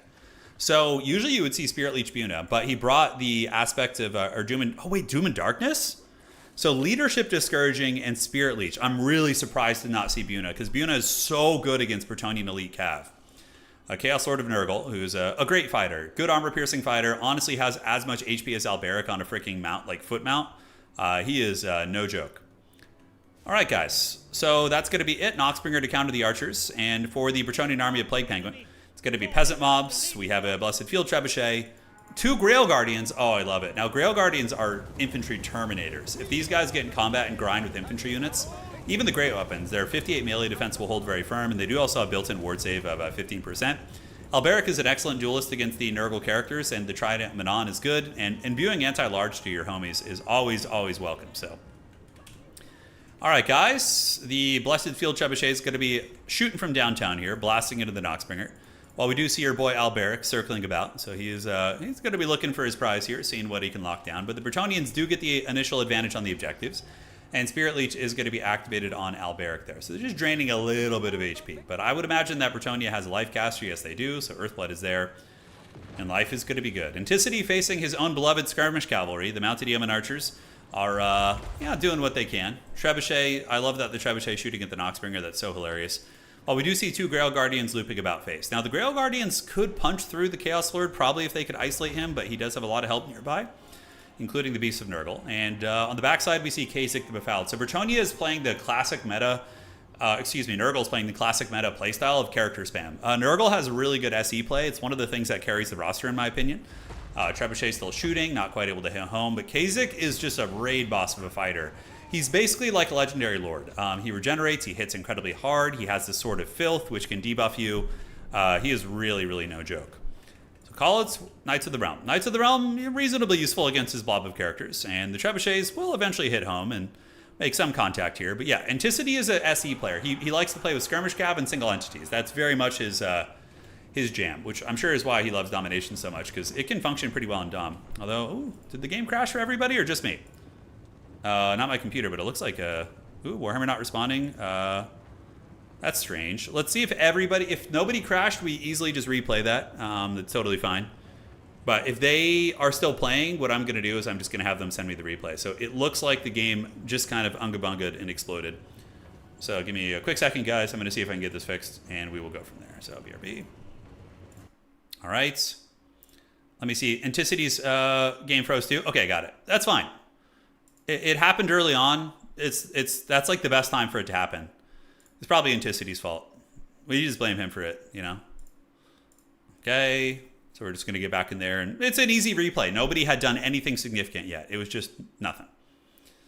Yeah, nothing. Just all straightforward. Okay, so let's restart the game. Here we go. And let's get the lobby up. Do this, do that. Finals, host game as spectator. Great. Let's invite the big dogs here. So there they go. And we're going to get Ents in here. And then we're going to get Plague Penguin in here as well. Replay, same armies. Okay. Play same. Oh, just play.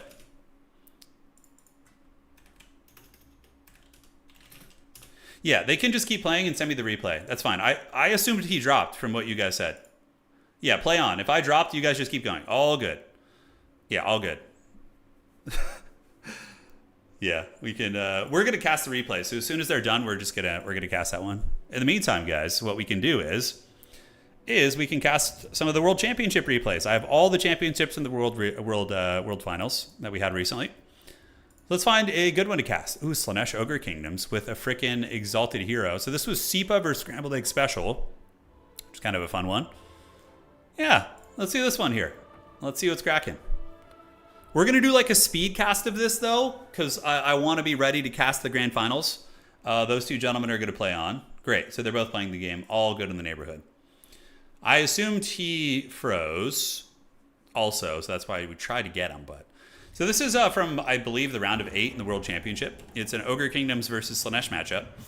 So we're going to go ahead and break down the armies here. Yeah, there's tons of Lizardmen replays. So for Sepa, he's going to be using the Mask. Mask obviously was extremely meta around this time, and still is probably, but yeah, Fast, Furious, Mortis Engine, and we have an Exalted Hero and Steer Car. Is there no caster in this build? Sepa rocking a no caster Slaanesh build. Interesting. All right. So Steer Car and an Exalted Hero Goon Squad going to be hunting here. Aside from that, we got Devoted Marauders and Forsaken.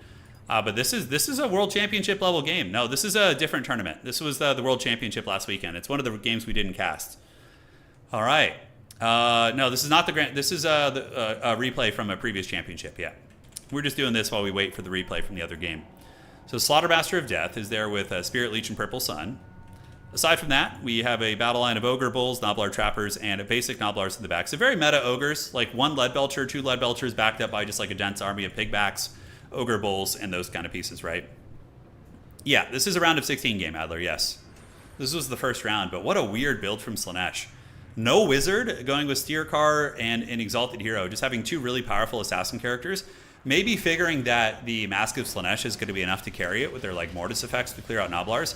Lead Belcher is getting some very, very good damage here out of the gates, shooting into what appears to be, yeah, who are they targeting there? I think they were targeting Steer Car, which makes sense. I mean, he's the more valuable asset. But moving on up, Spirit Leech is really good against Slaanesh, and we do see the Mask getting blasted by some shooting, but Sepa with some very, very sweaty micro right here. Going to be juking back and forth and back and forth. And now comes the Chungus Kingdom army. All right, so we do a little bit of fast forwarding while the players jockey for position here. Sepa using the Mask to run interference. And you'll see what he's doing is he's using the Chanson of caging to lower the vigor of nearby enemies, which is a really kind of sweaty strategy. But it's also risky because the Mask is not super tanky. So he's just doing that, but in doing that, he's also getting Spirit Leech. Now, the characters on the outside do end up collapsing in. The Exalted Hero and Steer Car do jump in there, but they're going to rapidly be surrounded by Ogre Bulls. But the Mask of Slaanesh is going to be piling in too to help out. But here comes the Slaughtermaster of Death. And yeah, Slaanesh probably not super happy about that. Now, the rest of the army of Slaanesh is gathering. A lot of Forsaken and Fiends. Forsaken are pretty damn good. They're good against Bulls, honestly, with their high damage, and also are very, very good against Nobblars, which is to be expected. So back in this fight, we do see the Mask Jim Carrey fighting with the Exalted Hero and Steer Car. And if Steer Car can get some of these units to run, it's going to be a very good fight because then they'll get debuffed pretty heavily. So leadership on the Nobblars is confident, and the Ogre Bulls are shaken, but still hanging in there. And yeah, we do see the vigor draining. I'm surprised we're not seeing the Mortis Engine at this point to try and drain down the Nobblars. But here comes the onslaught of Slaanesh. They're going to be advancing up, so here they go. Big old push right there. Yes, karate chopping the Nobblars. The Pigback Riders get obliterated by the charge of the Forsaken. 40 charge bonus is no joke, so the Pigback Riders going to be saturating fourth, while the Ogre Bulls going to be trying to help the little homies out wherever they can. But Sepa coming in with a very, very aggressive push here. And we're going to see if it works out for him. We're going to see. So about 500 points on the board for Sepa. Obviously, he had a triple cap for a long time. Nobblars back here starting to break, and they are now fighting Iron Guts. Now, Iron Guts are anti-infantry characters, but they still have good armor piercing, so they can connect occasionally with the high melee defense of these Slaanesh duelist characters. We'll see what they can get done. Spirit Leech spamming the Mask is very good. You need to get Jim Carrey down before the late game. Make sure she can't go, kind of apeshit on you. So the Spirit Leech nonstop is very good, and we do actually see the Slaanesh army kind of bouncing off the Ogre army. Pigback Riders, yes, they do lose their fights, but the supporting fire from the Nobblar Trappers and the Ogre Bull reinforcements are doing very well, and it does look like the Lead Belcher is still cooking here. Scrambled Egg Special does pull even more of a points lead right now. So Nobblars are doing it. Iron Guts here are going to be karate chopping, and the battle does indeed rage on, ladies and gentlemen. Objective 3 is taken by the Ogre still, has not been taken by Slaanesh. And Slaanesh kind of looks like they may have blown their load a little bit early here. Did they charge in too quickly? Should they have waited back and made the Ogres be the ones to advance out? It is a classic mistake a lot of Slaanesh players make, is because they feel so confident in their aggression. You know, it makes sense. Hubris, narcissism, overconfidence, very much traits that Slanesh followers would have, right? So in this case, I think their overextension is punishing them a little bit. The Slaughtermaster of Death has been an excellent choice. It's really, really been bullying that mass character. But we still have Steercar as well as the Exalted Hero, both of whom could hunt down the Ogre Lord. We'll see. But Ogres are a faction that are really, really good at protecting their characters because they have incredible mass on even their basic units, so they can use their Ogre Bulls and Saber Tusks to stuff you back. But over here, the push has been absolutely thwarted. The Noblar Trappers ripping them apart. Iron Guts able to hold those bad boys back. And Slanesh is looking very, very haggard right now, ladies and gentlemen. As we see some Devoted Marauders and a couple raggedy characters back here still. But I don't know if those characters are going to be able to put this game on their back. We do see the Exalted Hero surrounded by Saber Tusks and Noblar Trappers. Slanesh really doesn't have a whole lot except the points lead, right? That is kind of all they have. Now, Slaughtermaster, you know, trying to keep away from the Mask and the character squad. He's just been Spirit Leeching nonstop. The Mask has probably already used its healing ability. Yes, so it used both of its Mask heals, which is a very good item that gives it about a 12% HP heal, which isn't bad. The HP isn't massive, but yeah, it's still significant enough on a character as powerful as the Mask. Down here in the fight, Saber Tusk Pack chewing up these characters, but it does look like Steercar is going to be trying to escape, but the Ogre is going to be calling in the Piggyback Knights. And their Lead Belchers are now shooting very, very happily into some of the skirmishers, while the Ogres are going to begin playing the outside objectives. So Iron Guts moving up, Ogre Bulls moving up, and more Ogre Bulls with dual weapons are going to be heading over towards Objective Dose, while they're even threatening Slanesh's home objective. Now, what the hell is this? Devotees with crossbows. All right, what a Chad. So we do see the Slanesh player calling out crossbows, but they're just going to get run down. There's nothing to really protect them.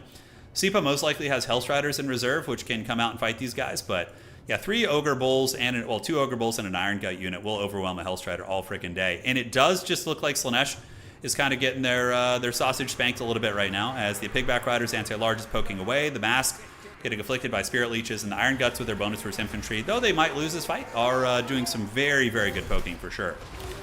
All right, guys, how's it looking here? Exalted Heroes are cranking it up. The Riders of the Mighty Serpent going to be retreating that way. Meanwhile, over on this side, the Haggard Devotee crossbows are here with Hellstrider support, which is a good idea. Yeah, Hellstriders protecting them is not bad. And who thought Slanesh would have range units? But they do. And they don't have good AP on them, I don't believe, which is unfortunate for them. If they were like Dark Shards with better AP, it certainly could be quite nice. But yeah, they're going to be forced to retreat, and the Hellstriders are going to have to come for them. 9,000 against 6,000. Ogres are on the brink of cooking these characters. It's pretty freaking close. The Mask is getting Spirit Leeched again. Is going to be sitting at a very low amount of HP at this point, and the Exalted Hero and Steercar, I don't think are going to be able to carry this game. They're just being hunted nonstop. Lead Belchers are online still, which is very painful. They're going to be able to counter skirmish all of those skirmishers, and I think we probably see Slanesh just struggle city right now. Calling in their Devotee crossbows, fun to see. The characters over here on this side, it looks like the Mask, Jim Carrey, has been officially defeated, and the Exalted Hero of Slanesh as well as Steercar are yeah, looking low. And with the Mask being offline, Slanesh is an army that, they're not flimsy, but, you know, they're an army that is kind of all or nothing. They tend to go real all in and just run you over. They themselves kind of run out of steam. So, Hellstriders waiting in the wings. We have a couple Ogre Bulls back there. And, yeah, Slanesh is playing the objective game very well considering how behind they are. But Scrambled Egg Special is basically just going to slowly kill all these characters. We see the Exalted Hero getting circle beaten by the Ogre Bulls, and they're going to get there eventually. These Ogre Bulls are no joke. I mean, they hit hard individually, 90 weapon strength, with even only 20 or 30 of that's armor piercing. Still a fair amount of armor piercing damage, and 300 here. Steercar at 2,000 HP. Back objective is being taken, and this objective is being taken here soon as well. As Lead Belchers are doing what Lead Belchers do, and basically just annihilating whatever they shoot at. And in this case, we do see the Devotees getting it pretty good. Forsaken will lose to the Ogre Bulls, but with fire support, maybe they could win that. Scrambled Egg going to be taking the home objective here, and then his huge Death Star of Doom is basically going to be rotating over to that outside objective and securing that, while the Hellstriders do get ripped up into victory for the Eyebiter. So that was a World Championship game from last weekend's championship in the earlier rounds. We didn't cast that one, but still a very cool showcase of yeah, defensive Ogre counterpunching, but also an interesting build from Sipa, trying to use the character squad. Skipping a wizard, by the way, which is extremely risky. But yeah, it was a cool attempt at it. I still think having a wizard is just so much better, but yeah, that was fun. GG, well played. All right, guys. So we should have the replay soon. Anticity and Plague Penguin are duking it out, and in the next like 2 to 3 minutes, we will likely have that replay. Yeah, we'll likely have it. Are you guys talking about the Golden Girls? Which god is who? I don't know. I've never watched Golden Girls, even though I do know my boomer references. That one has eluded me. Turin, have you read the Gotrek and Felix series? I'm on book 13 now, Road of Skulls. No, I've read all the way up through Vampire Slayer. I haven't read past that. That was the last one I read. Yeah. Slaneshi ogres. There should be Slanesh ogres. Yeah, ogres. I mean, if the ogres were to choose any god, they would probably worship Slanesh, right? Tzeentch would be the one that I don't think the ogres would care about. But ogres, I can see Nurgle and, because their hygiene probably isn't great. And then also Khorne. I could see Khorne-based ogres. In tabletop, ogres can have marks of different gods. You can put a mark of any god. So like Mark of Slanesh lets them have higher initiative and immune to panic. Mark of Nurgle makes them harder to hit. And then Mark of Khorne gives them frenzy and extra attacks. And then Mark of Tzeentch gives them fire damage and magic attacks, which is relevant against ethereal units. Yeah. So they exist in lore. There are ogres who worship all the different gods. I mean, there are some smarter ogres who could probably be into Tzeentch, like the wizards and stuff. I could see them being corrupted. Nurgle does have plague ogres already. They do. Yeah, they do. All right. So just waiting on the replay here. I'm going to go creep over to Anticity's channel and see how far along they are in the game. So let's do that. Okay, so let's finalize everything here. Stupid sexy Slaneshi ogres. Yeah. Get out of my swamp. Okay, so let's pull up Anticity's channel here. And let's see what he's got cooking. The dreaded ad attack is coming for me. All right, so let's finalize that part of the tournament. I will be spoiling a little bit for myself here, but I'm, of course, going to keep that from you guys. Oh, interesting game. Interesting game. Yeah, I don't hate it. You guys are going to be in for a good one, I can assure you. You guys are going to be in for a good one. Holy shit, that is an epic battle. All right, guys, get hyped. Yeah, get hyped. This is a knockdown drag out game. Holy shit. Wowza. All right. Hope you guys are ready for it. They're going to be done probably in the next 30 seconds, and then I'm going to cast it via replay.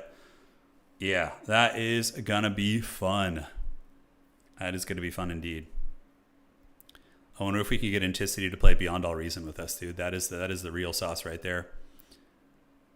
It's funny. I'm like having to resist doing commentary right now. I'm like watching it. I'm like, I want to explain it to you guys. You know? Man, it's close. This is a tight game, dude. It's a very, very tight game. Holy shit. So what happens when you have two champion level players duking it out, you know? You get close competitive games. That's how you do it. That is how you do it. And should be wrapping up here soon, I think. Oh my goodness. Wow.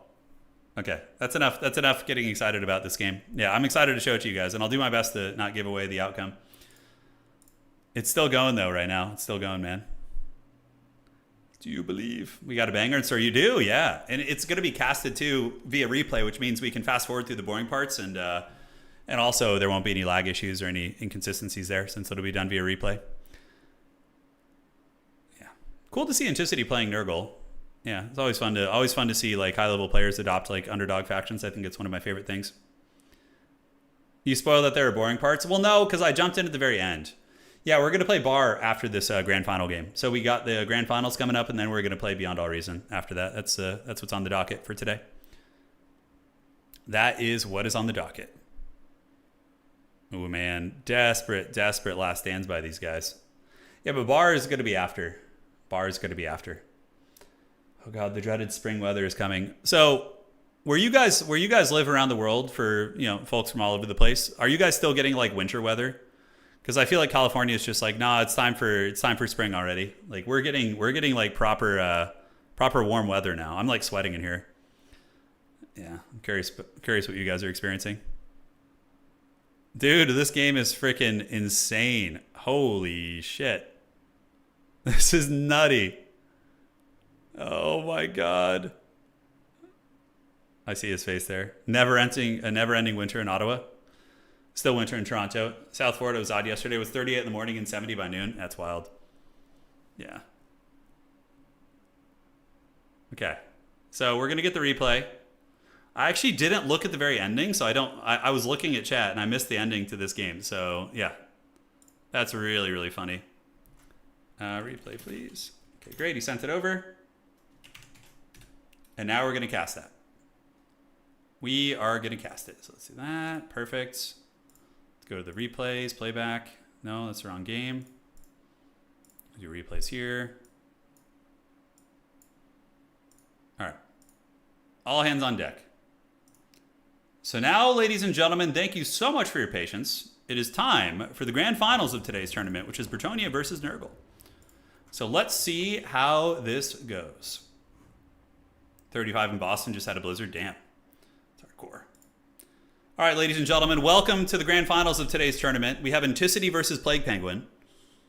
It is going to be a Chaos Lord of Nurgle, backed up by a Death Sorcerer, which has very much been his forte today. So Homie's going to be bringing a battle line of Chaos Warriors with Great Weapons, and as we talked about in the earlier rounds, Chaos Warrior Great Weapons are quite good against Cab too. They're not like quite as effective as a Halberd per se, because they don't have the bonus versus large, but by having generalist stats and good armor piercing, they can punch through Bretonnian Cav. Noxbringer is there to counter mass peasant archers and also skirmishers and be a decent single entity fighter. Chaos Sorcerer of Death, Spirit Leech, and Doom and Darkness. Doom and Darkness is an interesting choice for me here. I don't think it's bad. Just different. Normally you would see Buna against good quality Bretonnian Knights, but we also have a Chaos Lord on the Rot Beast, and we have double Rot Beast here, or is it a horse? These two together should be able to fight Alberic there. They should be able to fight Alberic. All right, so the rest of the army is going to be Chaos Warriors, and elsewhere on the other side of the battlefield, it is going to be Peasant Mobs to be sacrificed, a Trebuchet to be shooting, and then double Giga Chad Grail Guardians, which I love to frickin' see. Now, we did have a disconnect earlier, so we can kind of fast forward back to where we were in the game. The Nurgle army just playing very defensively here, jockeying for position while Bretonnia has their clutches on it. And it looks like Anticity, he couldn't last too much longer without calling his Marauder Horsemen out, so he had to get those guys out. But so far, the early game has basically just been Noxbringer poking and counter-skirmishing and doing good against the Yeomen, mind you, and the Bretonnians building up a big core of Knights. So Knights of the Realm, Grail Guardians, all those kind of units there. It's all sorts of goodness. All right, so Nurgle still has not been able to get the objective yet. The Bretonnians do have the lead there, but now we have a bit of a fight on our hands, guys. As we do see the Chaos Lord and Kha'Zix the Befouled going to be taking a big pit fight. Remember, Alberic is here, though. Alberic is a big, scary force multiplier, and Knights of the Realm do have anti-large. So in a way, this is kind of sketchy for Nurgle, because all of their big targets, Kha'Zix, Chaos Lord, Beast of Nurgle, all surrounded. But look at that, Rot or Die, giving damage reflection to the Nurgle units and forcing the Bretonnians to retreat with an Earthblood. So not bad at all. Very cool tech. Unsummon on the Yeomen. While on the high ground, we do see a couple Yeomen and Grail Guardian units trying to fight. And it looks like Alberic is going to be thinking about charging back in. Sword of Filth has worn off now. And the Knights of the Realm do get a decent little surround, but Alberic better be careful. It is not an easy fight for him here. On the flank, Grail Guardians do fight elsewhere. They charge into the Chaos Warriors and are able to take down about 8 models and do some good damage, but very sweaty micro, going to be retreating, while the Trebuchets are now shooting into the Chaos Warriors, and the Chaos Lord putting a bit of hurt down on Alberic. So Alberic is forced back, while Grail Guardians are now being sent in. Their attacks, 51, giving them bonus versus large is really nice. So Alberic basically turns Grail Guardians into an all-purpose unit by giving them anti-large there, which is very, very good. So in the backfield, Mounted Yeomen chasing down Horse Archers, or excuse me, Horse Throwing Axes, Marauder Horsemen, which is great, while Grail Guardians are cycle charging infantry on the flanks. Incredibly micro-intensive, and now realizing that this is going to be a very single entity-focused fight, we do see the Bretonnians calling out the Green Knight. But Spirit Leech on Alberic has been very devastating. He's been getting brought low, but Bretonnians do get a big surround here. The Grail Guardians are chewing up, doing some nice DPS, but then the Toad arrives, and the Chaos Warriors with Great Weapons are also going to be arriving into the fight, and those Great Weapons will be dropping some big boinking on those units. But big, ugly pit fight right here, guys. Alberic with Earthblood is afflicted by the Father of Blades, but even still, able to give force multiplying with anti-large, so the Green Knight and all these Bretonnian Cav get anti-large. And look at that, Curse of the Slug working now. The plague actually spreads. So all the Bretonnian Knights are getting slowed down by the Curse of the Slug. Value trading favoring Anticity in this game, ladies and gentlemen, as the Grail Guardians in the back keep trying to trade where they can, and the big pit fight is underway. But ironically, Nurgle is actually weaker with its healing this game. Beast of Nurgle does do magic damage, and the Noxbringer itself also does magic damage. So there are 2 sources of magic damage with which to attack the Green Knight. So Anticity is not helpless there, which is quite good. And here comes more Cav. So it's going to be Knights of the Realm coming in, and Bretonnia, it looks like they're thinking about maybe pressuring the outside. Some Knights of the Realm posturing here as more Marauder Horsemen are being called in. And the Chaos Sword of Nurgle really being a menace here. But also the Green Knight, he's hanging in there like a champ. Being afflicted by Spirit Leech, and it looks like the Green Knight's going to be trying to escape, while Grail Guardians are just cycle charging, refreshing their charge bonus, and trying to wear down this Nurgle infantry core. Now, a big win condition would be to try and get rid of the Chaos Warriors here. From there, your Cav could probably surround the Nurgle characters, but while the Nurgle characters are surrounded by Chaos Warriors, it's incredibly tough, because even these good quality Cav like Questing Knights and Grail Knights, don't want to be fighting Nurgle great weapons. Poison, they hit very, very hard. A lot of things about that are tough. So Knights of the Realm, trolling the back objective, Anticity calling in Plague Ogres, which is a good call. You're going to need some anti-large here. And Plague Ogres back quite a punch. 110 weapon strength, bonus versus large, poison as well. And a little bit of a miss micro, as the Marauders do charge into the Knights of the Realm. Maybe thinking that the Plague Ogres will catch up, but Anticity is going to be losing one unit there. Not that big of a deal for him, though, as Plague Penguin's Green Knight does survive, and Alberic has been getting a ton of Earthbloods, as have his Knights. Value trading favoring Anticity, 54 against 4.1, but at the end of the day, with Earthblood being taken into account, it's probably like a dead even game on value, I would say. Very, very close. So Knights of the Realm are trying to retreat, but the Plague Ogres are hot on their case, using the help of the Marauder Horsemen to try and tie these bad boys down. The Plague Ogres will poison them. They're going to be able to boink down a lot of these Knights, and you can see those Knights of the Realm taking a pretty rough fight there and are going to be needing to retreat. So Bretonnia, Grail Guardian still very much alive. You don't want to be fighting them head up with Great Opens probably unless you can get a full surround, although charging into the back of these Chaos Warriors wouldn't be bad. Big Death Star fight still going down as well. Alberic perpetually cycle charging, but every time he does, he's getting circle beaten by Tamurkhan, by the Noxbringer, by these various units. It's very, very sketchy, right? So currently on the objectives, we do see Plague Penguin up on points, but Anticity is catching him pretty rapidly. And is Alberic going to be able to escape? He does get a terror out on the Horseman there. And the Bretonnian Knights of the Realm fighting valiantly, getting the Chaos Sword down, Kasich Befoul taking damage. We also see Noxbringer getting beaten up, and this is a huge win for the Bretonnians right here. Getting the Green Knight to try and snipe the Noxbringer while calling over Alberic would be such a good play. Plague Penguin needs to bring Alberic over to support the Green Knight, because Green Knight is a really good monster assassin, but him being 2v1 by the magic damage Beast of Nurgle and the Noxbringer is still a bit of a dodgy situation. And it looks like Plague Penguin does realize this and is going to be bringing Alberic over to attack. So he dives in there. Noxbringer going to be getting chewed up now, and now the Green Knight has anti-large. He didn't have it before, but now that Alberic is nearby, he does. So big blob fight with the Grail Guardians getting a bit of a circuitous push coming around the backside and enveloping these Chaos Warriors. The Grail Guardians are absolute linebackers of units. They have a ton of HP on each model individually. They have perfect vigor, so they never get tired. And they do also have ward save, which is pretty damn cool. But Alberic didn't hear no bell, man. He's still going strong. The Chaos Sword is getting beat up on the backside. Knights of the Realm being intercepted by Pestigors and Marauder Horsemen. Should be a favored fight for Nurgle back here. And I would wager Anticity at some point is going to be calling out the Rotting Riders. I would suspect that they're going to come. And the Pegasus Knights against Nurgle. Interesting. I mean, there are a lot of targets that are big between Kasich and the Chaos Sword. Certainly not terrible. All right, so the Nurgle Infantry holding firm, and the Plague Ogres also doing quite well. Pegasus Knights thinking about diving. They are going to be going in, which is very ballsy. But here comes the Pegasus Knights, getting a bit of a surround on the Beast of Nurgle, on the Chaos Sword as well, and they are fighting shoulder to shoulder with Grail Knights. Alberic needs to get back in the battle right now, though. He needs to be flying overhead to give his buff to these Grail Knights and these Pegasus Knights to buff those bad boys up, and the Green Knight also needs to find his way over here. We do see the Noxbringer getting very, very low. Pegasus Knights and Grail Guardians here being a little bit circle beaten by Kasich, Beast of Nurgle, Plague Ogres, and Pestigors. I mean, a lot of cost-effective armor piercing, and it looks like the Clarion Horn of Retreat is going to be sounded, as Alberic baits out a buff and a debuff and is going to be running now. You got to get out of there. Get those Pegasus Knights back. Trebuchet getting decent incremental value, I would imagine, poking down some of the Grey Opens, and the Bretonnians are finally starting to work through some of the infantry. It's quite a process. Throwing axes have always been god tier against Bretonnia, just, armor piercing, cost-effective range units that can just kind of throw at the heavy cav. Alberic getting Spirit Leech once again, and homie Alberic now, guys, is gonna be healing capped. While Green Knight continuing to try and dive in. Looks like a Fecundity was used on the Noxbringer earlier, and here comes some Grail Guardians from the side. Getting a lot of HP damage on the Noxbringer, able to drain about 400 HP on those bad boys. The fighting rages on elsewhere as Bretonnia gets another envelop here. So Grail Guardians moving in. On this side, we have Grail Guardians, Alberic imbuing the anti-large, and this could actually be a little bit problematic for Nurgle here, ladies and gentlemen, as we do see the Grail Guardians potentially breaking down Noxbringer.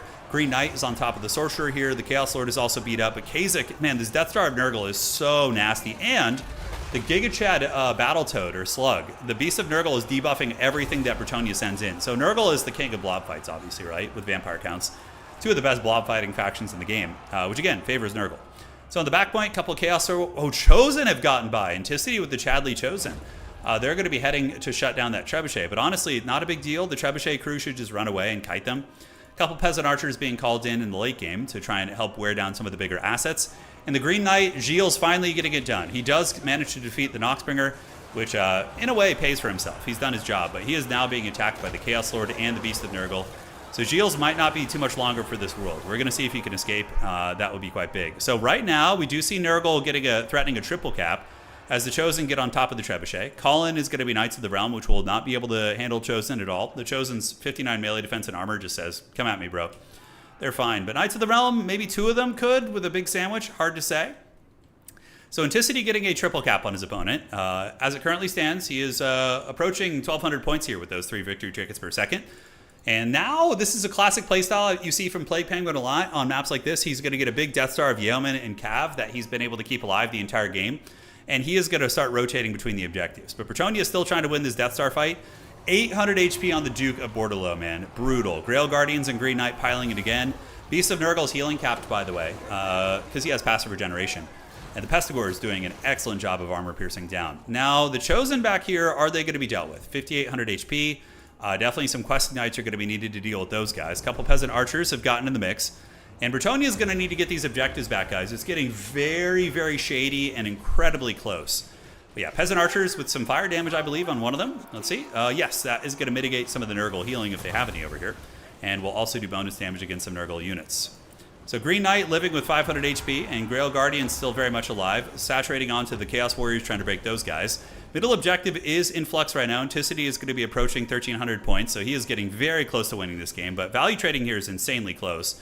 If anything, Bretonnia might still be a little bit ahead because of all the healing they've been doing all game, but again, Fecundity, passive healing, and Alberic is still alive too, so you're going to need to use Alberic in the late game probably. Definitely cannot afford to lose him though, because the leadership on the field is going to be very necessary. But it looks like Bretonnia is on the brink of getting their back objective back. The Chosen are finally getting worn down, and the Knights of the Realm and the Peasant Mobs get to grab that. The middle objective goes to Bretonnia, but Anticity is approaching 1,400 points, ladies and gentlemen. He's getting very, very close to winning here. Is the Plague Father going to get it done? Green Knight piling in, attacking the Chaos Lord, knowing that he is still an incredibly annoying unit to deal with. Green Knight sitting at 2,600 value right now, which is so freaking good. And he is chewing away, while even the damsel's having to get in the fight. The damsel's like getting in there with her cane and her sword. He's like, I got to do it.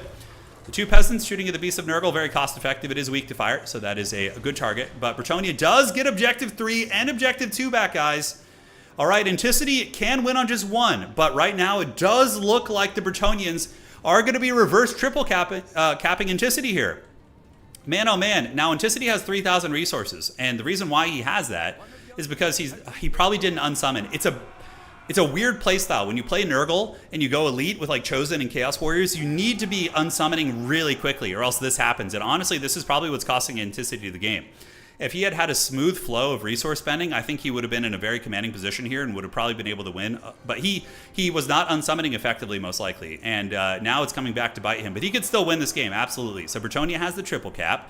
But Nurgle is contesting the middle. A couple horsemen coming out, trying to finish off the Green Knight. Noxbringer getting resummoned by Anticity is hilarious, and that's just because he doesn't have other good options. That's probably not what you would even want to summon at this point in the game, but, you know, it is what it is. So in the back, the Marauder Horsemen are beaten. The Bretonians securing that with some remnants of the Grail Guardians. The home objective, oh my goodness, he's got some Chosen on the objective still. Are they on it? Yes, they are. So the Chosen, if they steal that back objective, that could win him the game. Anticity with the Haggard Chosen scraps back here. Are they going to get it? Oh, Bretonnia barely stabilizes. Holy shit. Getting some Questing Knights back here to clean up those Chosen. Bretonnia going to be holding on to this objective and the back objective now as well. He does have a little bit of time. If Anticity is able to flip even one objective, he will win the game. And he does have a decent core still. He's got Kha'Zix, the Chaos Lord, some Forsaken, and the Noxbringer here in the middle. So he's got some good quality fighters, which are going to be tough to disrupt. Now, Alberic, I don't know where he went. Looking around, did Alberic break off the battlefield? The Lord is... So Alberic was killed, actually. He did get taken out by either horsemen or tried to get involved in a fight, and I didn't see that.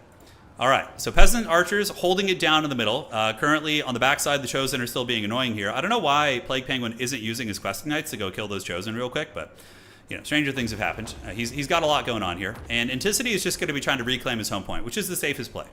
He's got Chaos Warriors coming out with good capture weight and Plague Ogres. That's going to be 8 capture weight right there versus probably 6 or 7 here for the Bretonians, so they don't have a whole lot. Elsewhere, back on the objective, it is starting to flip to Nurgle, but we do see the Mounted Yeoman coming in here, and that is probably why Plague Penguin is parking his knights here.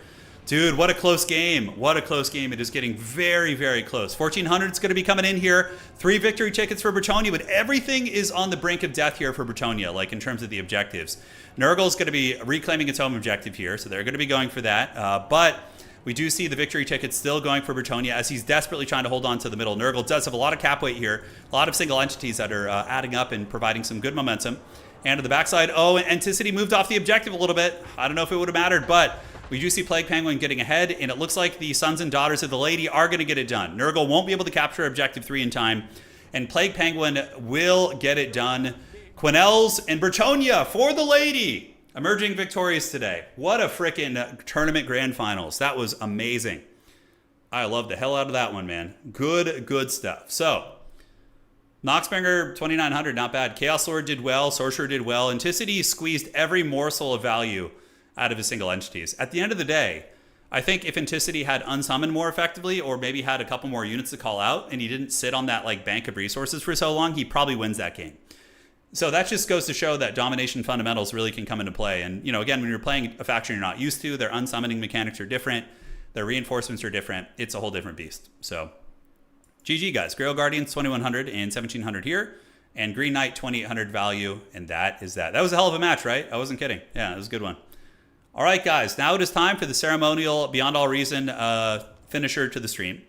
So we're going to fire that up. If you guys want to play, just add me as a friend on there and join the game through the friends menu. And let's do it to it. Let's do it to it. Ant needed that housekeeping. He did need some housekeeping. Yeah. Housekeeping.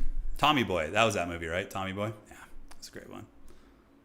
Okay. So let's go to multiplayer. We're going to do this. And I will accept some new friend requests. So let's do that. Friends. And we got Archangel here. All right. So if you guys have me on your friends list, you should be able to join. And now I'm going to host the game. We're going to do North America, friends only. Yes, yes. You just add me, Turin RTS as a friend, and I will add you back. Dude, this game is so fun, Chef. Oh my God, this game rules. It's like a giant mech battle game. Yeah. Like huge, large-scale RTS battles. All that glitters is gold. Only shooting star. All right, let's see. Where's this? Now that song's going to be stuck in your head. Get wrecked, guys. All right. So, Special Reef. Trying to see. Glacial Gap is always a really fun map. I love this one. So, yeah. Do we have any new friend requests? We do. We have Martinius. So Martinius, you should be able to join, but you better hurry. There's only a couple spots left. You right-click on my name, Martinius, and then join through the friends list. Dude, I love Smash Mouth. I love me some Smash Mouth. It's great. All right, so we got a lot of different skill levels here. But overall, it looks like the ELO is pretty close. So Ballistica and myself are 19 open score. We have a couple folks. Yeah, this is going to be good. Each team will have some noobs, and we're going to bounce it out. All that glitters is gold. Dude, I remember that song was the soundtrack for a really Haggard superhero movie with Ben Stiller in it. Oh, God, what the hell was it? And Shrek, of course. I can't remember its name. Holy shit. I can't remember it. All right, guys. Ready up, everybody. It's go time. I know some of the homies probably want Legion, so we can go ahead and do advanced options, and we're going to go ahead and add Legion to the game. Hey, there you go. Cool. So Martinius and Sisyphus, you guys need to ready up right now. So go ahead and hit ready up, or else I won't be able to start the game. And then we will have to send you to the spectator slots. Mystery Men. God damn, that's what it was. Thank you. I don't know if I ever... Sometimes when the wife and I are like on a long car drive and we get like a nostalgia for the 90s, early 2000s, we'll put on some Smash Mouth. All right, guys. It's just time. Let the Nurglings feast. Oh, yeah. So if you guys haven't seen this game, it is one of the best RTS games out there. And it's free.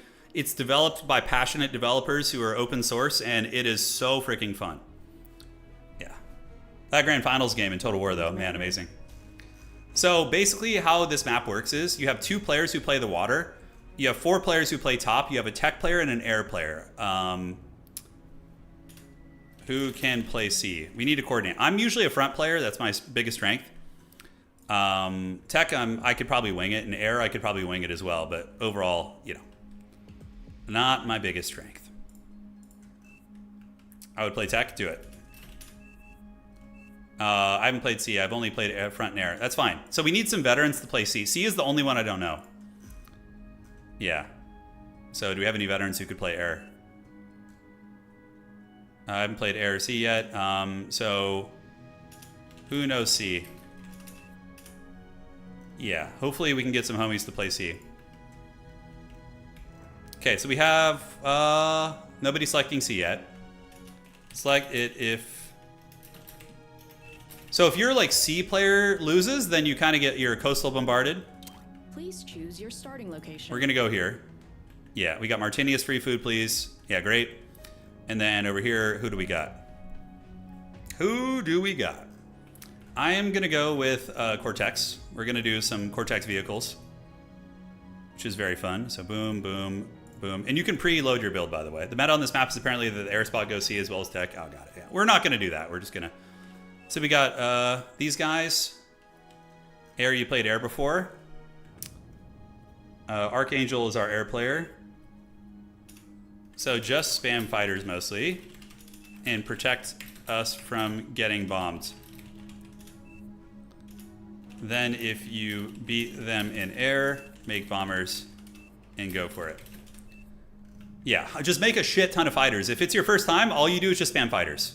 And make sure your team doesn't get carpet bombed. Also, since we have a bit of a newer air player, we should probably make some anti-air of our own. Yeah.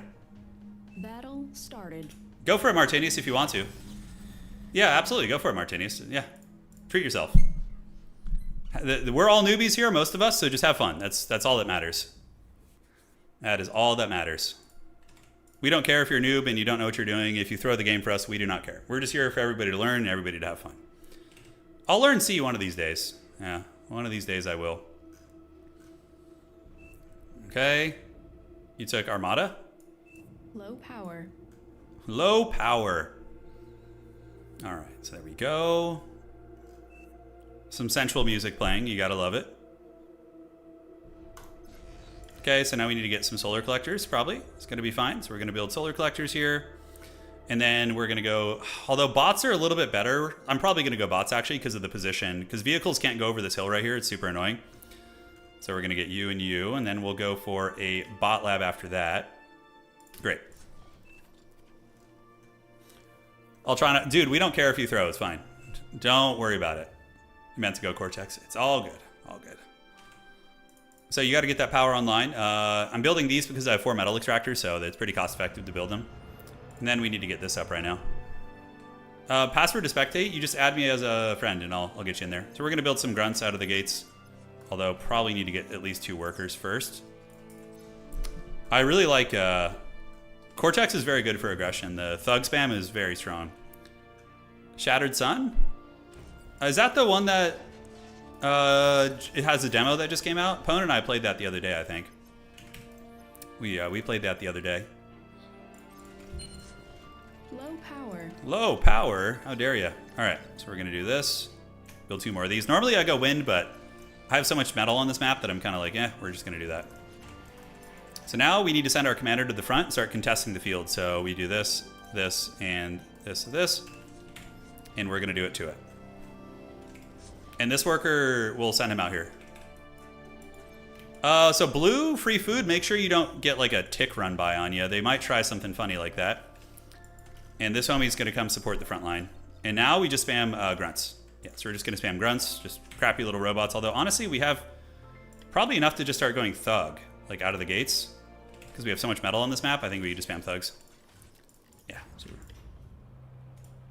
let's do that. And then when that is done, we're going to go ahead and do a build turret right here. And that should handle our business. Okay, so the first thug is going to be arriving, the thug nasty. Okay, we have the gremlin coming. Blue is already out there, getting up. Free food, please. Knows what's up. That's good. We have our first mech, which is going to be arriving. And hopefully we don't lose C too quickly. Or hopefully we win it, is ideal. Look at that. Sharing tidal generators to Martinius. Oh, I love it. Okay. All right, so that will be mine. We have the power coming online, and then I'll probably need to build another basic worker for the base if I really want to eco. Okay, so let's do that. Let's build a worker here. Turn off repeat. Ashes of Singularity. Yeah, I played it the other day. I thought about doing a stream, but... Oh, you don't need to give me tidal generators. No, keep it for yourself, man. Focus on winning your lane. I'm good. Enemy units spotted. Enemy units spotted. How evil is that? It's probably in the Navy. Yeah, so you see the Navy fighting is going... Their best player is on water, so that's sketchy. Yeah, it's very sketchy. Okay, so let's do this. And then we're going to go ahead and start spamming thugs out. So we're going to need to probably win pretty quickly since their strongest player is over there. Yeah. Let's get some of these. Aircraft spotted. Aircraft spotted. All right. So that's going to finish. And then we can build a little bit of this. We need to keep moving up. This is the contested spot. I'm just building a little bit of radar now, but yeah, the Thug Nasty spam should come. And let's go ahead and build a second con turret here. Great. Here we go. This is a Wild Warhammer 3 mod it is. We just finished the Warhammer tournament. We just finished it. So this is where I'm going to set up my little foothold here. We can do this to stop a run by. Yeah, like cheeky little rat run bys or something, and then we can come over here. All right, so the base is in full effect here, looking good. Need to spend our metal a little bit faster. Oh, do we have an air raid going? Oh! Oh shit! How did that guy die? Did he just self-detonate? He must have self-detonated. That couldn't have been normal. Usually people self-destruct to get resources out of it. Yeah, so that's that. And then we're going to build you, build some energy storage units, and a couple of those. Great. Title update. Yeah. We're just going to do like a game or two, so it's probably not a huge deal. All right, soon begins the fighting with the other team. That little Haggard laser turret's going to be there. They haven't arrived at their... If I can steal these 4 metals from them before they get there, that's freaking huge. All right, so we're going to come and try and get that. We're going to set up a light laser turret here. Because then I get the contested geothermal, which is just huge. So we're going to do a little bit of this. And we can set up a build turret back here. All right. Cool. So it's spamming out now pretty effectively. And we see the first enemies. Okay. We see him on our radar. He's using pawns? Okay. Wow, somebody reached Tech 2 already. Jeez Louise. It's up to no good. In the neighborhood. But man, if they let us get these medals, then that's pretty god tier. All right, let's set you up here. We should be able to push back with grunts. Yeah, okay, this is big. We're pulling ahead here. The fact that we got up here first is quite massive. So grunts fight. Let's get you guys coming out. We have a non-stop wave of them, so the numbers will start to accrue. And we're going to be cooking here. Light laser turret. But we got to keep the pressure on. We got to keep the pressure on. Okay, so how's the base looking? Everything's looking fine there. Do I have an idle worker? I do. I believe he's idle. Under attack. Those are probably rocket bots, which are pretty common. So what I like to do is a little bit of this, and we're going to get a radar tower here. So with rocket bots, you just got to micro skirmish a little bit and be like a bit aggressive. Let's get you right there, and then you, homie, you're going to go ahead and do some of these back here. Great. Yeah, the rocket bots are annoying for sure, but we have tools against them, which you guys will see here soon. Okay, so let's get that, and then you're gonna help build this, and you're gonna build this, and then we're gonna stop producing thugs for a minute to save metal and allow us to get that built up. Hopefully we don't get pushed right now too hard. I think I have some allies supporting me here. Yeah, I have Martinius with some stout tanks. A little bit of lag there. Was that on my end? Well, anyways, we're spending all our metal to get this dank turret. These turrets are awesome. Area control plasma turrets will push him back and let me secure this metal. And then we're really going to be in good shape. So the builder turret is just there to help us get that quickly. See if we can catch any of his guys slipping. Yeah, he's in range. We can keep chasing him. We're going to need to get some radar there too. So all these static defenses he's building won't really matter. So then there we go, jammer. So we build a jammer afterwards, which is going to jam their radar.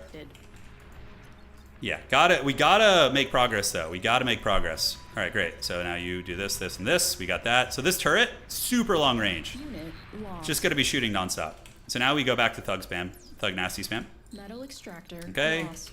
Let's do a little bit of this, and we're gonna get some more of you guys down here. And then we need to get converters to really sauce up the old economy. Great. A little bit ugly placement, but it's fine. Awesome. So now we got a jammer. So now we do our slow push. We basically just keep making like turrets and moving up.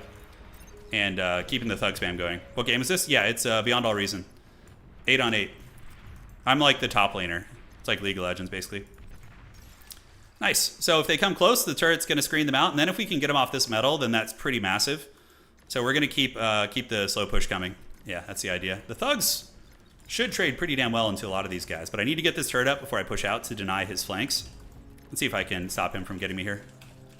Obviously I have radar, so I can see him pretty well. But we're getting a ton of metal because we're just controlling the map here. Yep, plasma cannon is helping. All right, great. So then we can move up and do a little bit of this. Yeah, just keep slow pushing here, guys. We got to keep the pressure on. You're going to just eat that in the meantime. And you are going to do another warden right here. Yeah, see how it goes. So while we're up on his metal, he's got rocket bots, which are annoying, but not too concerning. Getting eat that metal there is nice too. How's the Navy looking? Oof, bit of a fight there. We got to win top quick. Their naval player is very good, so that's scary.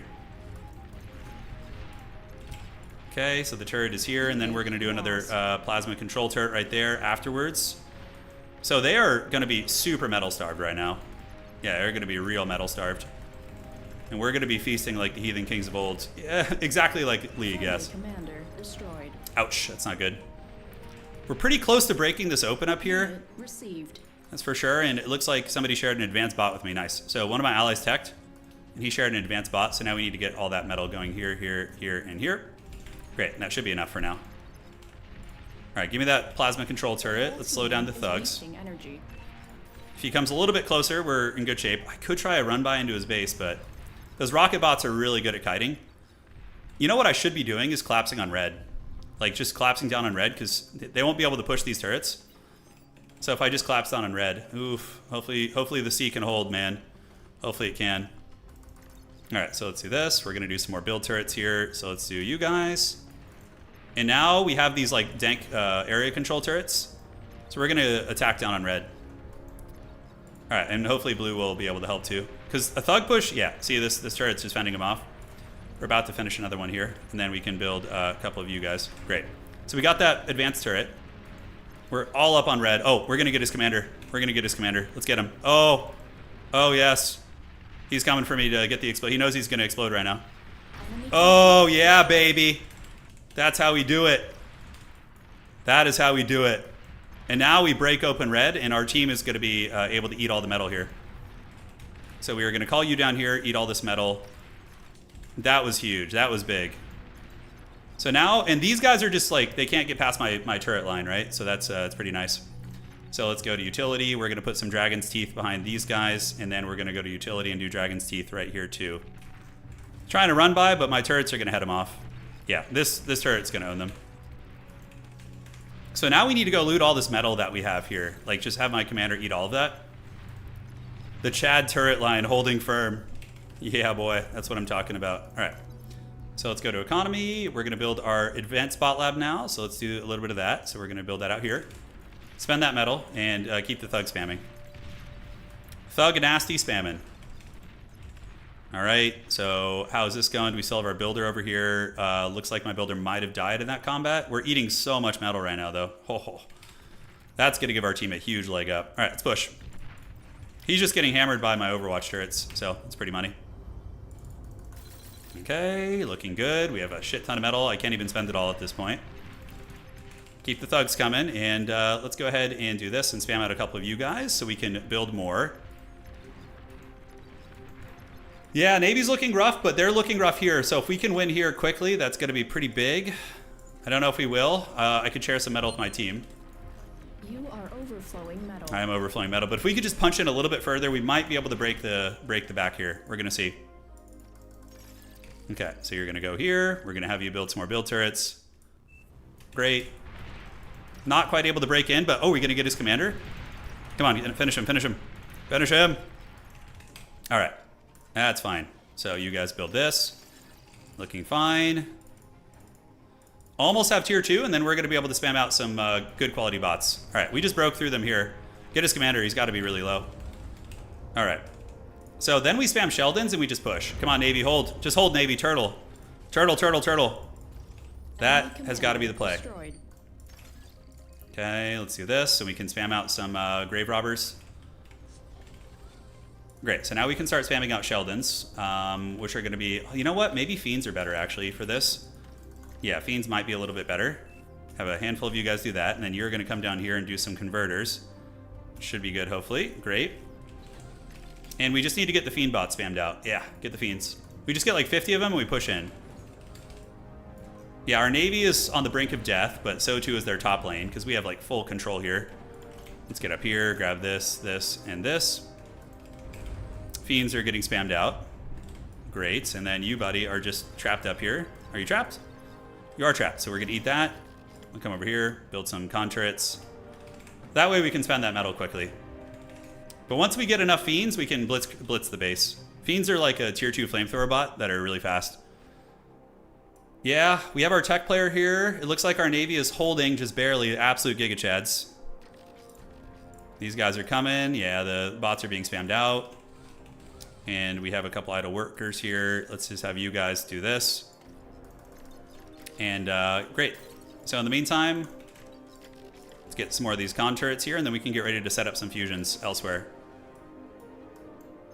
We're going to need a lot more Fiends than just this. Oh, here we go. Let's get the hell out of here. Units under Goddamn! Gotta flee the scene. Metal extractor lost. Okay, so power is actually a little bit precarious now because we have so much of these con turrets. Yeah, that we don't have like a great way to... Oh man, not a lot of space here, huh? Okay, so let's go there. Do a little bit of that. Those should finish pretty quickly. Okay, so let's get you guys in 2. One is going to be one for the flamethrower bots. Should have a critical mass of them soon. Naval bombardments are here. Okay. I think we might need to start preparing for nukes. I know how much people enjoy nuking me, so I'm going to do that probably. Do we have our core of big scaries here? All right, so we're going to do that. We're going to go ahead and get the nuke defense. So let's go to combat, build the Prevailer system. And then now we can switch to Sheldons for traditional fighting. All right. So once those guys arrive, now we can get Sheldons coming out. So let's get these guys in 2 and these guys in 1. And then the Sheldons can be in 1 too. All right, so I'm building anti-nuke to be safe. I don't want my team to get punched in the wiener, so nobody wants that. Units under attack. Units under attack, really. Metal extractor lost. We are losing a little bit of ground here, but that's mainly because of the timing that's about to happen. Yeah, we're just waiting for the last one to come. And I should have gotten this geothermal, by the way. I'm just going to send a homie out there to go do that right now. Yeah, let's come here, grab this. All right, so the Sheldon army will be spamming, and it's going to be very strong. Power is definitely what I need. But now it's time for a reckoning. Are you guys ready? Oh, the Fiend split push. Careers, this is how you end careers. He doesn't, oh, he sees me, but it's too late. I'm going to get through, I think. Yeah, those Fiends will dominate these tier 1 units. Oh, yes. Yes, my Fiends, yes. Good, Anakin, good. Oh, get into the base. There's panic right now, I guarantee it. There's panic. There's pings going down. All sorts of shit. They do have some defensive units, but somebody's about to get it. Oh, come on, yeah. Let's go. Oh, yes. Oh, no. A good unit. That's a Prometheus? Oh, no. They had a good unit in the choke point. No, the dreams of Rome, they're gone. All right, it's fine. Now we go back to regular. It's fine. That was a cheese. That was basically a cheese. That did not work. So we're going to go back to the drawing board here. All right, so let's go to economy. We're going to set up some fusions now. So we're going to do 4 fusions here. And yep, he's still doing this. So we need to get our like actual units. What the hell is that? Oh, that's... Where's this player coming from? It's a land ship. Look at that. So my Sheldons should trade very well here. We're going to go ahead and get a bunch of grave robbers. We're going to get 10 of those out to just loot the battlefield as I make progress. Lots of metal, I know. I'm coming for it. We need to loot all that metal. That's going to put us so far ahead. All right, so fusion reactors are coming. That's going to be our next tech. We can build a couple more con turrets back here. Great. The dreams remain memes. If we had gone another direction, we might have been okay. Maybe. Okay, so we have a couple idols. So we're going to get you to go here, here, here, and here. We have our scavenger bots. Let's get them to loot, and you're going to loot here as well. So we need some freaking radar here. We don't have any radar. We can't see them. Sheldons will start owning pretty good. Though I am being very greedy right now. Why do we not have any of them on radar? Are they just not here? Like, what's going on with that? Okay, let's start eating. Okay, they just have jammers. Yeah, they got jammers there. It's fine. Yep, we just got to keep securing all the metal nodes. Our metal is pretty dank. Scavengers are going to come here. Sheldons are streaming across. We do not have any radar. That is the problem. Might need to make some heavy attackers, or just keep pushing top, honestly. I'm thinking that's probably going to be the way. Okay, so one fusion is up. So we shouldn't have any more energy problems. That's Nandiori back there. We have anti-nuke too, by the way, so we don't need to worry about that anymore. And then after that's done, we can do the converters, which will go like so. Great. That will give us a ton of resources. Just keep it going, boys. Keep it going. We gotta break them. We gotta break them. Okay, so Big Daddy is looting. We have some scavengers who are going to get freaking 5,000 metal right here, which is amazing. So let's go up here, here, and here, and here. And we can get you here and you here as well. So let's just try and break through the top if we can. Let's see if we can break through the top. Because the top is definitely very tattered and very haggard. Your team reached Tech 3. Our team reached Tech 3. Okay. Don't know how this is going to go. We're going to take our Sheldons in there and see if we can make some progress. Not having any radar is rough. Careful with the choke, I know, I know. We gotta try, though. We gotta try. If I can, like, secure this little, like, high ground point here. Pretty good. Oh, hello, he's got some bots there. I need, like, some tanky bots in front of me to be able to do that. We could probably start spamming sumos out for actual aggression. Sheldons are good, but they kind of fall off a little bit in my experience. Okay, so we got 2 of those up, which is great. Let's go ahead and keep these turrets going here and keep it moving. We've almost got them broke. Yeah, here we go. Here's a good push. That is a fat boy, so we're going to focus that down with all our Sheldons. See if we can kill it. Oh, shit. Land ships are attacking us. We need some proper defenses, guys. So what we do is we cancel this. We're going to go ahead and get you up. Yeah, going to get that construction bot, take repeat off. And I am going to go ahead and build a probably a bulwark weapon over here, because I suspect we're going to have problems there. So I'm going to build a power weapon there, and then the sumos can keep going out. They're holding very well, though. Good valiant hold here. We're going to be on 4 fusions in a second, though, which is going to be huge. And we can consider gantry units. All right, so now we need to get probably spam. Yeah, spam time. It's spam time. That's what I should have done earlier. So let's do bot lab, bot lab, bot lab, and bot lab. You guys keep scavenging all the metal here. Keep trading.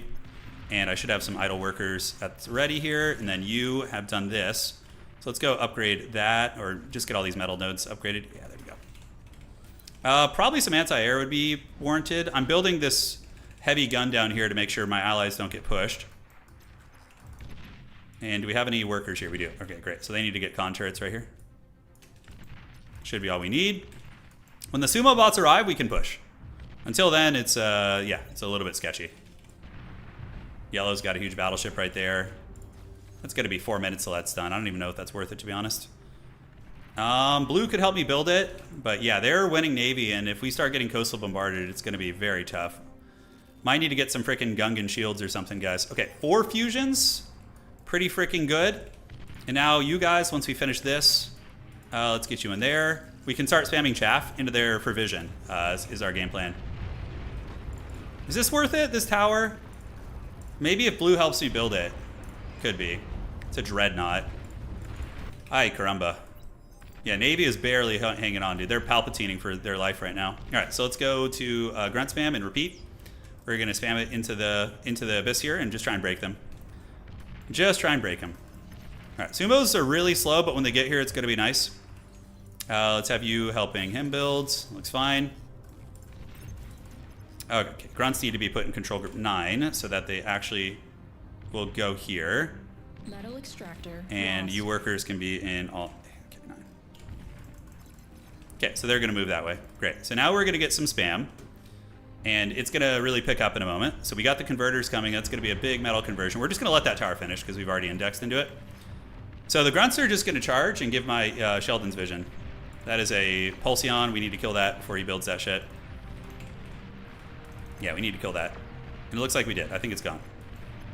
Oh, no, it's not gone yet. Okay. Fire, fire, everything. Kill it. Oh, we got starlights in now. Okay, I think this is where we break them. When my sumos get here, they're really slow coming cross map, but when they do get here, I think we can push. The Navy is holding well. One thing to do would probably be to preemptively index into some anti-air here to make sure we don't get punched in the wiener in that way. And you are just going to go ahead and make some more grave robbers. Okay. Oh, sumo bots. Let's go, man. Let's go. We got the dreaded sumo bots. Let's let them feast. Yeah, the vision is nice. Uh-oh. Uh-oh. What is that? What is that shit? Oh, man. Oh, you guys better get on that D-cannon, that shit. You're about to attack. Nice. Okay. Let's get you guys. We can start spamming the bots over this way. And let's get the sumos to roll. Okay, so we got that. We have the converters coming up. And then when that is done, we can go ahead and do an APHIS, Advanced Fusion. And that'll be probably all she wrote for that. Let's see. Okay, let's have you help with this. Time for the spam. Sumo bot's pretty chad. They can definitely fight well. Oh, we got our tech player attacking, but this is oh, that's not good. That is not good at all. We need to kill them now. It has to go now. All right, we're going in. We're going in, baby. We got to go for it. But we are going to get an advanced fusion ourselves soon, and that will be very good. We're charging through the breach. Let's go. The walking battleships come for blood. That's why we set up this turret on our coast here to help the homies out. And now we can do flat guns, and let's call it a day. All right, we're breaking through. We've got the fat boy down. The sumo's getting in. Okay, okay. Come on, sumos, break through. Oh, and then we have the chaff spam too. People forget. Go, my chaff. Swarm. If we can take down this building, that'd be really nice. They kind of held us, unfortunately. But we do have just waves of chaff coming in. We need to gather you guys up first. All right, yeah, light laser turrets. Let's get those guys ready. The chaff might be able to break through. I mean, they might just run out of steam here. Yep, we're getting in. The chaff is doing it. The chaff's getting her done. All right, so we have an advanced fusion coming out, and then once that's done, we go gantry. And then we can spam those. Come on, get in. Metal extractor lost. Go, my chaff minions. Yeah, but our Navy's holding. They're not dying, which is huge. Look at the little shitty grunts, dude. Just tearing it up. Yeah, we're into the cookie jar. We are officially in. Nice, they lost their production here. Yeah, just get all up in there. Nice, guys. Advanced fusion will be pretty freaking huge. And then we can do a storage unit here too. All right. Oh, do we want to switch up the sumo production? I'm actually going to halt on it for now because they're just so slow to get there. One of our allies got like pretty deep into the cookie jar. I'm being intercepted by red a little bit. Looks like I'm being pushed back by something. Yeah, they're actually taking ground down here, believe it or not. Might need to relocate my my Haggard facilities. Okay, APHIS is going to finish, then gantry, and then we can do some more converters here. Nice. Yeah, we broke through on this side. Enemy commander destroyed. Let's get you guys come loot the scraps. It looks like, yeah, wow, holy shit, they pushed us hard. Oh, it's their Navy punished us. So their Navy defeated us on the water here. That's what did it. But yeah, our tech player got in. Him and I got in, and that basically just seals the deal. All right, so gantry's coming. That's going to be excellent. We have you. So let's go ahead and set up a little fancy turret right here, which will make sure we don't get pushed too heavily. We can have you assist on the build. Just keep getting into the cookie jar while scavenging too. Oh, dude, all the metal we're getting right now? Yeah, boy. Oh, that's so good. That choke point, we just want to keep sending trash in there. All right, gantry's ready. So we can... Oh, dude, I have some ideas. We're going to do the Karganeths. Yeah, those things rule. So, yep, we got Cargonets coming out because we have just a casual 5,000 metal, which is great. Okay, let's get you in here. Gonna set up more build turrets like so. And we must... Oh, their air is coming. Good thing I put up some anti-air here. Jeez Louise. That pulsar turret will help too. So now we got tier 3. Oh, dad. So these things can walk up cliffs. They can like climb up the mountains. So what we're gonna do is mix in anti-air here. And yeah, so anti-air. We're pretty close to breaking them. And then we could even not a Ragnarok, but we could do a Bassi turret here to hammer that position. Once that's done, I don't think that's bad. And let's get here, do a little bit of this. Oh, thank goodness we have anti-nukes. Martinius, it's not like keeping the pressure on here I think is fine. I mean, I could gather up, I guess. Let's do this, and then you guys gather here, and we just get a Dread Legion. Oh, a nuke! Here we go, baby! Oh! They got nuked, baby! Now we have the Cargonets coming. Once they get there, it's going to be a reckoning. All right.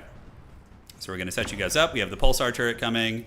Then we want to get advanced radar, probably. We don't really need it, actually, so let's do a radar jammer.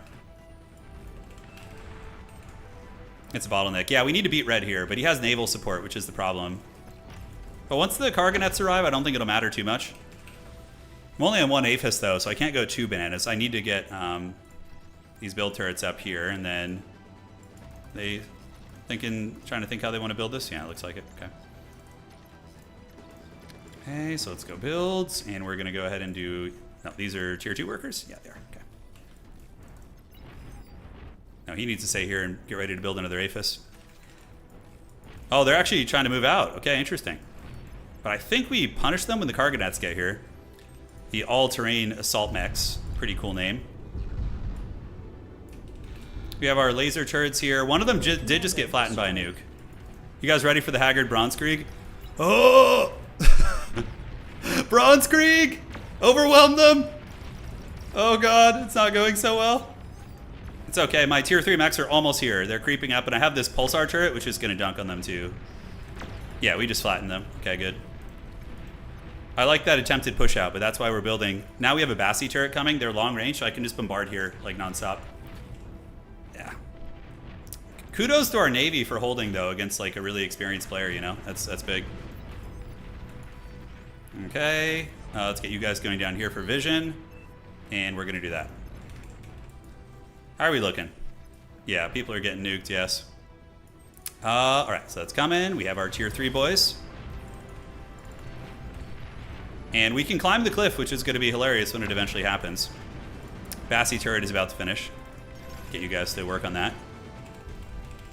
And do we want to start switching into better units? Like Juggernauts we can't afford. We could do Shivas. Shivas are pretty good.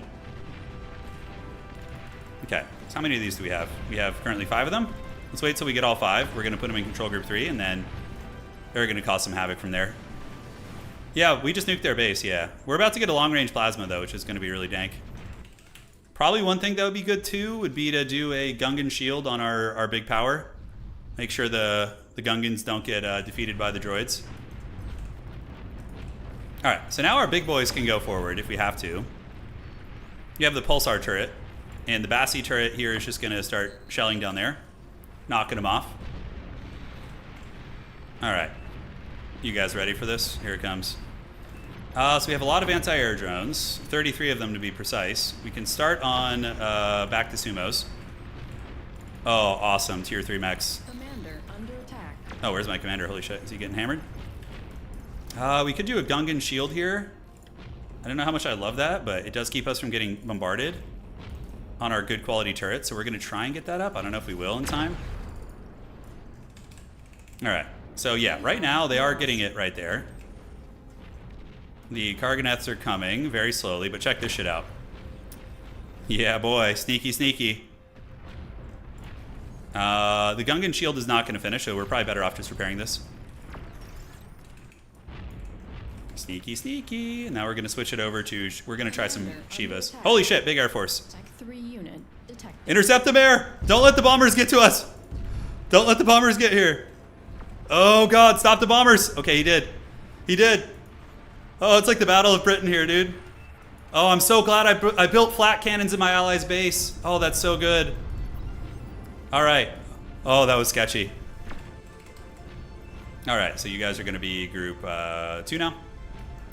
We have you guys there, and yeah, we definitely need to reclaim this shit. So let's cancel you guys for now. We're going to get some grave robbers out, seal this, and the Bassi turret stands firm. It does. So we're going to shoot over here now, see what we can hit. You guys ready for the Haggard mountain attack? Here we go. And now we have the Shivas coming. Let's get you back. Look, look. Mountain ambush. Tactical missile launcher. Mountain ambush. Oh my God, give me that commander. That's going to blow all the shit up. Oh! Mountain ambush. Yes. Oh God, the bottom's not looking good. Okay, we got to reinforce here, guys. We got to get like some defenses here. So let's get you guys to go here and here. Holy shit, that's not good. Okay, everybody, all hands on deck. Defenses. Do we have any advanced workers here? Okay. We are beating them here.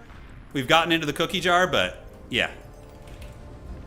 He's coming. We need D cannons. D cannons, guys. Yeah, everybody, all hands on deck here. Form the lines. That's a lot of raiding coming in. You need to get those D cannons off. Okay, my mountain push has worked. Friendly commander destroyed. Okay, do I have any workers laying around here? I do. So let's go ahead and get a pulsar cannon back here. Okay, I do have tier 3 units at the ready to fight these guys, so I'm hoping they'll win. Martinius, you got a D cannon. Land your D cannon, brother. So do or die here. There you go. There you go. Keep going, keep going, keep going. Friendly commander destroyed. Oh, they only have one left. Don't let them get anything good. Okay, we stopped them. And we've completely wiped the top. They're completely wiped. Okay, so now becomes a very, tricky situation here. So let's go ahead, get back here. And we need to go amphibious with the Shivas and cross the Great Breach. Yeah, they're completely dead on top. Destroyed. Completely dead.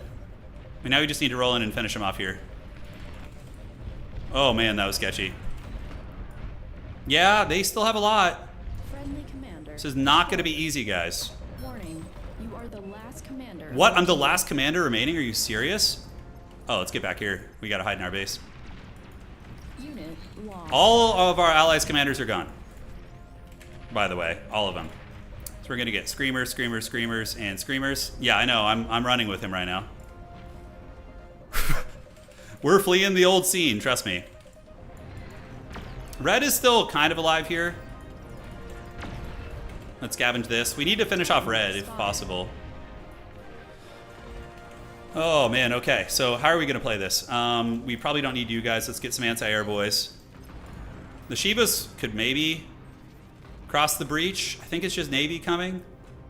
We need to finish off red and get them off the continent here. You know, that's going to be the big thing.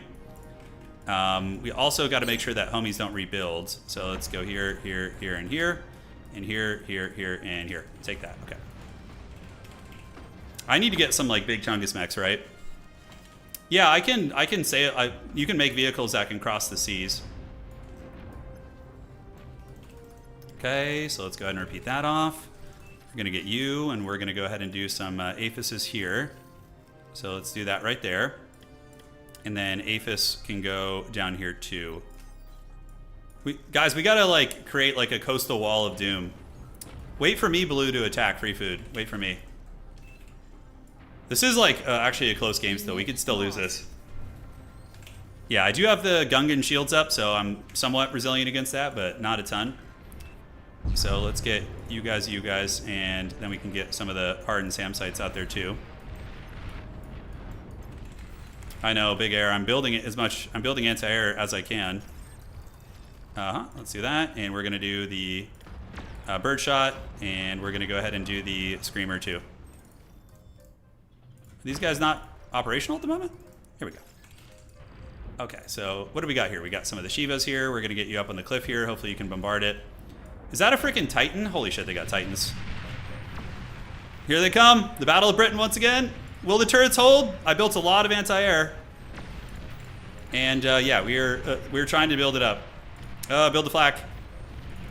Come on, guys, build the flak guns. Okay, we held the Air Force bombing run #1.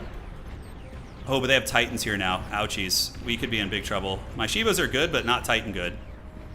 Okay, so let's get you guys here. Let's get you guys over here. We are going to get routed out of the middle so fast and hard. We're going to need Titans of our own.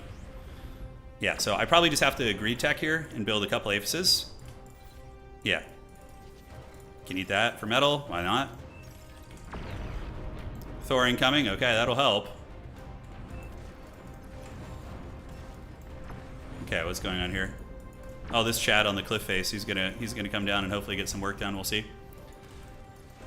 They got Gundams. They do. It's the late game. We're gonna try something a little bit greedy here and see how it works out. It's probably gonna be a failure, but we're gonna try it. Got behind him. I don't know if it'll matter, but we're gonna try and take red down. He's got to see this coming, right? These guys. These things are amphibious, so they can go in water. But it looks like he's got a big navy, so I think he's gonna be okay. Yeah, this isn't worth it. We're just gonna lose them all. We're just gonna lose them all. Okay, red's base is almost cooked. Do we have more anti-air? We need to get more. Anti-air, anti-air. Although, it looks like the naval bombardments are beginning, so. Alright, so we got 4 advanced fusions now. No, 3. It's gonna be 3 there. Then we need to go ahead and get the converters ready. And do we have any more Gungan shields we can utilize here? So we need to get another Gungan shield for the naval bombardments. We're definitely losing, I think, because they have the full C. My guys here getting hammered. These are all anti-air mechs, by the way. Pretty funny. It's like actually useful right now. Okay, guys, we got to just hunker down in our rat's nest over here. Yeah, the Battle of Britain again. It's going to be 4 of those. And you, homie, you're just going to hide, like, back here. Straight up. Yeah. We have anybody trying to rebuild here? We do have a little bit. But the Titans are marching us down. It's going to be very difficult when they arrive. We should probably start on our own Titans. Yeah, so we're going to get a Juggernaut. Repeat. Stop spamming that. And yeah, let's see how this goes. Did you just nuke the sea? Yeah, nukes are probably good here still. Nukes are probably still decent here. Let's go ahead and get the bots. We're going to go get these bot labs up. Get the spam. Here they come. Will the anti-air hold? My screamer turrets are going. I have a lot of anti-air. I don't know if it'll be enough, though. Here they come, fighters. We need to target the bombers. Target the bomber. I don't even know if... Oh, man. I don't even know if I can target that. Oh, they're getting close. They're going to cause some big damage here when they get in. Oh, okay. We shot them all down. They didn't make it. That's excellent. That is excellent, ladies and gentlemen. We have a giant Chungus mech of our own coming. Okay. And let's go ahead and do... Trying to think of how we can get back in this, you know? There's no easy way here. They're still going, man. They're still going in. We need to get red off this island, that's for sure. Big Daddy Titan's coming, the Juggernaut. Nuke the whales, yeah, that's kind of what's happening here. Bulwark weapon lurks. And let's go ahead and get some more Screamers coming. Yeah, Screamer, Screamer, Screamer, and we can even get one like back here in case they go that way. The Gungan shields are operational. My base is shielded. Sort of, but the anti-air turrets have a lot of range. I don't really have the economy quite yet for the Titans, but we're about to. Yeah, we're about to. Unit Yeah, we lost. see bombers starting to set up shop over there. Okay, let's do some, we got nukes launching. I love that. Screamers, Screamers, and then we're going to set up some flak in my allies' base. We have to protect our precious assets here. Gonna be tough, man. I could try some weird spec ops play, but... Titan detected. Titan detected, yes. My sumos stand at the ready to fight the Titan. My poor Shivas. Not long for this world. My tier 3 units. I'm about to get a Juggernaut, though. These things are beast mode. God, we're getting absolutely hammered from the coastline here. Got to make sure we got Gungan coverage everywhere, or else we're going to get blasted. And they may have even rebuilt over there. We have one ally being a rat in the corner, which I respect. Oh, Jesus. Was that a nuke? I don't know if that was a nuke or what that was, but that was some shit. Oh, Dad's here. Look. Oh. You can hear the footsteps as it marches, bro. So freaking cool. Okay, so Titan's coming. Make sure you guys got AA. And lots of it. And lots freaking of it. Let's get some advanced workers here. We need to take the continent if we can. Oh, look at the beam turrets. I love the coastal defense here, but the torpedoes are getting them. Ugh. He nukes the Air Force. That's pretty Chad. I respect that. So we're 251 here. Now, I mean, do we do a little bit of this? Maybe we do. It's not a great position. Doesn't feel good. Here comes something. Here comes some spam. So we're going to need to get you guys out. We're actually not in great position. Oh, we don't really have much to defend this here, do we? Yellow spamming ticks. Thankfully, it's only ticks. Let's see this, and we can do a little pop-up turret. So we're going to do a pop-up turret here. We're going to build that out. Okay, so let's build pop-up turret, pop-up turret, pop-up turret. I like the tick spam. I think that's good. All right, and you're going to go hide up here. No! The chain reaction, it got my base! Okay, we're still okay. We're still okay, sort of. Let's cut off the reinforcements here. Oh, it only got the con turrets. All right, that could have been way worse. Let's get these guys all out right now. We're just gonna build like 5,000 of these at the moment. Here comes the big man. Oh, the Titans are over there too. I didn't notice that. Shit, that's not good. If I lose my commander, it's game over. If I lose the commander, it's game over right now. Okay, the Gungan shield stands firm. Help build that. Oh man, they're pushing us in. It's over. It's pretty over. My Juggernaut, I think, is stronger than their Titan by quite a bit, but don't know if I'm gonna be. Oh no! And here comes the Air Force. Oh, I'm about to get carpet bombed. Oh no! This is the end. Oh, I'm too weak. GG. Great game, lads. That was such a good game. I have such a good army still. Yeah, nice try. But they had their tech player, their air player, and they survived a little bit here. So they were just so... We couldn't stop them. We couldn't stop them. How do you detonate your commander? You did great, Sisyphus. You played really well, man. You said you didn't play air. You were a beast, honestly. This game was really close. It was very, very close. Control B. Okay, it's time. You guys ready for the... Good night, my sweet prince. You will be missed. We'll see you on the other side. Yeah, yeah. Oh, and they rebuilt a little bit over here. Not that they were sending out much, but rebuilding is big. If the game goes long enough, it makes a big difference. It might be bad timing. I won like 5 games in a row last night, yeah. Yeah, we go 50-50, I would say. 50-50. Nice try, boys. GG, well played. That is going to be it for today. That was a great capstone to the stream. And if you guys want more bar action, I'm going to be back streaming it tomorrow, most likely. So tomorrow, maybe early. It depends on my schedule. I'll be able to squeeze in a bar stream. So tune in tomorrow for more of these.